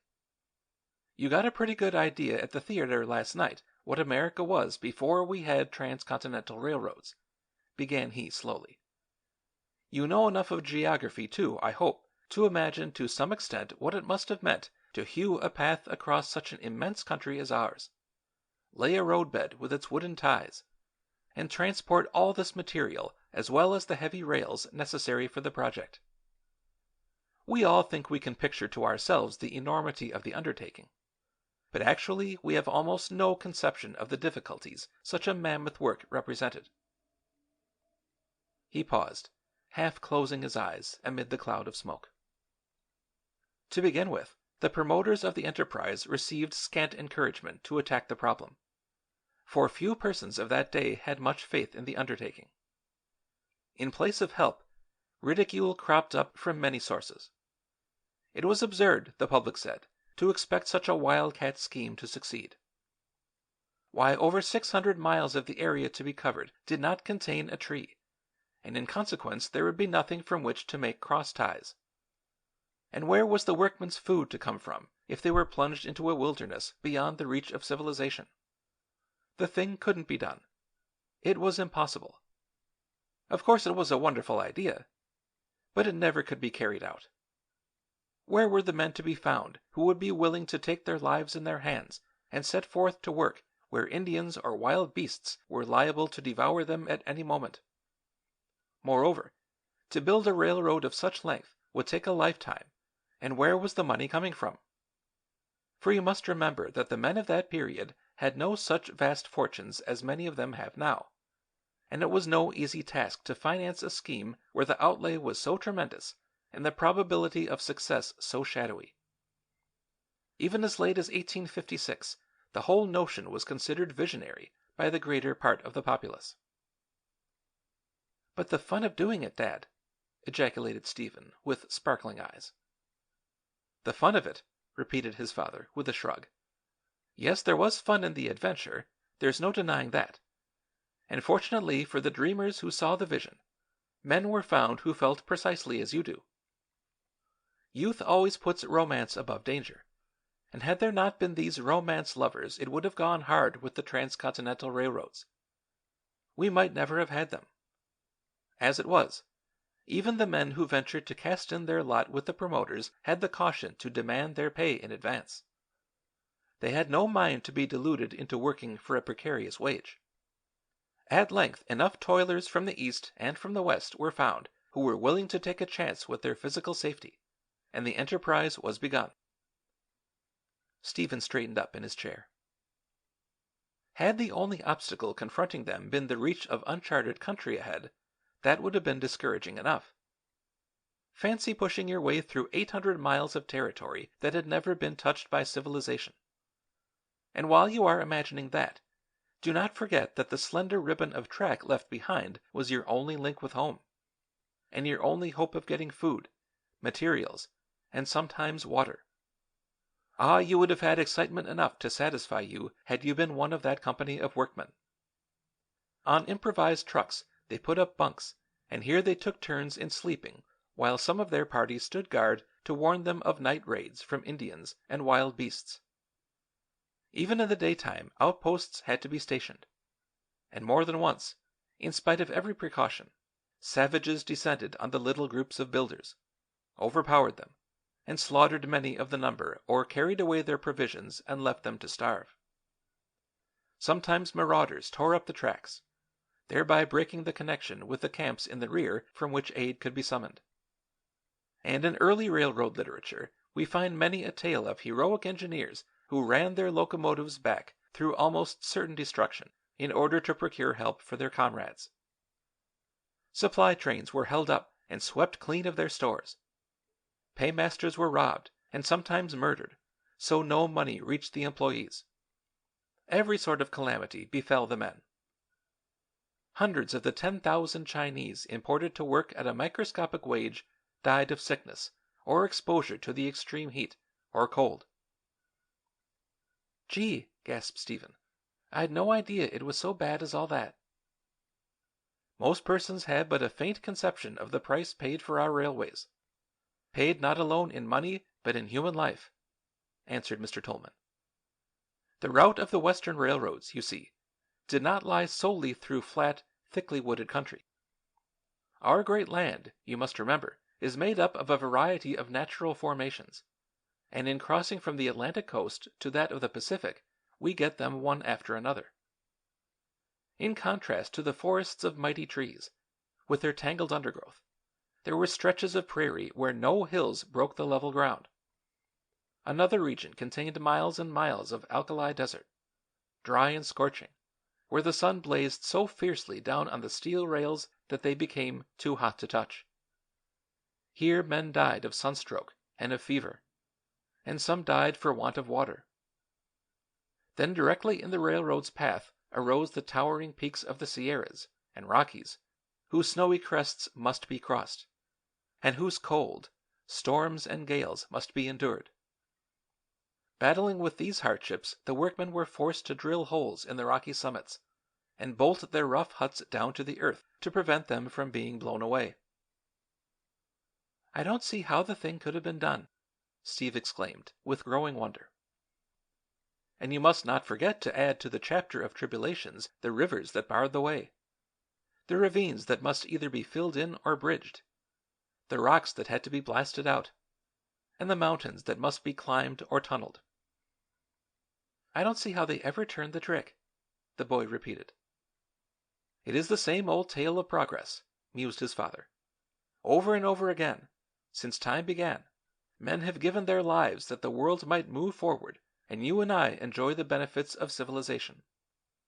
Remember it and be grateful to the past and to that vast army of toilers who offered up their all that you might, without effort, profit by the things it took their blood to procure. There is scarcely a comfort you have about you that has not cost myriad men labor, weariness, and perhaps life itself. Therefore value highly your heritage and treat the fruits of all hard work with respect. And whenever you can fit your own small stone into the structure, or advance any good thing that shall smooth the path of those who are to follow you, do it as your sacred duty to those who have so unselfishly builded for you." There was a moment of silence, and the rumble of the busy street rose to their ears. "I shall never build anything that will help the men of the future," observed Stephen in a low tone. "Every human being is building all the time," replied his father. "He is building a strong body that shall mean a better race, a clean mind that shall mean a purer race, a loyalty to country that will result in finer citizenship, and a life of service to his fellows that will bring in time a broader Christianity. Will not the world be the better for all these things? It lies with us to carry forward the good and lessen the evil of the universe, or tear down the splendid ideals for which our fathers struggled and retard the upward march of the universe. If everybody put his shoulder to the wheel and helped the forward spin of our old world, how quickly it would become a better place." As he concluded his remarks, Mr. Tolman took out his watch. "Well, well," said he, "I had no idea it was so late. I must hurry or I shall not finish my story. As I told you, the men from the east and those from the west worked toward each other from opposite ends of the country.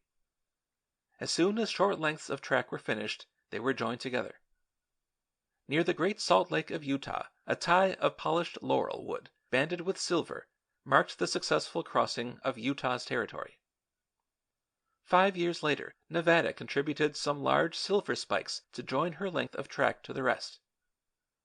California sent spikes of solid gold, symbolic both of her cooperation and her mineral wealth. Arizona one of gold, one of silver, and one of iron. Many other states offered significant tributes of similar nature. And when at last the great day came when all the short lines were connected in one whole, what a celebration there was from sea to sea! Wires had been laid so that the hammer that drove the last spike sent the news to cities all over the land. Bells rang, whistles blew, fire alarms sounded. The cost of the Union Pacific was about $39 million, and that of the Central Pacific about $140 million. The construction of the Southern Pacific presented a different set of problems from those of the Northern. but many of the difficulties encountered were the same. Bands of robbers and Indians beset the workmen and either cut the ties and spread the rails, or tore the track up altogether for long distances. Forest fires often overtook the men before they could escape, although trains sometimes contrived to get through the burning areas by drenching their roofs and were able to bring succor to those in peril. Then there were washouts and snowstorms quite as severe as any experienced in the northern country. "I'm afraid I should have given the whole thing up," interrupted Steve. "Many another was of your mind," returned Mr. Tolman. "The frightful heat encountered when crossing the deserts was, as I have said, the greatest handicap. Frequently the work was at a standstill for months because all the metal, rails and tools, became too hot to handle. The difficulty of getting water to the men in order to keep them alive in this arid waste was in itself colossal. Tank cars were sent forward constantly on all the railroads, northern as well as southern, and the suffering experienced when such cars were for various reasons stalled was tremendous. The sandstorms along the Southern Pacific route were yet another menace. So you see an eagerness for adventure had to be balanced by a corresponding measure of bravery. Those early days of railroad building were not all romance and picturesqueness." Stephen nodded as his father rose and took up his hat and coat. "I like to hear Mr. Ackerman tell of the early steamboating," remarked the lad. "I'll bet the story couldn't match the one you have just told." "Perhaps not," his father replied. "Nevertheless, the steamships had their full share of exciting history, and you must not be positive in your opinion until you have heard both tales. Now come along, son, if you were going with me, for I must be off." Obediently Stephen slipped into his ulster and tagged at his father's heels along the corridor. What a magic country he lived in! And how had it happened that it had been his luck to be born now rather than in the pioneer days, when there were not only no railroads, but no great hotels like this one, and no elevators? "I suppose," observed Mr. Tolman, as they went along, "we can hardly estimate what the coming of these railroads meant to the country. All the isolated sections were now blended into one vast territory, which brought the dwellers of each into a common brotherhood. It was no small matter to make a unit of a great republic like ours. The seafarer and the woodsman, Easterner, Westerner, Northerner, and Southerner exchanged visits and became more intelligently sympathetic. Rural districts were opened up and made possible for habitation. The products of the seacoast and the interior were interchanged. Crops could now be transported, material for clothing distributed, and coal, steel, and iron, on which our industries were dependent, carried wherever they were needed. Commerce took a leap forward, and with it national prosperity. From now on we were no longer hampered in our inventions or industries and forced to send to England for machinery. We can make our own engines, manufacture our own rails, coal our own boilers. Distance was diminished until it was no longer a barrier. Letters that had previously took days and even weeks to get came in hours, and the cost and time for freight transportation was revolutionized. In 1804, for example, it took 4 days to get a letter from New York to Boston, and even as late as 1817 it cost $100 to move a ton of freight from Buffalo to New York, and took 20 days to do it. In every direction the railroads made for national advancement and a more solid United States. No soldiers, no statesmen of our land deserve greater honor as useful citizens than do these men who braved every danger to build across the country our transcontinental railways. End of chapter 11.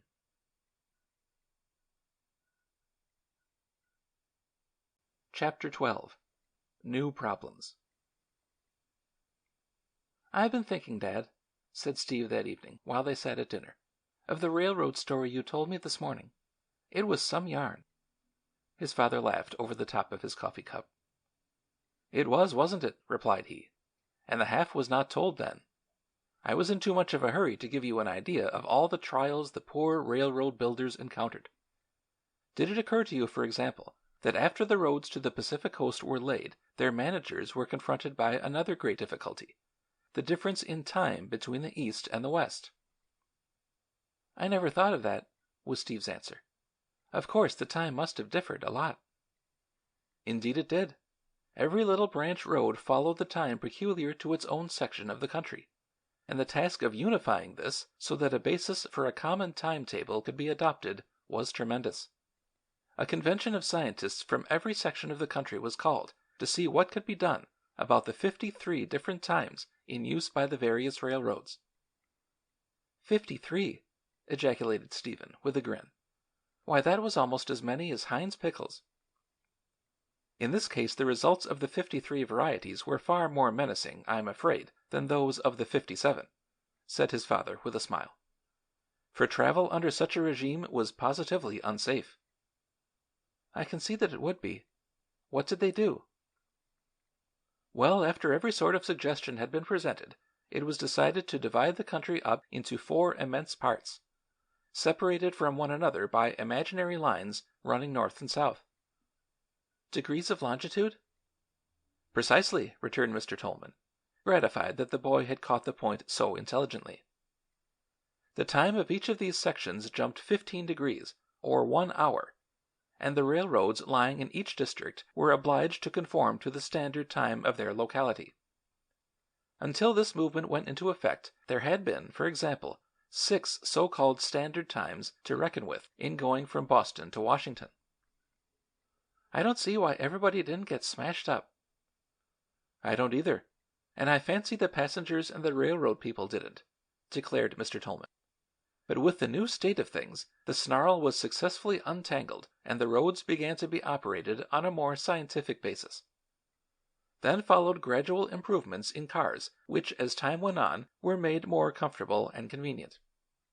The invention of the steam engine and the development of our steel products were the 2 great factors that made our American railroads possible. With the transcontinental roads to carry materials and the opening up of our coal, iron, and copper mines, we were at last in a position to make our railroads successful. Then science began to evolve wonderful labor-saving machinery, which did away with the slow, primitive methods our pioneer engineers had been obliged to employ. The steam shovel was invented, the traveling crane, the gigantic derrick, the pile driver. The early railroad builders had few, if any, of these devices, and were forced to do by hand the work that machinery could have performed in much less time. When one thinks back, it is pathetic to consider the number of lives that were sacrificed, which under present-day conditions might have been saved. Yet every great movement goes forward over the dead bodies of unnamed heroes. To an extent this is unavoidable, and one of the enigmas of life. If every generation were as wise at the beginning as it is at the end, there would be no progress. Nevertheless, when you reflect that 10,000 Chinese and Chilean laborers died while building one of the South American railroads, it does make us wonder why we should be the ones to reap the benefits of so much that others sowed, doesn't it? Mused the boy's father. Do you mean to say that 10,000 persons were killed while that railroad was being built? Questioned Stephen, aghast. They were not all killed, was the reply. Many of them died of exposure to cold, and many from the effects of the climate. Epidemics swept away hundreds of lives. This particular railroad was one of the mightiest engineering feats the world had seen, for in its path lay the Andes Mountains, and there was no escape from either crossing or tunneling them. The great tunnel that pierces them at a height of 15,645 feet above sea level is one of the marvels of science. In various parts of the world there are other such monuments to man's conquest of the opposing forces of nature. Honeycombing the Alps are spiral tunnels that curve round and round like corkscrews inside the mountains, rising slowly to the peaks and making it possible to reach the heights that must be traversed. Among these marvels is the Simplon Tunnel, famous the world over. The road that crosses the Semmering Pass from Trieste to Vienna is another example of what man can do if he must. By means of a series of covered galleries, it makes its way through the mountains that stretch like a wall between Italy and Austria. In the early days, this territory with its many ravines and almost impassable heights would have been considered too difficult to cross. The railroad over the Brenner Pass between Innsbruck and Botzen penetrates the mountains of the Tyrol by means of 23 tunnels. I learned about the St. Gothard Tunnel in school. Steve interrupted eagerly. Yes, that is yet another of the celebrated ones, his father rejoined. In fact, there are now so many of these miracles of skillful railroading that we have almost ceased to wonder at them. Railroads thread their way up Mount Washington, Mount Rigi, and many another dizzy altitude. To say nothing of the cable cars and funicular roads that take our breath away when they whirl us to the top of some mountain, either in Europe or in our own land. Man has left scarce a corner of our planet inaccessible, until now, not content with scaling the highest peaks by train, he has progressed still another stage and is flying over them. Thus do the marvels of one age become the commonplace happenings of the next. Our ancestors doubtless thought, when they had accomplished the miracles of their generation, that nothing could surpass them. In the same spirit we regard our aeroplanes and submarines with triumphant pride. But probably the time will come when those who follow us will look back on what we have done and laugh at our attempts, just as you laughed when I told you of the first railroad. Stephen was thoughtful for a moment. It's a great game, living, isn't it, Dad? It is a great game if you make yourself one of the team and pull on the side of the world's betterment, nodded his father. Think what such a thing as the railroad has meant to millions and millions of people. Not only has it opened up a country which might have been shut away from civilization for centuries, but it has brought men all over the world closer together and made it possible for those of one land to visit those of another and come into sympathy with them. Japan, China, and India, to say nothing of the peoples of Europe, are almost our neighbors in these days of ships and railroads. I suppose we should not have known much about those places, should we? Reflected the boy. Certainly not so much as we do now, was his father's answer. Of course travelers did go to those countries now and then. But to get far into their interior in a palanquin carried by coolies, for example, was a pretty slow business. And uncomfortable, too, Stephen decided. I guess the natives were mighty glad to see the railroads coming. To the lad's surprise, his father shook his head. I am afraid they weren't, observed he, ruefully. You recall how even the more civilized and better educated English and French opposed the first railroads? Well, the ignorant Orientals, who were 100 times more superstitious, objected very vehemently. The Chinese in particular feared that the innovation would put to flight the spirits which they believed inhabited the earth, air, and water. Surely, they argued, if these gods were disturbed, disaster to the nation must inevitably follow. It was almost impossible to convince even the more intelligent leaders that the railroad would be a benefit instead of a menace, for before the ancient beliefs, argument was helpless. Well, the railroads were built just the same, weren't they? Yes. Fortunately, some of the more enlightened were led to see the wisdom of the enterprise, and they converted the others to their views or else overrode their protests. They were like a lot of children who did not know what was best for them, and as such they had to be treated.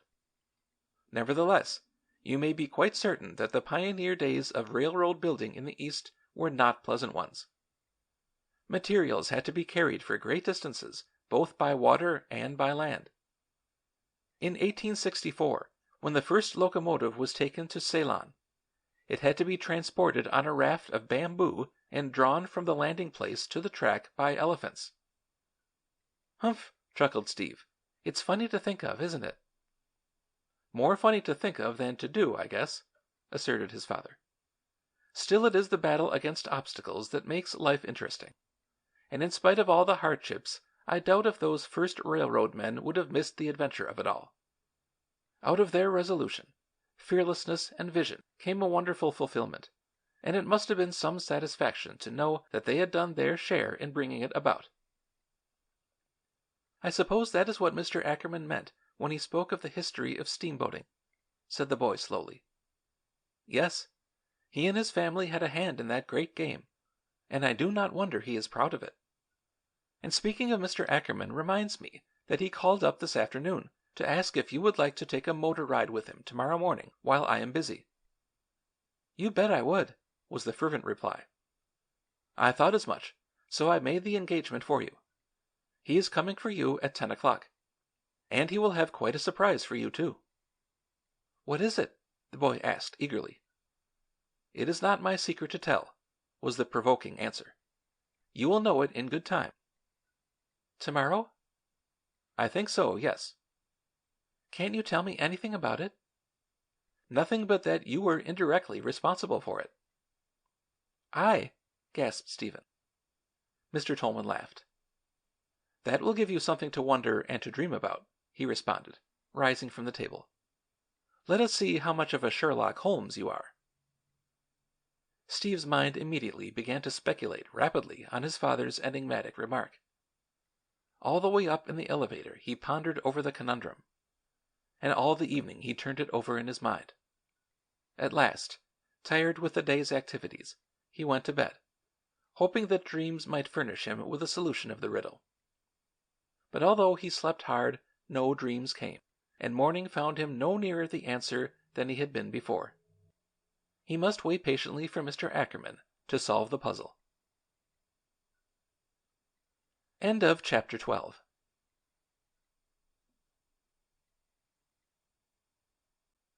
Chapter 13. Dick makes his second appearance.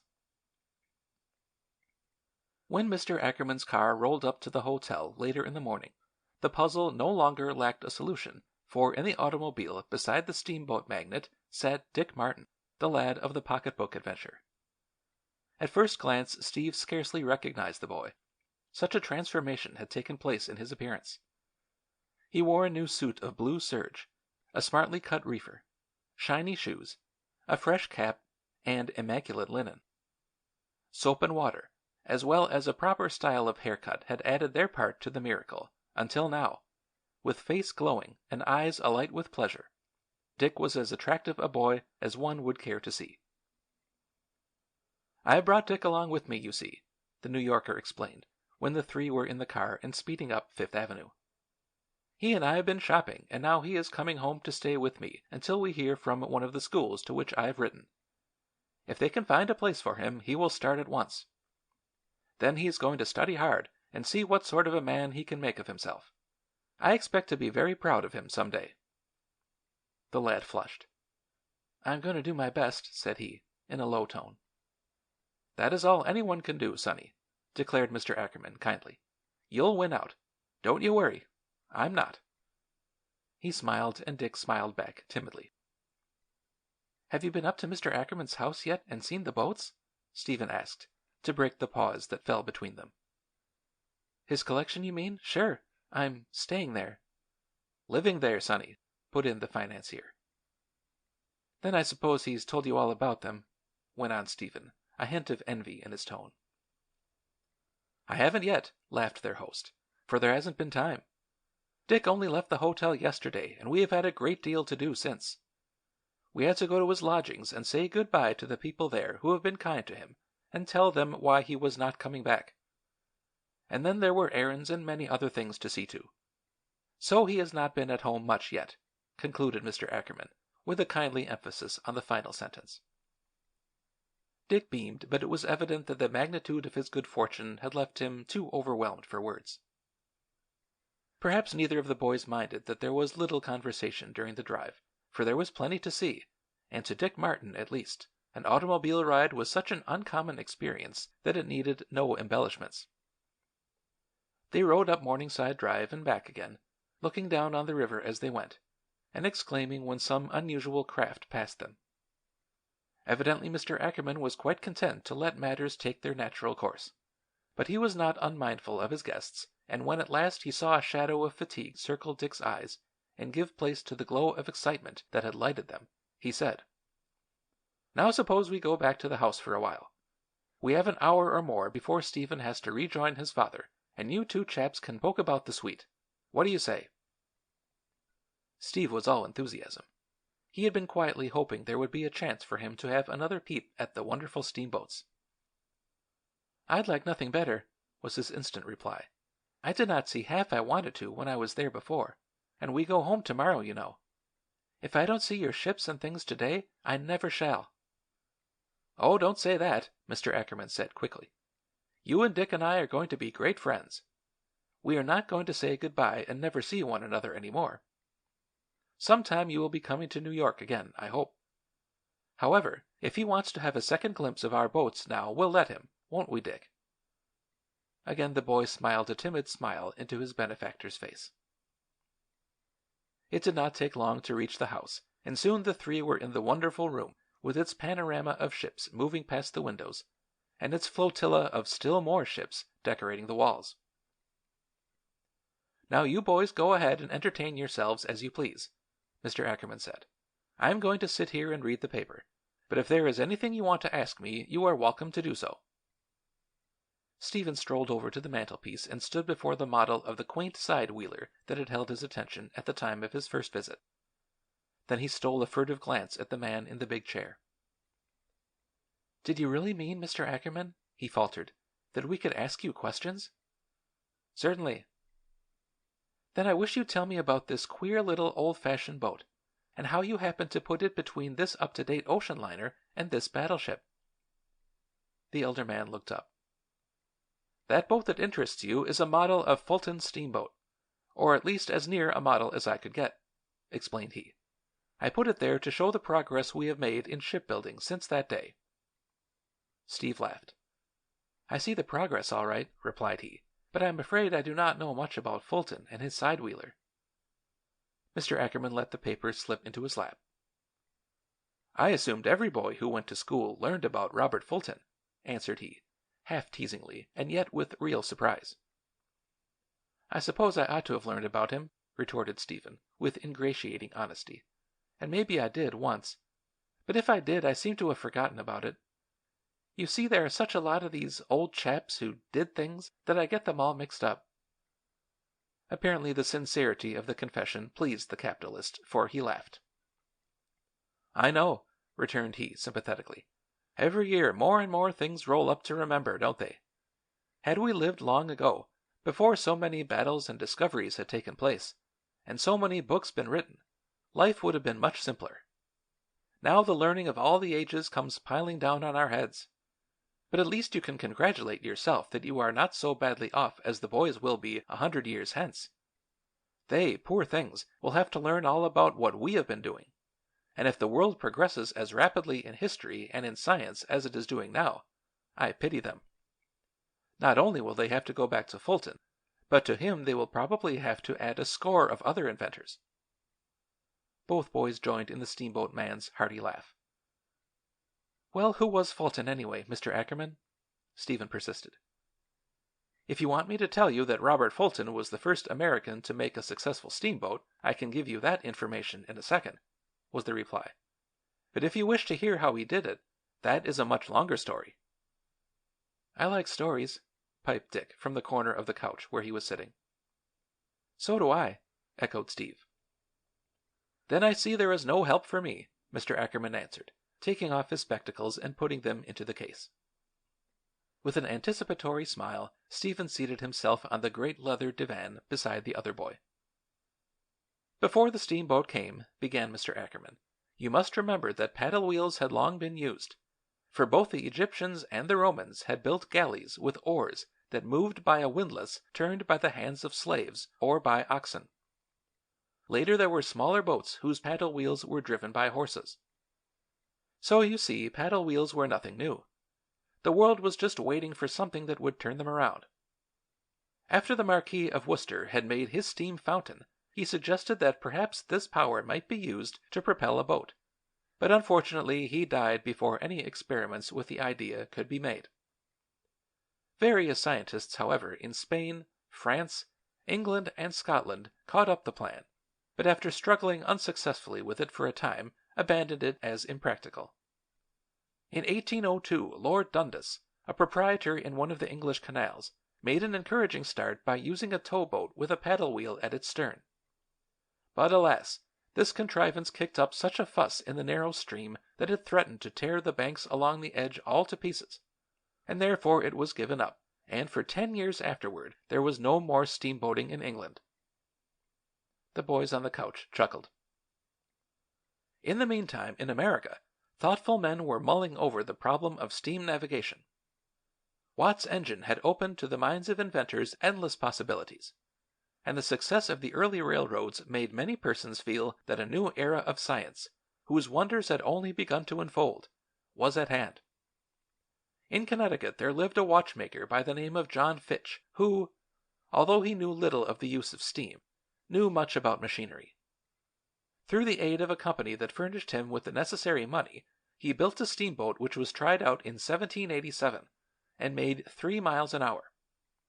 Of course it was not a boat like any of ours, for it was propelled by 12 oars, or paddles, operated by a very primitive steam engine. Nevertheless, it was the forerunner of later and better devices of a similar nature, and therefore Fitch is often credited with being the inventor of the steamboat. Perhaps, had he been able to go on with his schemes, he might have given the world something really significant in this direction. But as it was, he simply pointed the way. His money gave out. The company would do nothing further for him, and after building a second boat that could go 8 miles an hour instead of 3, he became discouraged and intemperate and let his genius go to ruin, dying later in poverty. A sad end to a life that might well have been a brilliant one. After Fitch came other experimenters, among them Oliver Evans of Philadelphia, who seems to have been a man of no end of inventive vision. "Wasn't he the one who tried sails on a railroad train?" inquired Steve, noting with pleasure the familiar name. "He was that very person," nodded Mr. Ackerman. "He evidently had plenty of ideas. The only trouble was that they did not work very well. He had already applied steam to mills and wagons, and now he wanted to see what he could do with it aboard a boat. Either he was very impractical, or else hard luck pursued his undertakings. At any rate, he had a boat built in Kentucky, an engine installed on it, and then he had the craft floated to New Orleans, from which point he planned to make a trip up the Mississippi. But alas, before his boat was fully ready, there was a drop in the river, and the vessel was left high and dry on the shore." "Jove!" exclaimed Dick involuntarily. "Pretty tough, wasn't it?" remarked Mr. Ackerman. "What did he do then?" demanded Stephen. "Did he resurrect the boat?" "No, it did not seem to be any use. Instead, he had the engine and boiler taken out and put into a sawmill, where once again hard luck pursued him, for the mill was burned not long after. That was the end of Oliver Evans's steamboating." Mr. Ackerman paused thoughtfully. Now, while Fitch and those following him were working at the steamboat idea here in America, Robert Fulton, also a native of this country, was turning the notion over in his mind. Strangely enough, he had not intended to be an inventor, for he was in France, studying to be a painter. During a visit to England, he had already met several men who were interested in the steam engine, and through them had informed himself pretty thoroughly about the uses and action of steam. In Paris, he made the acquaintance of a Mr. Barlow, and the two decided to raise funds and build a steamboat to run on the Rhone. This they did, but unfortunately the boat sank before any degree of success had been achieved. Then Fulton, not a whit discouraged, told the French government that if they would furnish the money, he would build a similar boat to navigate the Seine. The French, however, had no faith in the plan and promptly refused to back it. "I'll bet they wished afterward they had," interrupted Dick. "I presume they did," agreed Mr. Ackerman. "It is very easy to see one's mistakes after a thing is all over. Anyway, Mr. Barlow came back to America, where Fulton joined him, and immediately the latter went to building a steamboat that should be practical. On his way home he had stopped in England and purchased various parts for his engine, and when he got to New York he had these set up in an American boat.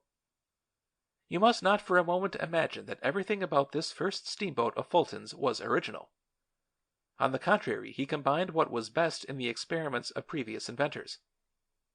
He adopted the English type of engine, the side paddle, everything that seemed to him workable. Barlow and a rich New Yorker named Livingston backed the enterprise. Now, some time before, the state of New York, half in jest and half in irony, had granted to Livingston the sole right to navigate the New York waters by means of ships driven by steam or fire engines. At the time, the privilege had caused much mirth, for there were nothing but sailing ships in existence, and there was no prospect of there ever being any other kind of vessel. Hence the honor was a very empty one, and nobody expected a time would arrive when it would ever be of any value to its owner. But Livingston was a shrewder and more far-seeing man than were the old legislators at Albany, and to Fulton he was an indispensable ally. The boy listened breathlessly. How these three men managed to keep their secret so well is a mystery, but apparently they did, and when Fulton suddenly appeared on the Hudson with a steamboat named the Clermont for Mr. Livingston's country seat on the Palisades, the public was amazed. A model of the boat with a miniature engine had previously been tried out, so the three promoters had little doubt that their project would work, and it did. As the new craft moved along without any sails to propel it, the sensation it made was tremendous. People were divided as to whether to flee from it in terror or linger and marvel at it. It is a pity that the newspapers of the period did not take the advent of this remarkable invention more seriously, for it would have been interesting to know more of the impression it created. As it was, little is recorded about it. Probably the very silence of the press is significant of the fact that there was scant faith in the invention, and that it was considered too visionary a scheme to dignify with any notice. However that may be, the newspapers passed this wonderful event by with almost no comment.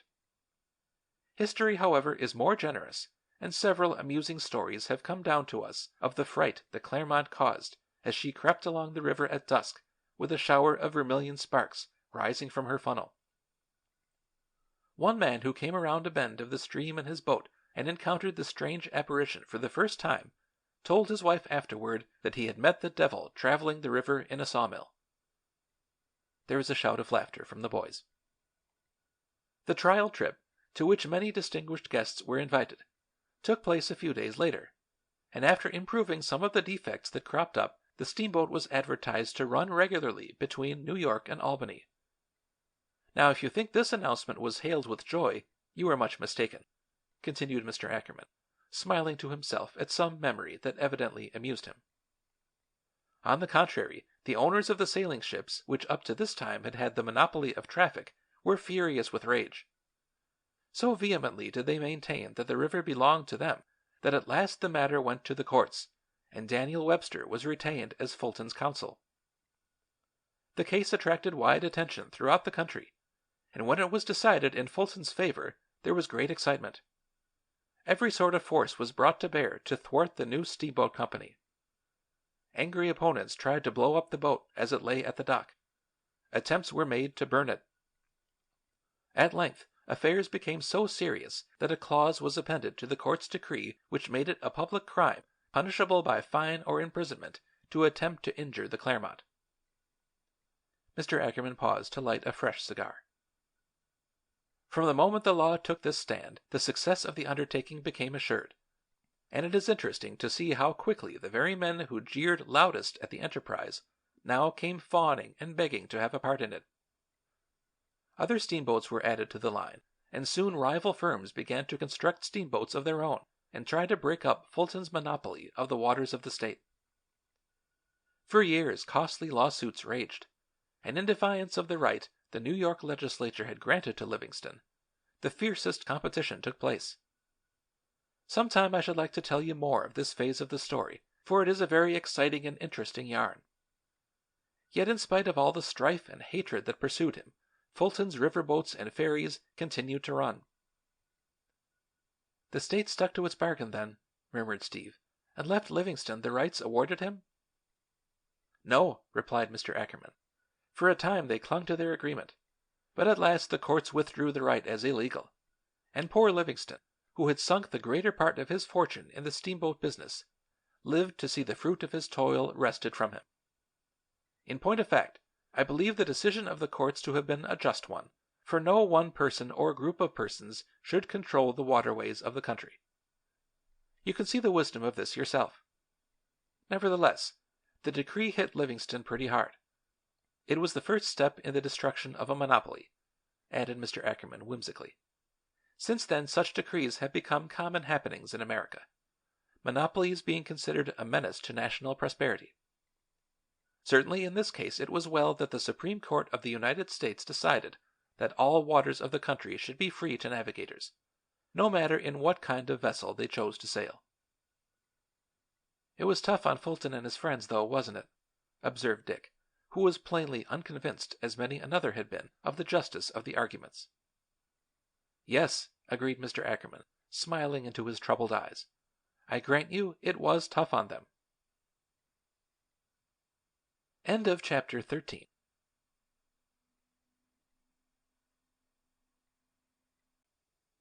Chapter 14. A Steamboat Trip by Rail. It was with a sense of deep regret that Stephen bade good-bye to Mr. Ackerman and Dick and returned to the hotel to join his father. For the steamboat financier he had established one of those ardent admirations which a boy frequently cherishes toward a man of attractive personality who is older than himself. And for Dick he had a genuine liking. There was a quality very winning in the youthful East Sider, and now that the chance for betterment had come his way, Steve felt sure that the boy would make good. There was a lot of pluck and grit in that wiry little frame. A lot of honesty, too, Stephen reflected, with a blush. He was not at all sure but that in the matter of fearlessness and moral courage the New York lad had the lead of him. Certainly he was not one who shrank from confessing when he had been at fault, which, Steve owned with shame, could not be said of himself. For several days he had not thought of his automobile escapade, but now once more it came to his mind, causing a cloud to chase the joyousness from his face. Alas, was he never to be free of the nagging mortification that had followed that single act? Was it always to lurk in the background and make him ashamed to confront the world squarely? Well, it was no use regretting it now. He had made his choice, and he must abide by it. Nevertheless, he was not quite so spontaneously happy when he met his father at luncheon and recounted to him the happenings of the morning. "Mr. Ackerman is taking a big chance with that boy," was Mr. Tolman's comment, when a pause came in the narrative. "I only hope he will not disappoint him. There must be a great difference between the standards of the two. However, Dick has some fine characteristics to build on. Honesty and manliness. I think the fact that he showed no coward blood and was ready to stand by what he had done appealed to Ackerman. It proved that although they had not had the same opportunity in life, they at least had some good stuff in common. You can't do much with a boy who isn't honest." Stephen felt the blood beating in his cheeks. Fortunately, his father did not notice his embarrassment, and as they soon were on their way to a picture show, the memory that had so importunately raised its unwelcome head was banished by the stirring story of a Californian gold mine. Therefore, by the time Stephen was ready to go to bed, the ghost that had haunted him was once more thrust into the background, and he had gained his serenity. No, he was not troubled that night by dreams of his folly, nor did he awaken with any remembrance of it. Instead, he and his father chatted as they packed quite as pleasantly as if no specter stood between them. "Well, son, have you enjoyed your holiday?" inquired Mr. Tolman, as they settled themselves in the great plush chairs of the parlor car and waited for the train to start.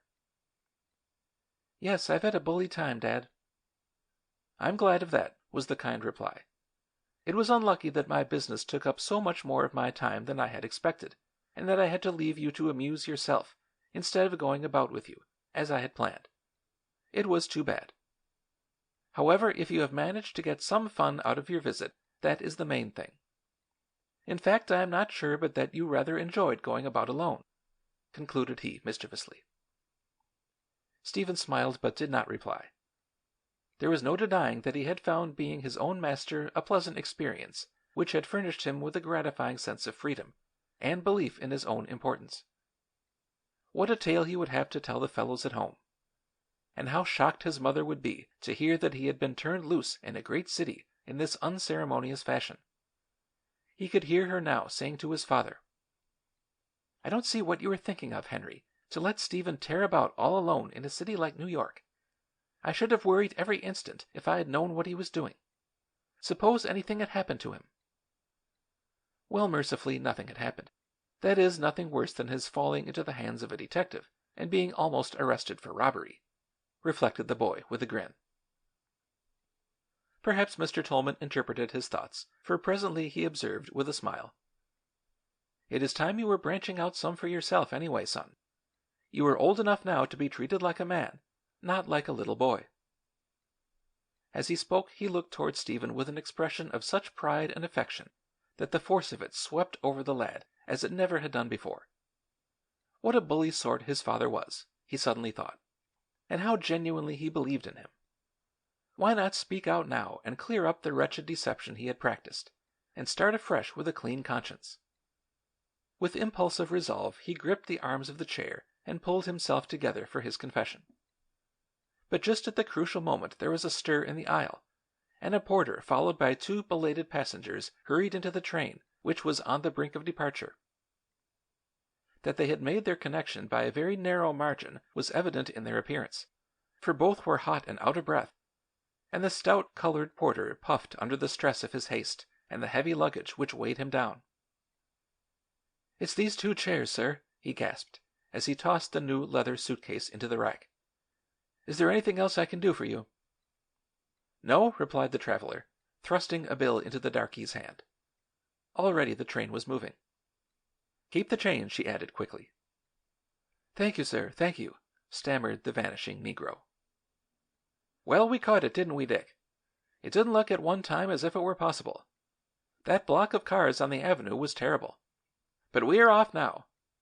It was about the closest shave I ever made." Then he turned around. "Hullo!" he cried. "Who's this? Bless my soul!" Both Mr. Tolman and Steve joined in the laugh of amazement. "Well, if this isn't a great note," went on Mr. Ackerman, still beaming with surprise. "I thought you people were not going until the afternoon train." "I managed to finish up my business yesterday and get off earlier than I planned," Mr. Tolman explained. "But I did not know you had any intention of going in this direction." "I hadn't until this morning," laughed the financier.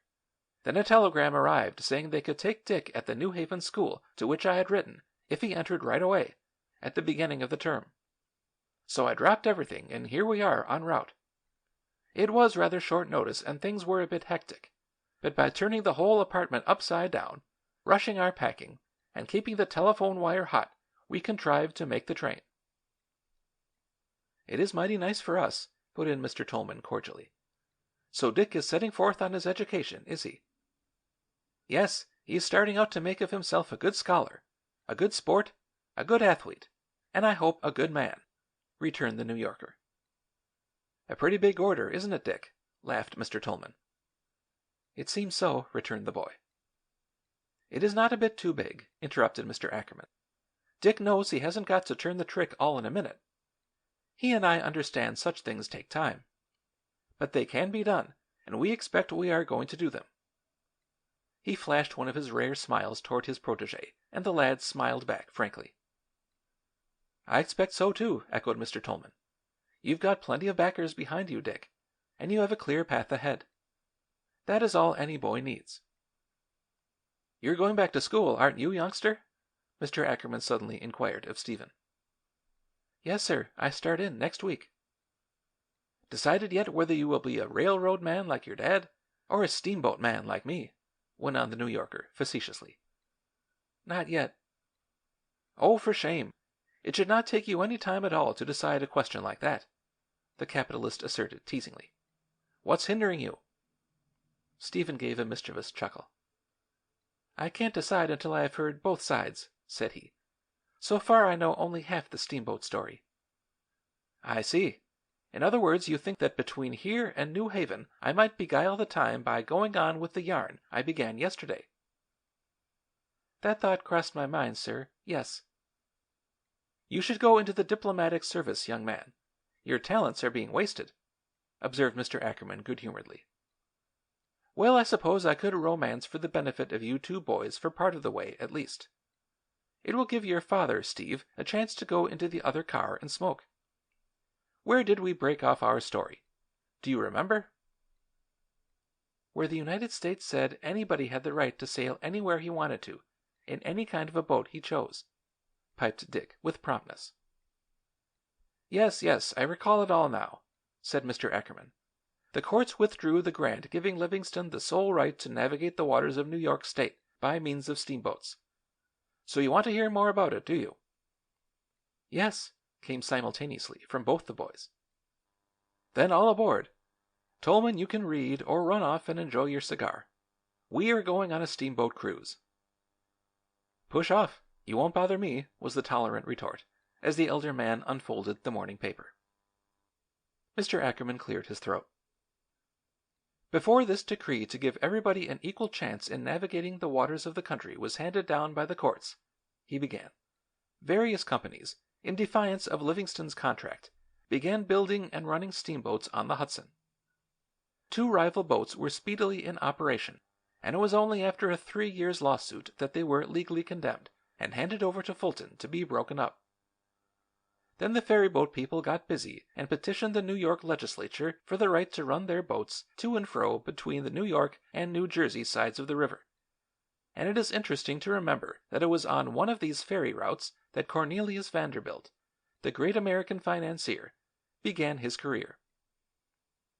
I never knew that, ejaculated Dick, intent on the story. After the ruling of the Supreme Court in 1818 that all the waters of the country were free, there was a rush to construct and launch steamers on the Hudson.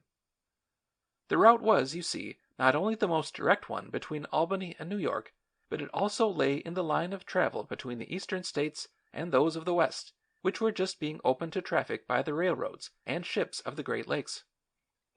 Now you must not for a moment imagine that in those days there were any such vast numbers of persons traversing the country as there are now. Our early Americans worked hard and possessed only comparatively small fortunes, so they had little money to throw away on travel simply for its own sake. Moreover, the War of 1812 had left the country poor. Nevertheless, there were a good many persons who were obliged to travel, and it followed that each of the Hudson River lines of steamers was eager to secure their patronage. Hence, a bitter competition arose between the rival steamboat companies. He paused and smiled whimsically at some memory that amused him. Every inducement was offered the public by these battling forces.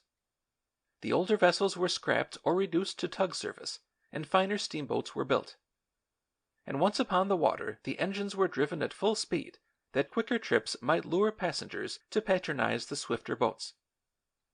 Captains and firemen pitted their energies against one another, and without scruple raced their ships, with the result that there were many accidents. In spite of this, however, the rivalry grew rather than diminished. It must have been great sport, remarked Stephen. Oh, there was sport in plenty, nodded Mr. Ackerman. Had you lived during those first days of Hudson River transportation, you would have seen all the sport you wanted to see, for the steamboat feud raged with fury, the several companies trying their uttermost to get the trade away from the Fulton people and from one another. Money became no object, the only aim being to win in the game.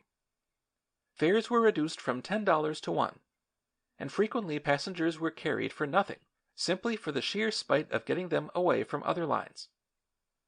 Vanderbilt was in the thick of the fray, having now accumulated sufficient fortune to operate no less than 50 boats.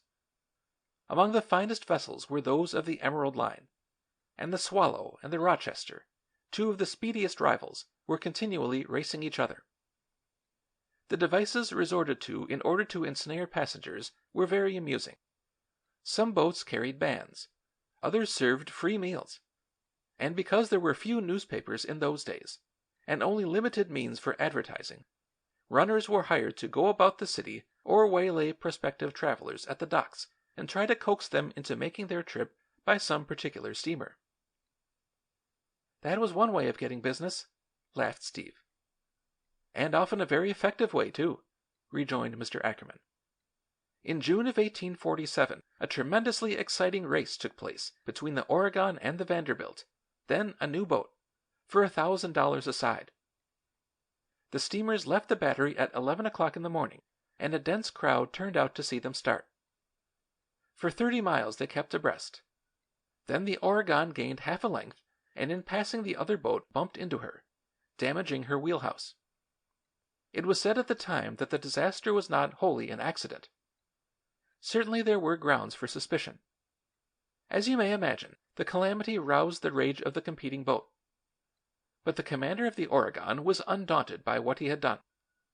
All he wished was to win the race, and that he was determined to do. He got up a higher and higher pressure of steam, and used more and more coal until, when it was time to return to New York, he discovered that his supply had given out and that he had no more fuel. "And he had to give up the race?" queried Dick, breathlessly. "Not he. He wasn't the giving up kind," said Mr. Ackerman. Finding nothing at hand to run his boilers with, he ordered all the expensive fittings of the boat to be torn up and cast into the fire. Woodwork, furniture, carvings, anything that would burn. In that way he kept up his furious rate of speed and came in victorious by the rather close margin of 1,200 feet. "Bully for him!" cried Dick. But Stephen did not echo the applause. "It was not a square race," he said, "and he had no right to win. Anyway, his steamboat must have been pretty well ruined." "I fancy it was an expensive triumph," owned Mr. Ackerman. "Without doubt it cost much more than the $1,000 he won to repair the vessel. Still he had the glory, and perhaps it was worth it to the company." "Were there other races like that?" Dick asked. "Yes. For years the racing went on until there were so many fires, explosions, and collisions that the steamer inspection law was put through to regulate the conditions of travel. It certainly was high time that something was done to protect the public, too, for such universal recklessness prevailed that everybody was in danger. Boats were overloaded. Safety valves were plugged. Boilers carried several times as much steam as they had any right to do, and many lives had been sacrificed before the government stepped in and put a stop to this strife for fame and money. Since then the traffic on the Hudson has dropped to a plane of sanity, and is now carried on by fine lines of boats that conform to the rules for safety and efficient service." "And what became of Mr. Vanderbilt?" interrogated Dick, who was a New Yorker to the core, and had no mind to lose sight of the name with which he was familiar. "Oh, Mr. Vanderbilt was a man who had many irons in the fire," replied Mr. Ackerman, smiling at the boy's eagerness. "He did not need to be pitied, for just about this time gold was discovered in California, and as the interest of the country swung in that direction, Vanderbilt, ever quick to seize an opening wherever it presented itself, withdrew some of his steamers from the Hudson and headed them around to the Pacific coast instead." "And your family, Mr. Ackerman, were mixed up in all this steamboat rumpus?" commented Steve suddenly. "Yes, my grandfather was one of the Hudson River racers, and quite as bad as the rest of them," the man replied. "Nevertheless, he was a stanch, clever old fellow, and because he did his part toward building up the commerce and prosperity of the nation, I have always regarded him with the warmest respect. I do not approve of all his methods, however, any more than I approve of many of the cutthroat business methods of today, which sometime will be looked back upon with as much shame as these have been.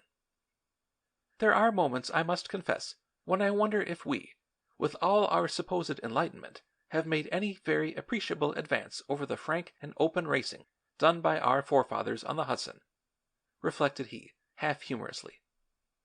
"Perhaps we are a trifle more humane, and yet there is certainly much to be desired in the way we still sacrifice the public to our greed for money. And evil sometimes has to come to a climax to make us conscious of our injustice. Let us hope that our generation will not be so blind that it will not heed the warnings of its conscience, and instead delay until some such catastrophe comes upon it as pursued the racing boats of the Hudson River." End of chapter 14.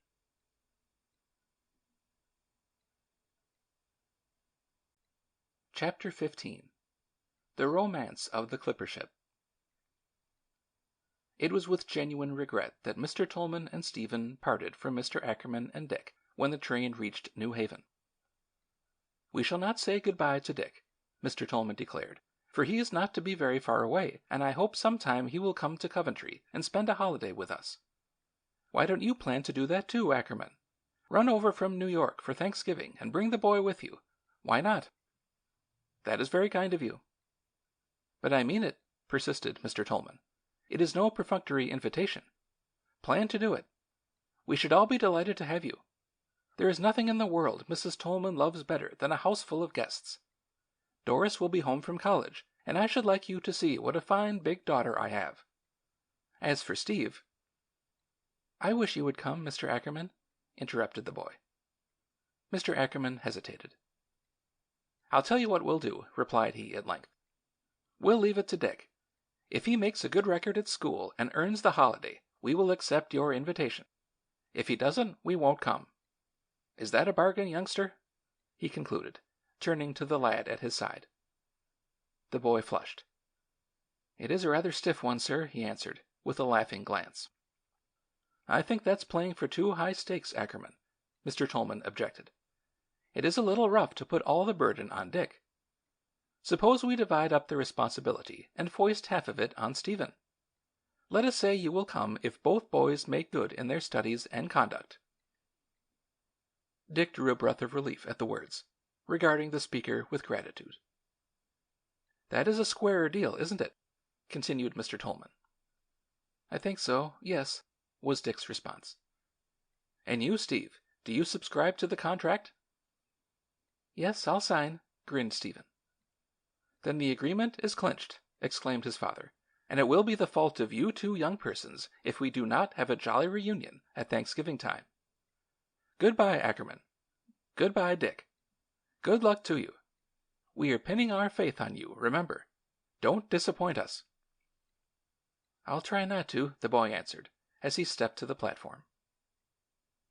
"Dick is a fine, manly young chap," observed Mr. Tolman, after the train was once more under way and he and Stephen were alone. "I have a feeling that he is going to make good, too. All he needed was a chance. He has splendid stuff in him. There isn't a mean bone in his body." Stephen moved uncomfortably in his chair, and a guilty blush rose to his cheek, but apparently his father did not notice it. "You liked Mr. Ackerman also, didn't you, son? Indeed, there is no need to ask, for he is a genius with young people, and no boy could help liking a man of his type. It is a pity he hasn't a dozen children, or isn't the leader of a boys' school." "He is corking at storytelling," was Steve's comment. "He certainly is. I caught some fragments of his Hudson River tale and did not wonder that it fascinated you.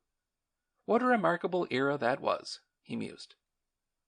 "There were a lot of questions I wanted to ask him," Stephen said. "Such as?"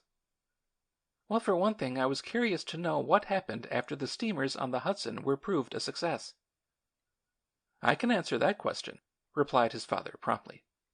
"After the river boats had demonstrated their practicability, steamships were built for traffic along short distances of the coast.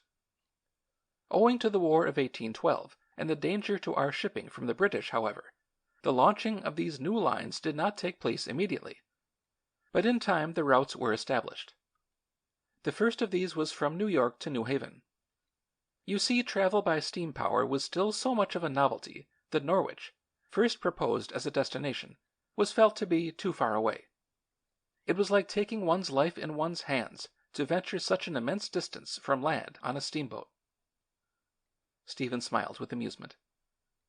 "But gradually," continued Mr. Tolman, "the public as well as the steamboat companies became more daring, and a line from New York to Providence, with Vanderbilt's Lexington as one of the ships, was put into operation.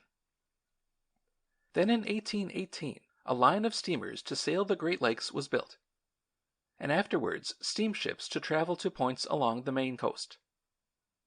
The problem of navigation on the rivers of the interior of the country followed, and here a new conundrum in steamboat construction confronted the builders, for the channels of many of the streams were shallow, and in consequence demanded a type of boat very long and wide in proportion to its depth of hull. After such a variety of boat had been worked out and constructed, lines were established on several of the large rivers, and immediately the same old spirit of rivalry that pervaded the Hudson years before cropped up in these other localities. Bitter competition, for example, raged between the boats that plied up and down the Mississippi, and in 1870 a very celebrated race took place between the Natchez and the Robert E. Lee. The distance to be covered was 1,218 miles, and the latter ship made it in 3 days, 18 hours, and 30 minutes. The test, however, was not a totally fair one, since the Natchez ran into a fog that held her up for 6 hours. But the event illustrates the keen interest with which men followed the progress of American shipping. And you can see how natural it was that after the riverboats, lake steamers, coastwise vessels, and tugs had had their day, the next logical step, and very prodigious one, was the ocean liner, ejaculated Stephen. Precisely, nodded his father. Now there are 2 separate romances of our ocean-going ships. The first one is of the sailing vessels, and is a chronicle of adventure and bravery as enthralling as any you could wish to read. I wish I had time to tell it to you in full and do it justice, but I fear I can only sketch in a few of the facts and leave you to read the rest by yourself sometime. You probably know already that whalers went out from Gloucester, New Bedford, and various of our eastern ports, and often were gone on 2 or 3-year cruises. And when you recall that in those early days there not only was no wireless, but not even the charts, lighthouses, and signals of a thoroughly surveyed coast, you will appreciate that setting forth on such a voyage for whale oil, then used almost exclusively for lighting purposes, took courage. Of course the captains of the ships had compasses, for the compass came into use just before the beginning of the 15th century, and was one of the things that stimulated the Portuguese and Spaniards to start out on voyages of discovery. The Spaniards built ships that were then considered the largest and finest afloat, and probably Columbus caught the enthusiasm of the period, and with the newly invented compass to guide him, was stirred to brave the ocean and discover other territory to add to the riches of the land he loved. It was a golden age of romance and adventure, and the journeys of Columbus grew out of it quite naturally. But in America shipping had its foundation in no such picturesque beginning. The first vessel made in this country was constructed as a mere matter of necessity, being built at the mouth of the Kennebec River to carry back to England a group of disheartened, homesick settlers. He paused thoughtfully a moment. Even the ships of later date had their birth in the same motive, that of necessity. The early colonists were forced to procure supplies from England, and they had no choice but to build ships for that purpose. At first these sailing packets were very small, and as one thinks of them today it is to marvel that they ever made so many trips without foundering. As for our coastwise ships, up to 1812 they were nothing more than schooner-rigged hulls. I wonder where the word schooner came from, commented Steve. The legend goes that the term schoon was a colloquialism used when skipping stones. When a pebble glanced along the top of the water it was said to schoon, answered his father, with a smile. After the War of 1812 was over and our American vessels were safe from possible attack, and after the country itself had recovered somewhat from the stress of this financial burden so that men had more money to invest in commerce, we began to branch out and build finer vessels, and when it came to rigging them, there seemed to be no name to apply to the arrangement of the sails. The story goes that one day as one of these new ships sailed out of Gloucester Harbor, a fisherman watching her exclaimed with admiration, "See her schoon!" The phrase not only caught the public fancy, but that of the shipbuilders as well, and the word schooner was quickly adopted. "I never knew that before," announced Steve, when the narrative was concluded. Slowly the models of ships improved, went on his father, without heeding the interruption. Vessels became larger, faster, more graceful. Even the whalers and fishing smacks took on more delicate lines. Merchants from Salem, Gloucester, New Bedford invested their hard-earned savings in whalers and trading ships, and many of them made their fortunes by so doing. The sailing packets that went to Liverpool began to make excellent time records. Although the English were now using steamers for transatlantic travel, they had not perfected them to a sufficient extent to make their trips faster than those of sailing ships. "About how long did it take them to cross?" inquired Stephen. "The average time to Liverpool was from 19 to 21 days," was the answer, "and for the return voyage from 30 to 35. "Whew, Dad! Why, one could walk it in that time!" exclaimed the lad. It was a long time, his father agreed, but it is not fair to measure it by present-day standards. Think how novel a thing it was to cross the ocean at all. "I suppose so," came reflectively from Stephen. It was not long, continued his father, before the English improved their engines so that their steamers made better time, and then our American sailing packets were left far behind. This, as you can imagine, did not please our proud and ambitious colonists, who were anxious to increase their commerce and build up their young and growing country. Something must be done. As yet they had not mastered the enigma of steam, but they could make their sailing ships swifter and finer, and this they set to work to do. Out of this impetus for prosperity came the remarkable clipper ship era. We shall probably never see such beautiful ships again, continued Mr. Tolman, a trifle sadly. Youth and romance go hand in hand, and our country was very young, and proud and eager in those days. Our commerce was only beginning, and the far corners of the world were strange, unexplored, and alluring. It is like an Arabian Nights tale to read of those wonderful ships, built to carry merchandise to China, India, and other foreign ports. Speed was their aim. Speed, speed, speed. They must hold their own against the English steamers if they would keep their place on the seas.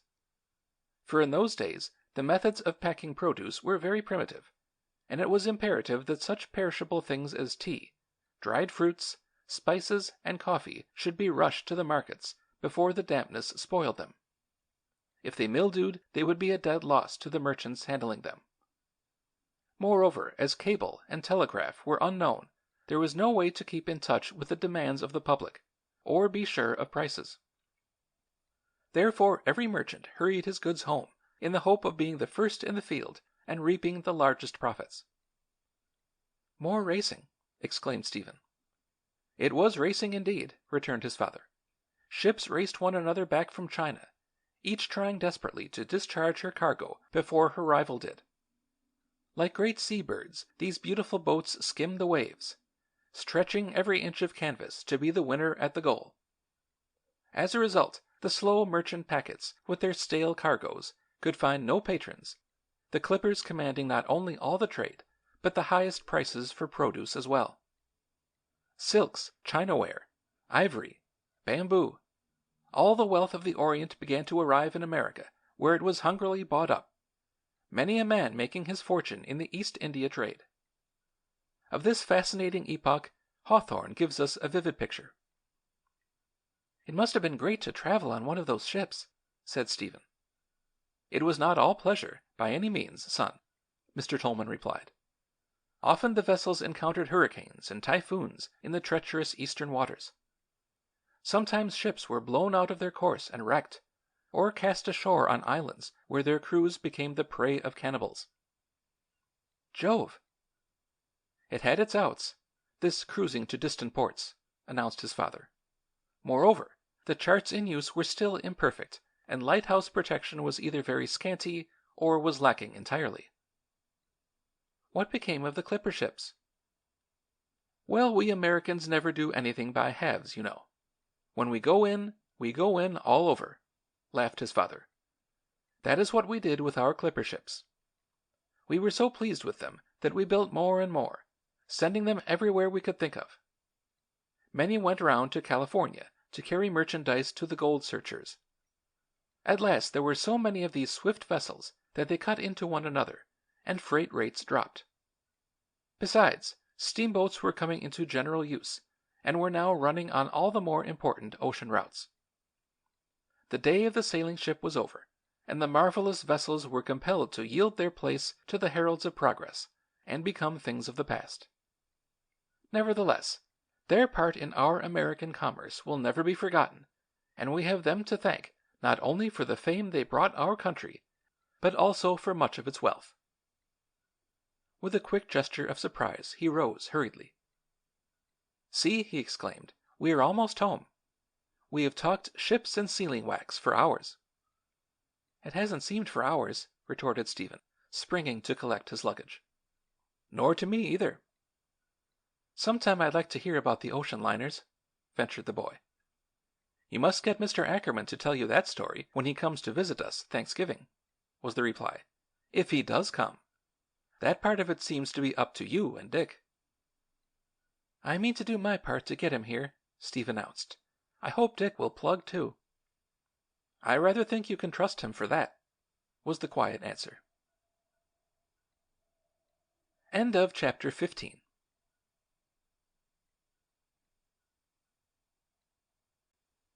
Chapter 16. Again the magic door opens. A change of trains and a brief hour's journey brought the travelers safely to Coventry, where Havens met them with the automobile. "This will be our last ride this fall," observed Mr. Tolman, as he loitered on the platform while the luggage was being lifted into the car. "We shall have to put the motor up in a day or two. It will not need much of an overhauling in the way of repairs this season, I guess, for it is comparatively new and should be in pretty good condition. There may be a few slight things necessary, but nothing much. Isn't that so, Havens?" "It is badly scratched, sir." "Scratched?" "Yes, sir, both inside and out. I wonder you haven't noticed it. Still, you wouldn't unless you got it in just the right light. I did not myself at first. There are terrible scratches everywhere. You would think 10 men had climbed all over it. Look." "Oh, it can't be so bad as all that," laughed Mr. Tolman good-humoredly, evidently not taking the chauffeur's comment seriously. "The car was new in the spring, and we have not given it very hard wear. What little luggage we have carried has been carefully put in. I have seen to that myself. Only a short time ago I thought how splendidly fresh the varnish looked. In fact, I examined it just before you were ill. It can't have become very much defaced since then, for we have not had the car out of the garage, except for one short excursion." Havens' brow darkened into a puzzled frown. "I don't understand it at all, sir," he replied. "I could swear the scratches were not there when I went away. If you didn't tell me yourself the car hadn't been used much, I'd stake my oath that it had a great deal of knocking about while I was gone. Look here, Mr. Tolman. Look at that, and that, and that. Great digs in the paint, as if people with boots on had climbed over the sides." Mr. Tolman looked, and so, with a sinking heart, did Stephen. "Mercy on us, I never noticed all this before," cried Mr. Tolman in consternation. "What in the world—" He stopped as if he could find no words to voice his amazement. "Look at this." He placed a finger on a broad, clearly defined line that extended from the top of the tonneau to the bottom. "You would think somebody had dug his heels in here and then slid down until he reached the ground. And this. What on earth has happened to the thing, Havens? It looks as if it had been used for a gymnasium." Hot and cold by turns, Steve listened. The marks to which his father pointed told a truthful story. Somebody had braced his heels against the side and then slid to the ground. It was Bud Taylor. And that other jagged line indicated where Tim Barkley had scrambled over the edge and made his hurried exit. The history of the whole miserable adventure was etched in the varnish, as vividly as if it had been traced there in words. Stephen gasped with horror when he saw how plainly the entire story stood out in the sunlight of the November day. Why, the most stupid person alive could read it. Every moment he expected that his father or Havens would wheel on him and ask accusingly, "When was it you carried all those boys to Torrington?" He could hear his heart thumping inside him and feel the beat of the blood that scorched his cheek. He had not pictured a dilemma like this. The affair had gone off so smoothly that he had flattered himself every possibility of discovery was past. And in this comforting knowledge he had basked with serenity. And now, behold, here he was at the brink of peril, and just when he had had such a glorious holiday, too. "How do you solve the riddle, Havens?" he heard his father asking. "I ain't solving it, sir," was the drawling answer. "Maybe Steve could give you a hint, though," he added slyly. The lad stiffened. He and Havens had never been friends. They had been through too many battles for that. The chauffeur did not like boys and took no trouble to conceal the fact, and as a result he had been the prey of many a mischievous prank. It was through his vigilance that Stephen had more than once been brought to justice, and in the punishment that followed, Havens had exulted without restraint. As a retaliation, the boy tormented him whenever opportunity presented, the two carrying on a half-bitter, half-humorous feud which was a source of mutual gratification. Had not this been the case, the confession that trembled on Stephen's tongue would doubtless have been uttered then and there. But to speak before Havens and afford him the chance to crow and rejoice, that was not to be thought of. Therefore, drawing in his chin and holding his head a trifle higher than was his wont, he replied with hauteur, I have no solution at all to offer. How could I have? For the fraction of a second, Mr. Tolman looked sharply at his son, as if some new thought had suddenly struck him. Then the piercing scrutiny faded from his eyes, and he turned away. Well, I guess we shall have to drop the matter for the present anyway, and be getting home, said he. It will do no good for us to stand here in the cold and argue. We shall be no nearer an answer. Come, jump in, Steve. With a strange sense of reluctance, the boy obeyed. He felt the door to confession closing with finality behind him. And now that he saw all chance for dallying on its threshold cut off, he began to regret that it should so completely close. Once again the opportunity to clear his conscience had come about in an easy, natural manner. Confession had been gently and tactfully invited, and he had turned his back. Never again, probably, would he have such a chance as this. Without any ignominious preamble, he could have spoken the few words necessary and been a free man. But alas, he had hesitated too long. His father followed him into the car, banged the door, and they shot homeward. Perhaps, temporized the lad as they rode along, he would say something when they reached the house. Why wasn't it better anyway to wait until he and his father were quiet and alone? Who could blame him for not wanting to confess his misdemeanors before an audience? His father would understand and forgive his reticence, he was sure. Having lulled his conscience to rest with the assurance of this future reparation, he sank back against the cushions and drew the robe closer about him. There was no use in letting the ride be spoiled by worry. He did not need to speak until he got back, and he needn't speak at all if he did not wish to. If no favorable opening occurred, why, he could still remain silent and wait a better chance. He had taken no vow, made no promise. Nothing actually bound him to act unless he chose. It was surprising how his spirits rose with this realization. He even ventured to talk a little and make a joke or two. These overtures received only scant response from his father, however, for Mr. Tolman's brow had settled into a frown, and it needed no second glance to assure Stephen that the happenings of the past half hour had put the elder man very much out of humor. How unfortunate, mused the boy, that this mood should have come upon his father. It would take more than an ordinary measure of courage to approach him now. Why, it would be braving the lions, actually tempting fate to go to him with a confession when he looked like this. Would it not be much wiser to wait? With a sharp swerve they turned in at the gate and rolled up the long driveway. Then the front door burst open, and from it issued not only Mrs. Tolman and Doris, but with them the girl with the wonderful hair, Jane Harden, whom he had seen at Northampton. A hubbub of greeting ensued, and in the interchange of gay conversation all thought of confession was swept from Stephen's mind. Nor in the days that followed, with their round of skating, hockey, snowshoeing, and holiday festivities, did the inclination to revert to the follies of the past arise. The big red touring car was sent away without further allusion to its battered condition, and with its departure the last link with the misfortunes that tormented him seemed destroyed. Once, it is true, when he overheard his father telling his mother that the bill for repainting and varnishing the car was going to be very large, his conscience smote him. But what, he argued, could he do? Even were he to come forward now and shoulder the blame, it would not reduce the expense of which his father complained. He had no money. Therefore he decided it was better to close his ears and try and forget the entire affair. His father had evidently accepted the calamity with resignation, and made up his mind to bear the consequences without further demur. Why not let the matter rest there?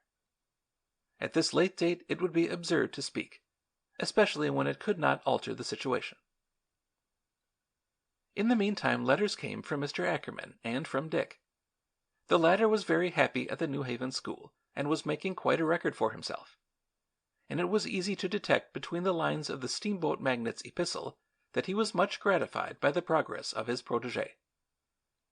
Thanksgiving would soon be here, and if the Tolmans still extended their invitation for the holidays, the two New Yorkers would be glad to accept it. "All right, Ackerman, today," announced Mr. Tolman at breakfast. "The invitation has hung on Stephen and Dick, and I am glad to say they each have made good. How fine that that little East Side chap should have turned out so well. I don't wonder Ackerman is pleased. Everybody does not get appreciation in return for kindness. I know many a parent whose children repay what is done for them only with sneaking, unworthy conduct, and utter ingratitude. Dick may not have been born into prosperity, but he is a thoroughbred at heart, and it shows in his actions. He is every inch a gentleman." At the words, Stephen's blood tingled. What would his father think of him if he knew what a mean-spirited coward he was?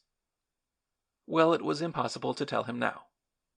It would upset the whole Thanksgiving party. End of chapter 16.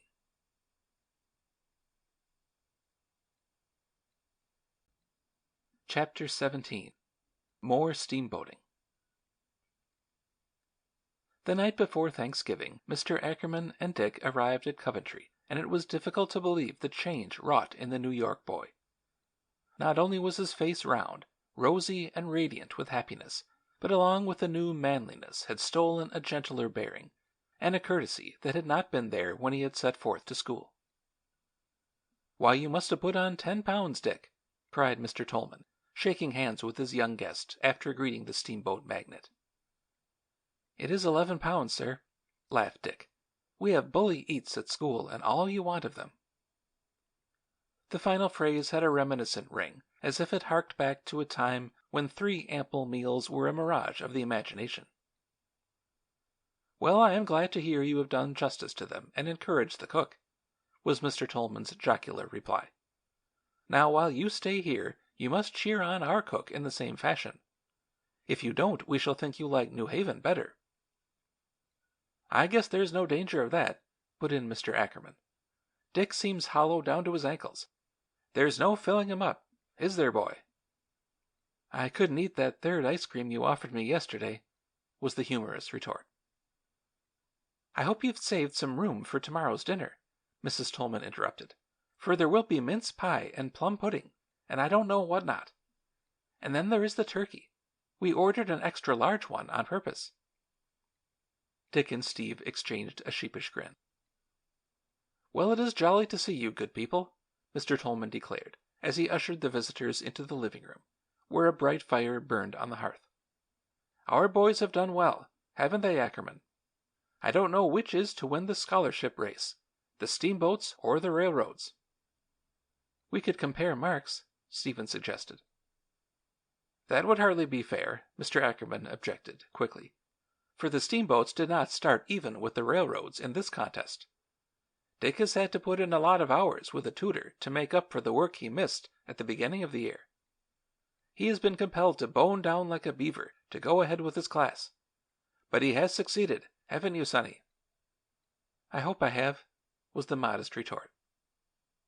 "Furthermore," went on Mr. Ackerman, "there are other things besides scholarship to be considered in this bargain. We want fine, manly boys as well as wise ones.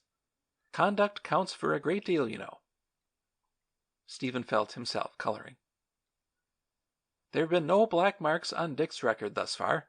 How about yours, Steve?" asked the New York man. No, I haven't had any black marks either," responded Stephen, with a gulp of shame. "That is splendid, isn't it?" commented Mr. Ackerman. "I wasn't looking for them. You have too fine a father to be anything but a square boy." Once more Stephen knew himself to be blushing. If they would only talk about something else. "Are you going to finish your steamboat story for us while you are here?" inquired he, with sudden inspiration. "Why, I'd not thought of doing any steamboating down here," laughed the capitalist. "Rather, I came to help the Pilgrims celebrate their first harvest." "But even they had to come to America by boat," suggested Doris, mischievously. "I admit that," owned the New Yorker. "And what is more, they probably would have come in a steamboat if one had been running at the time." "What was the first American steamship to cross the Atlantic, Ackerman?" questioned Mr. Tolman when they were all seated before the library fire. I suppose the Savannah had that distinction, was the reply. She was built in New York in 1818 to be used as a sailing packet. But she had side wheels and an auxiliary engine, and although she did not make the entire transatlantic distance by steam, she did cover a part of it under steam power. Her paddle wheels, it is interesting to note, were so constructed that they could be unshipped and taken aboard when they were not in use, or when the weather was rough. I believe it took her 27 days to make the trip from Savannah to Liverpool, and 80 hours of that time she was using her engine. Although she made several trips in safety, it was quite a while before the American public was sufficiently convinced of the value of steam to build other steamships. A few small ones appeared in our harbors, it is true, but they came from Norway or England. They made much better records, too, than anything previously known. The Sirius crossing in 1838 in 19 days, and the Great Western in 15. In the meantime, shipbuilders on both sides of the Atlantic were studying the steamboat problem, and busy brains in Nova Scotia and on the Clyde were working out an answer to the puzzle. One of the most alert of these brains belonged to Samuel Cunard, the founder of the steamship line that has since become world famous. In May 1840, through his instrumentality, the Unicorn set out from England for Boston, arriving in the harbor June 3rd, after a voyage of 16 days. When we reflect that she was a wooden side-wheeler, not much larger than one of our tugboats, we marvel that she ever put in her appearance. Tidings of her proposed trip had already preceded her, and when after much anxious watching she was sighted, there was the greatest enthusiasm along the waterfront.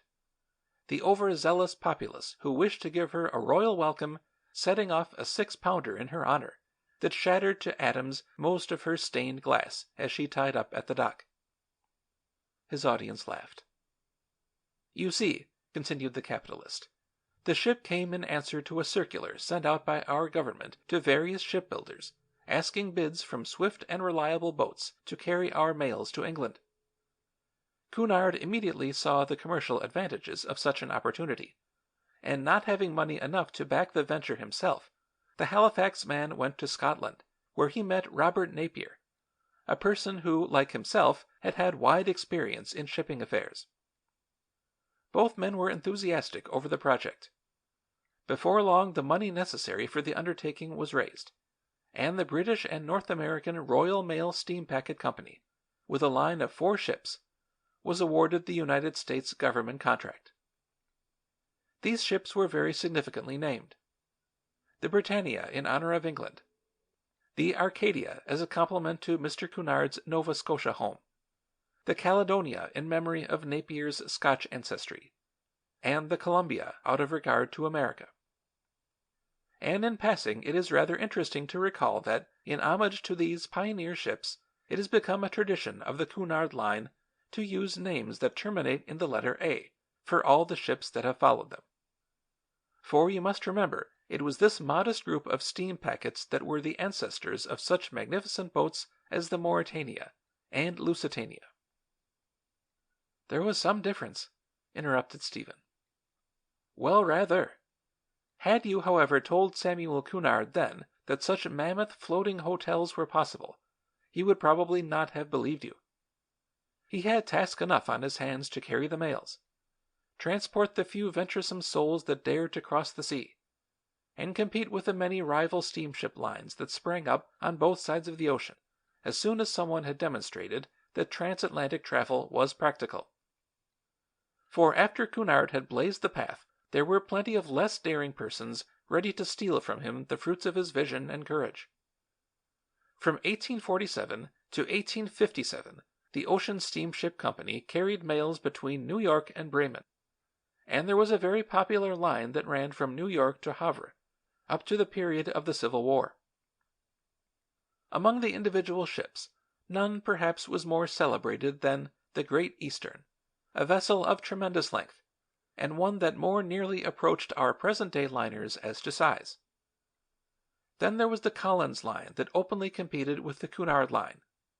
And to further increase transatlantic travel, in 1855 Cornelius Vanderbilt, ever at the fore in novel projects, began operating lines of steamships not only to England and France, but to Bremen. Mr. Ackerman paused a moment. By 1871, there was an American line between Philadelphia and Liverpool. In the meantime, ever since 1861, there had been a slow but steady advance in ocean shipbuilding. Although iron ships had gradually replaced wooden ones, the side-wheeler was still in vogue, no better method of locomotion having been discovered. When the change from this primitive device to the screw propeller came, it was a veritable leap in naval architecture. Now revolutions in any direction seldom receive a welcome, and just as the conservatives had at first hooted down the idea of iron ships, asserting they would never float, so they now decried the use of the screw propeller. Indeed, there was no denying that this innovation presented to shipbuilders a multitude of new and balking problems. While the clipper ships had greatly improved the designs of vessels, the stern was still their weakest point, and now, in addition to this already existing difficulty, came the new conundrums presented by the pitch, or full turn of the thread, in the screw propeller. Also the churning of the current produced by the rapidly whirling wheel, which was found to retard the speed of the ship very materially. Valiantly engineers wrestled with one after another of these enigmas until they conquered them, and put shipbuilding on the upward path where it has been ever since. In time, steel ships replaced the cruder vessels of iron. Finer types of engines were worked out. The wireless and the many electrical devices which herald approaching foes and announce the presence of icebergs have been invented.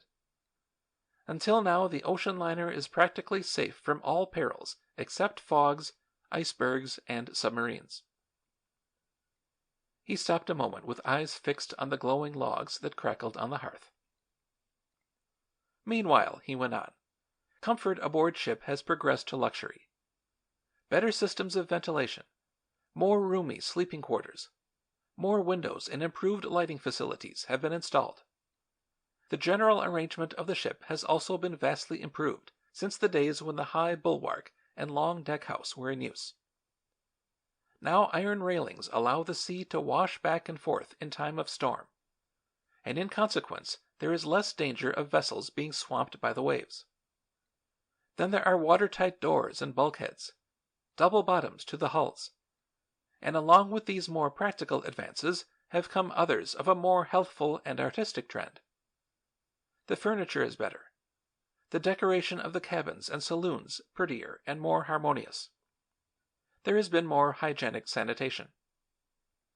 When the Oceanic of the White Star Line was built in 1870, she had a second deck, and this novel feature was adopted, broadcast, and eventually ushered in the many-deck liners now in use.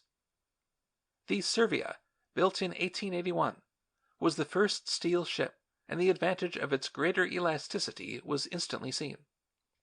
Builders were wise enough to grasp the fact that with the increasing length of vessels, steel ships would be able to stand a greater strain.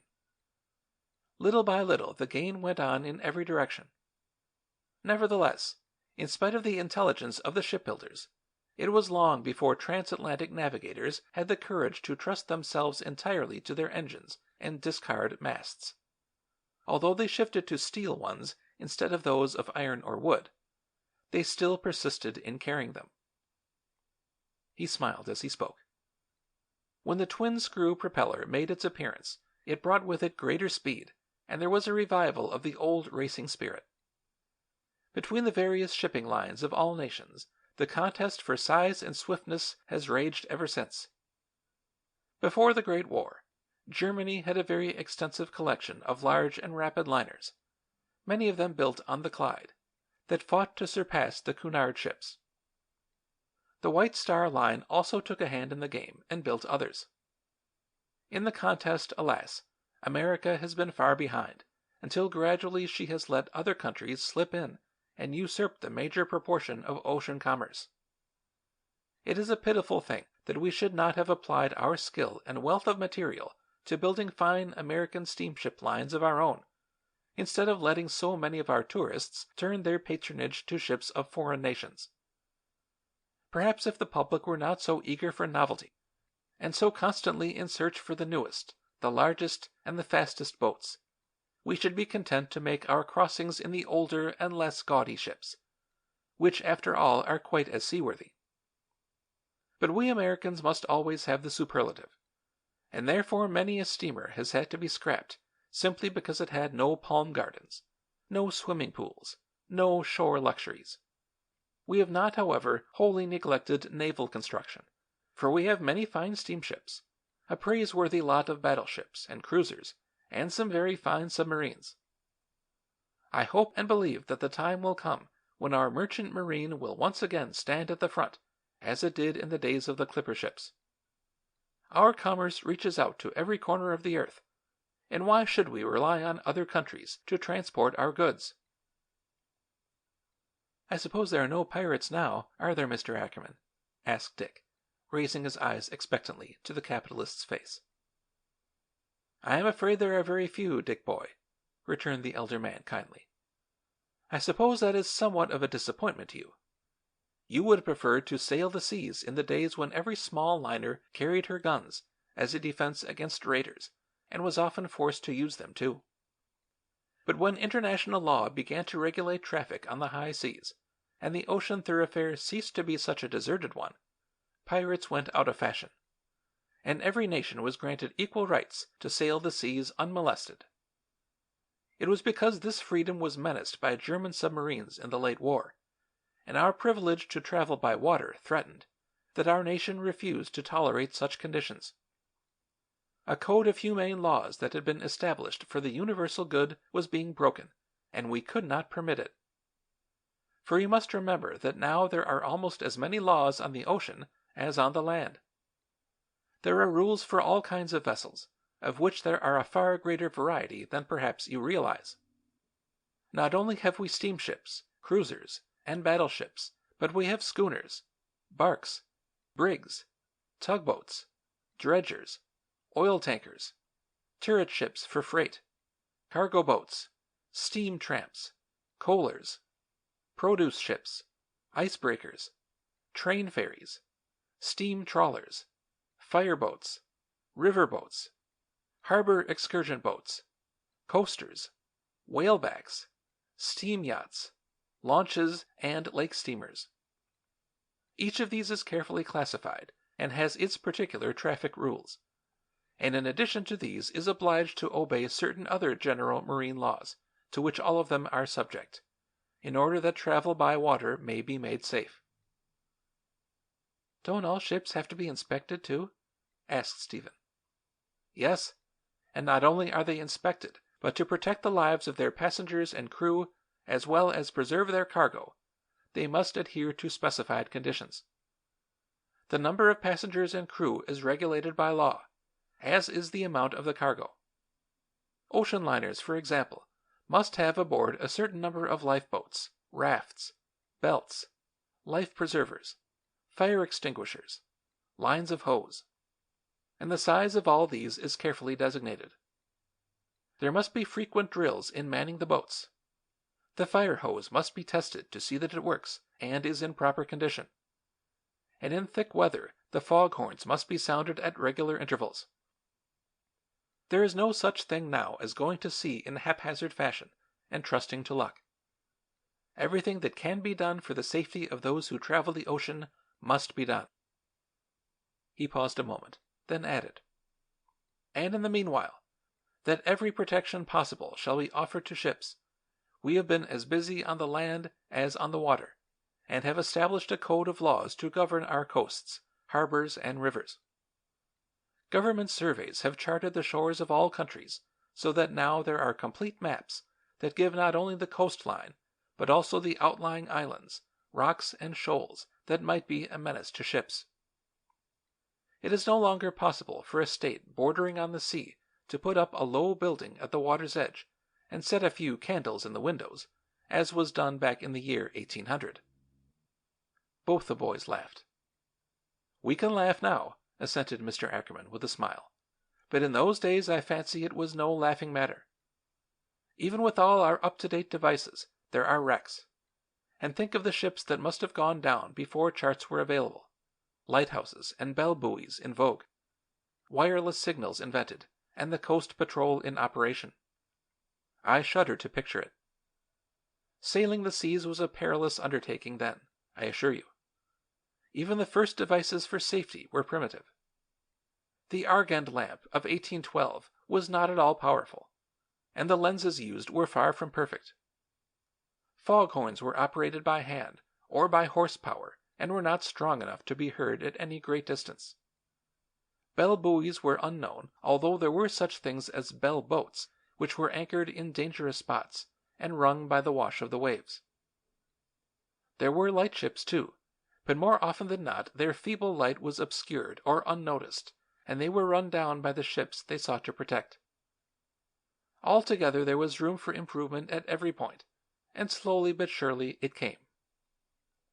After the Debole trumpet, whistle and siren had been tried, finer horns operated by steam or power engines supplanted them, until now all along our coasts and inland streams signals of specified strength have been installed. A commission deciding just what size signals shall be used, and where they shall be placed.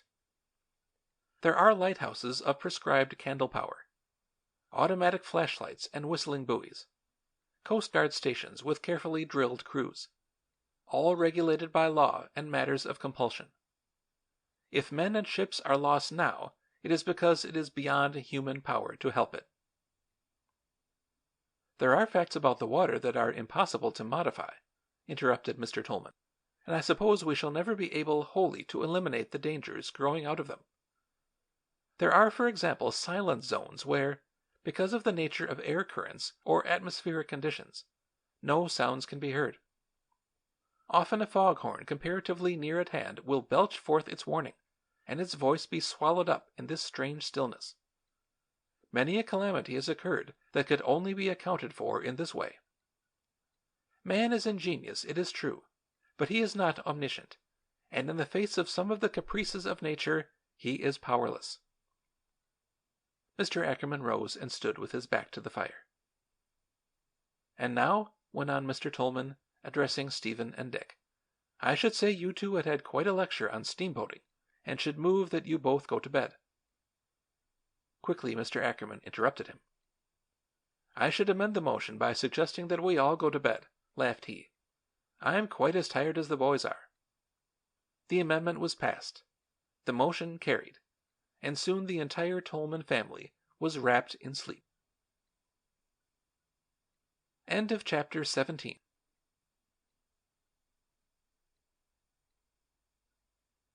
Chapter 18. A Thanksgiving Tragedy. Perhaps had Stephen known what was in store for him on the morrow, he might not have slept so soundly. As it was, he and Dick had to be called 3 times before they opened their eyes on the Thanksgiving sunshine. A heavy frost had fallen during the night, touching the trees with splendor, and transforming the brown earth to a jeweled sweep of gems that flashed like brilliants in the golden light. The boys scrambled into their clothes and, ruddy from a cold shower, descended to the dining room where, amid the fragrance of steaming coffee, the family were just sitting down to breakfast. "Well, what is up for today, boys?" inquired Mrs. Tolman, after the more formal greetings were over. "What are you planning to do with Dick, Stephen?" "We're going skating over to the hollow if the ice is any good," was the prompt response. "It was fine yesterday, and unless somebody has smashed it all up, it ought to be good today." "That plan sounds rather nice, doesn't it, Jane?" Doris suggested to her roommate. "Why don't we go, too?" "I'd like nothing better," was the answer. "The youngsters have sketched a very alluring program," Mr. Ackerman said. "If I had any skates, I should be tempted to join them. I have not been on the ice in years, but in my day I used to be quite a hockey player." "Oh, do come, Mr. Ackerman," cried Steve eagerly. "If you used to skate, it will all come back to you. It is like swimming, you know. Once you have learned, you never forget how." "But I have nothing to skate with," laughed the New Yorker. "Oh, we can fix you up with skates, all right, if you really want to go," Mr. Tolman said. "I have a couple of pairs, and am sure you could manage to use one of them." "So you are a skater, are you, Tolman?" the capitalist observed, with surprise. "Oh, I'm nothing great," Mr. Tolman protested, "but I've always enjoyed sports and muddled along at them. Coventry is quite a distance from Broadway, you see, and therefore we must get our recreation in other ways." "It is a darn sight better than anything New York has to offer," commented the other man, soberly. "Good, wholesome, out-of-door exercise is not to be mentioned in the same breath with a hot theater, where a picture show is a makeshift for something better. Give me fresh air and exercise every time." "Well, since that is the way you feel about it, we can comply with your request," Mr. Tolman rejoined, with a smile. "If you do not mind hobbling back to New York lame as a cart horse, you can certainly have your wish. For we have the ice, the skates, plenty of coats and sweaters, everything necessary. Suppose we all start for the Hollow at 10 o'clock. It is a mile walk, but as we are having a late dinner, we shall still have a long morning." "That will suit me all right," returned Mr. Ackerman. "By the way, Henry," interrupted Mrs. Tolman, addressing her husband, "Havens is waiting to see you. He has some message for you." "Where is he?" "In the hall." "Ask Mary to tell him to go into my den. I'll be there in a minute." What a merry party it was that chatted and laughed there in the warmth of the sunny dining room. For the time being the elders dropped their cares and became as young in spirit as the boys and girls. Jokes, stories, and good-humored banter passed back and forth until with one accord everybody rose from the table and sauntered into the library, where a great blaze of logs glowed and crackled. "If you will excuse me, I will see what Havens wants," remarked Mr. Tolman, as he lighted his cigar. "Probably the garage people have unearthed some more repairs that must be made on that car. They seem to have a faculty for that sort of thing. Every day they discover something new the matter with it. I shall have a nice little bill by the time they finish." Shrugging his shoulders, he passed into the hall. It was more than half an hour before he returned, and when he did, a close observer would have noticed that his face had lost its brightness, and that the gaiety with which he took up the conversation with his guests was forced and unnatural. However, he tried resolutely to banish his irritation, whatever its cause. He went up to the attic with Mr. Ackerman, where the two searched out skates, woolen gloves, and sweaters. He jested with Doris and Jane Harden. He challenged Dick to a race across the frozen ground. But beneath his lightness lingered a grave depression, which betokened to those who knew him best that something was wrong. Yet he was evidently determined the cloud should not obtrude itself and spoil the happiness of the day. Probably some business annoyance that could not be remedied had arisen, or possibly Havens had given notice. Such contingencies were of course to be deplored, but as they could not be helped, why let them ruin the entire holiday? Therefore nobody heeded Mr. Tolman's mood, which was so well controlled that his guests were unconscious of it, and the group of skaters swung along over the frosty fields with undiminished merriment. The hollow for which they were bound lay in a deserted stone quarry where a little arm of the river had penetrated the barrier of rocks and, gradually flooding the place, made at one end a deep pool. From this point the water spread itself over the meadows in a large, shallow pond. Had the spot been nearer the town it would doubtless have been overrun with skaters. But as it was isolated, and there was a larger lake near the center of the village, few persons took the trouble to seek out this remote stretch of ice. This morning it lay desolate like a gleaming mirror, not a human being marring its solitude. "We shall have the place all to ourselves," exclaimed Mr. Ackerman. "There will be no spectators to watch me renew my youth, thank goodness." Quickly the skates were strapped on, and the young people shot out into the sunshine and began to circle about. More cautiously Mr. Tolman and his guest followed. "I wouldn't go into the quarry," shouted Mr. Tolman, "for I doubt if it has been cold enough yet to freeze the ice very solidly there. There are liable to be air holes where the river makes in." "Oh, we fellows have skated in the quarry millions of times, Dad," Stephen protested. "It is perfectly safe." "There is no way of telling whether it is or not," was the response. "So suppose for today we keep away from it." "But—" "Oh, don't argue, Stevie. called Doris. "If Dad doesn't want us to go there, that's enough, isn't it?" "But half the fun is making that turn around the rocks," grumbled Stephen in a lower tone. "I don't see why Dad is such a fraid cat. I know this pond better than he does, and—" "If your father says not to skate there, that ought to go with you," cut in Dick. "He doesn't want you to, see? Whether it is safe or not has nothing to do with it." "But it's so silly," went on Stephen. "Why—" "Oh, cut it out, can it?" ejaculated the East Side lad. "Your dad says no, and he's the boss." The ungracious retort Steve offered was lost amid the babble of laughter that followed, and the skaters darted away up the pond. Indeed, one could not long have cherished ill humor amid such radiant surroundings. There was too much sunshine, too much sparkle in the clear air, too much jollity and happiness. Almost before he realized it, Stephen's irritation had vanished, and he was speeding across the glassy surface of the ice, as gay as the gayest of the company. He never could explain afterward just how it happened that he found himself around the bend of the quarry and sweeping with the wind toward its farther end.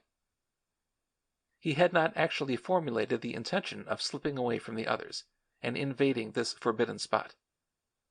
Nevertheless, there he was, alone in the tiny cove with no one in sight.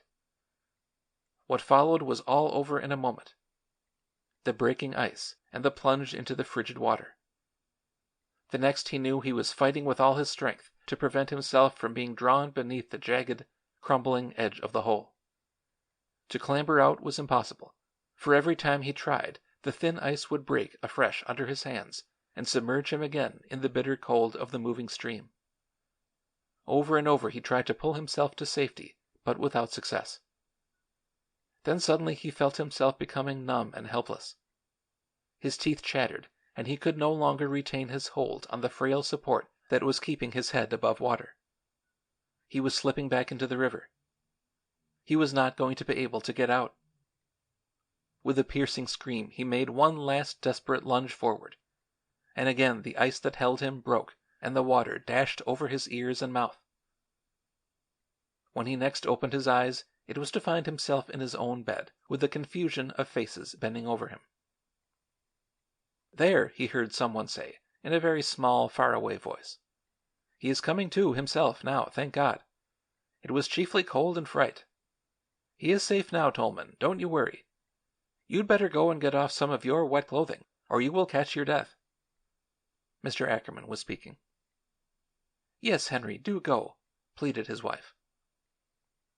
As Stephen looked about him in the vague, groping uncertainty of returning consciousness, his glance fell upon his father, who stood beside his pillow, shivering nervously. He put out his hand and touched the dripping coat sleeve. "What—" began he, weakly. Then with a rush it all came back to him, and everything was clear. He had been drowning, and his father had plunged into the water to save him. A sob rose in his throat, and he caught the elder man's hand between both of his. "Oh, Dad," he exclaimed, "I've been so rotten to you, so mean, so cowardly. I'm ashamed to—" "Don't talk about it now, son. I know." "You know what I did?" "Yes." "But—" The boy paused, bewildered. "Don't talk any more about it now, Stevie," pleaded his mother. "But I've got to know," said the lad. "Can't you see that—" "Let me talk with him alone a moment," suggested Mr. Tolman in an undertone. "He is all upset and he won't calm down until he has this thing off his mind. Leave me here with him a little while. I'll promise that he does not tire himself." The doctor, Mr. Ackerman, and Mrs. Tolman moved across the room toward the window. "You asked how I knew, son," began his father with extreme gentleness. "I didn't really know. I just put two and two together. There was the scratched machine and the gasoline gone, both of which facts puzzled me not a little. But the proof that clinched it all and made me certain of what had happened came to me this morning when Havens brought me an old red sweater and some school papers of Bud Taylor's that the men who were overhauling the car found under the seat. In an instant the whole thing was solved." "You knew before we went skating, then?" "Yes." And You jumped into the water after me just the same." Mr. Tolman's voice trembled. "You are my son, and I love you, no matter what you may do." "Oh, Dad, I'm so sorry," sobbed the boy. "I wanted to tell you. I meant to. It was just that I was too much of a coward. I was so ashamed of what I had done that I hadn't the nerve. After it was over, it all seemed so wrong. I knew you would be angry." "Rather say sorry, son." "Well, sorry. And now that you have been so white to me, I'm more ashamed still." "There, there, my boy, we will say no more about it," his father declared. "You and your conscience have probably had a pretty bitter battle, and I judge you have not been altogether happy since your adventure. People who do wrong never are. It is no fun to carry your fault to bed with you and find it waiting when you wake up in the morning." "You bet it isn't," replied the lad, with fervor. "But can't I do something now to make good, Dad?"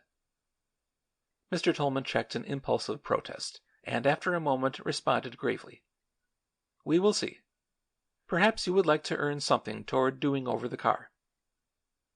Yes, I would." "Well, all that can be arranged later.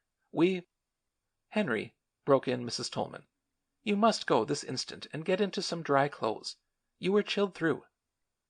The doctor says Stephen is going to be none the worse for his ducking, and that he can come downstairs to dinner after he has rested a little longer. So our Thanksgiving party is not to be spoiled after all. In fact, I believe we shall have more to give thanks for than we expected," concluded she, making an unsteady attempt to speak lightly. "I think so too," echoed her husband. "And so do I," added Stephen softly, as he exchanged an affectionate smile with his father. End of chapter 18.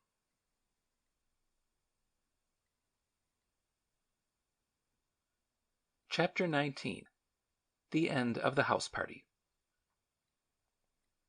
As they were persons of strong constitution and in good athletic training, neither Mr. Tolman nor Steve were any the worse for the narrow escape of the morning. And although a trifle spent with excitement, both were able to take their places at the dinner table, so that no cloud rested on the festivity of the day. Certainly such a dinner never was, or if there ever had been one like it in history, at least Dick Martin had never had the luck to sit down to it.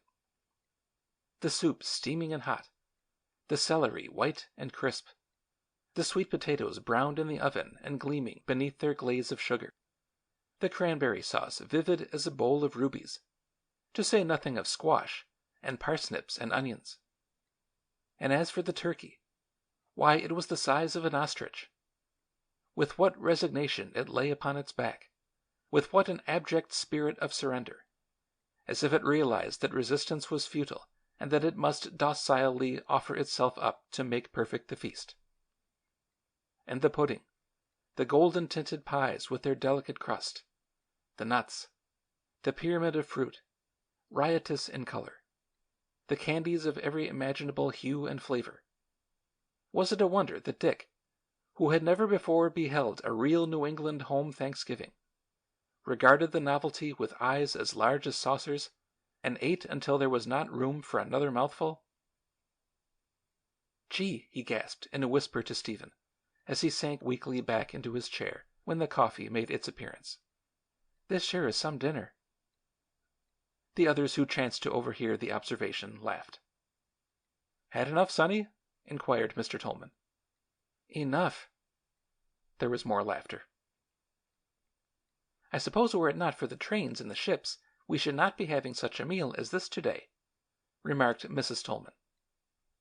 "You are right," was Mr. Ackerman's reply. "Let me see. Fruit from Florida, California, and probably from Italy. Flour from the Middle West. Coffee from South America.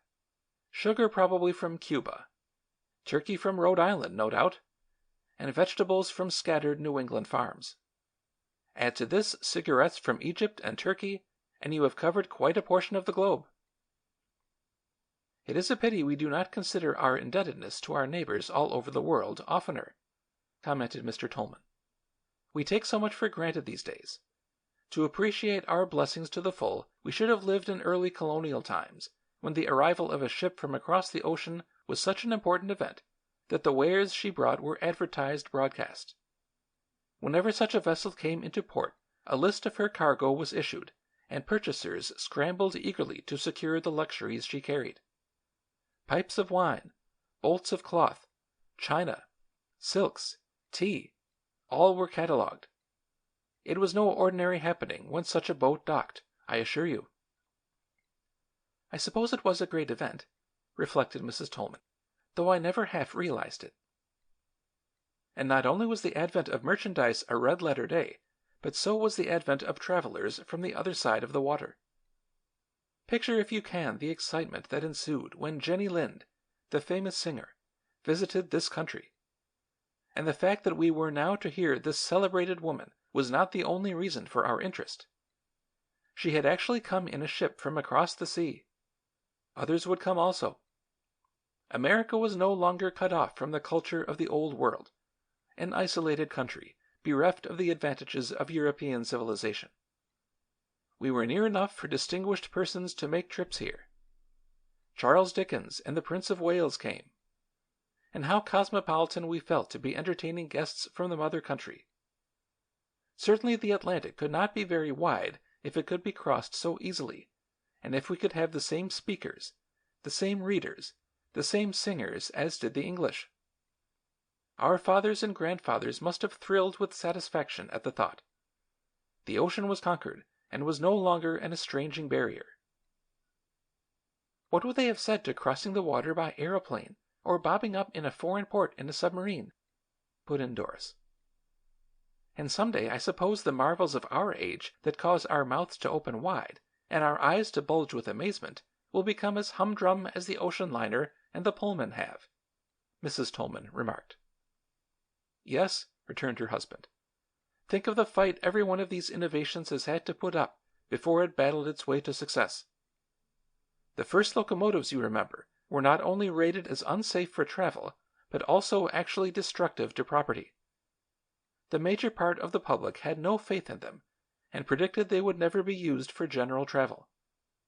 As for crossing the ocean, why, one was welcome to take his life in his hands if he chose, of course. But to cross in an iron ship, it was tempting Providence. Did not iron always sink? And how people ridiculed Darius Green and his flying machine. Most of the prophets were thought to be crazy. History is filled with stories of men who wrecked their worldly fortunes to perpetuate an idea, and but too frequently an idea they never lived to see perfected. During the pause that followed, Mr. Ackerman leaned across the table, and as he sipped his coffee, asked mischievously, "Well, Steve, having now heard both stories, have you come to a conclusion which one you were going to vote for?" "No, sir," was the dubious response. "I'm farther away from a decision than ever. Just as I get it settled in my mind that the railroads have done the biggest things and conquered the most difficulties, along come the steamships, and I am certain they are 6 times as wonderful." "And you, Dick, what do you say?" questioned the financier, smiling. "Surely you are going to stand up for the steamboat?" But to his chagrin, Dick shook his head. "I feel as Steve does," replied he. "No sooner do I get settled one way than something turns me round the other." "So far as I can see, we shall have to leave the matter a draw, shan't we, Tolman?" observed the New Yorker. "It would be a jolly subject for a debate, wouldn't it?" put in Stephen. "Sometimes we have discussions like that at school, and the next time we do, I believe I'll suggest this topic. It would be mighty interesting." "It certainly would," his father echoed. "But it also would be a very sorry event if you could not demonstrate that the railroads had the supremacy, for were their prestige to be threatened, I might have to move out of town." "In case Connecticut did not want you, you might come to New York, where you would be sure of being appreciated," put in Mr. Ackerman. "And that is not all talk, either, for I want you and the whole family to give me a promise today that you will come over and join Dick and me at Christmas. I have never had a boy of my own to celebrate the holiday with before, you must remember. But this time I have a real family, and I am going to have a real Christmas," he continued, smiling affectionately at the lad beside him. "So I want every one of you to come and help me to make the day a genuine landmark. and if I'm a little new at playing Santa Claus, some of you who have been schooled in the role for many years can show me how. We can't promise to stage for you such an excitement as Stephen got up for us this morning, and we never can give you a dinner equal to this, but we can give you a royal welcome. You can come by boat or come by train," added he slyly. "No guest who patronizes the railroads will be shut out, even if he is misguided. The chief thing is for you to come, one and all, and we will renew our friendship and once again bless Stephen, Dick, and my lost pocketbook for bringing us together." End of chapter 19. End of Steve in the Steam Engine by Sara Ware Bassett.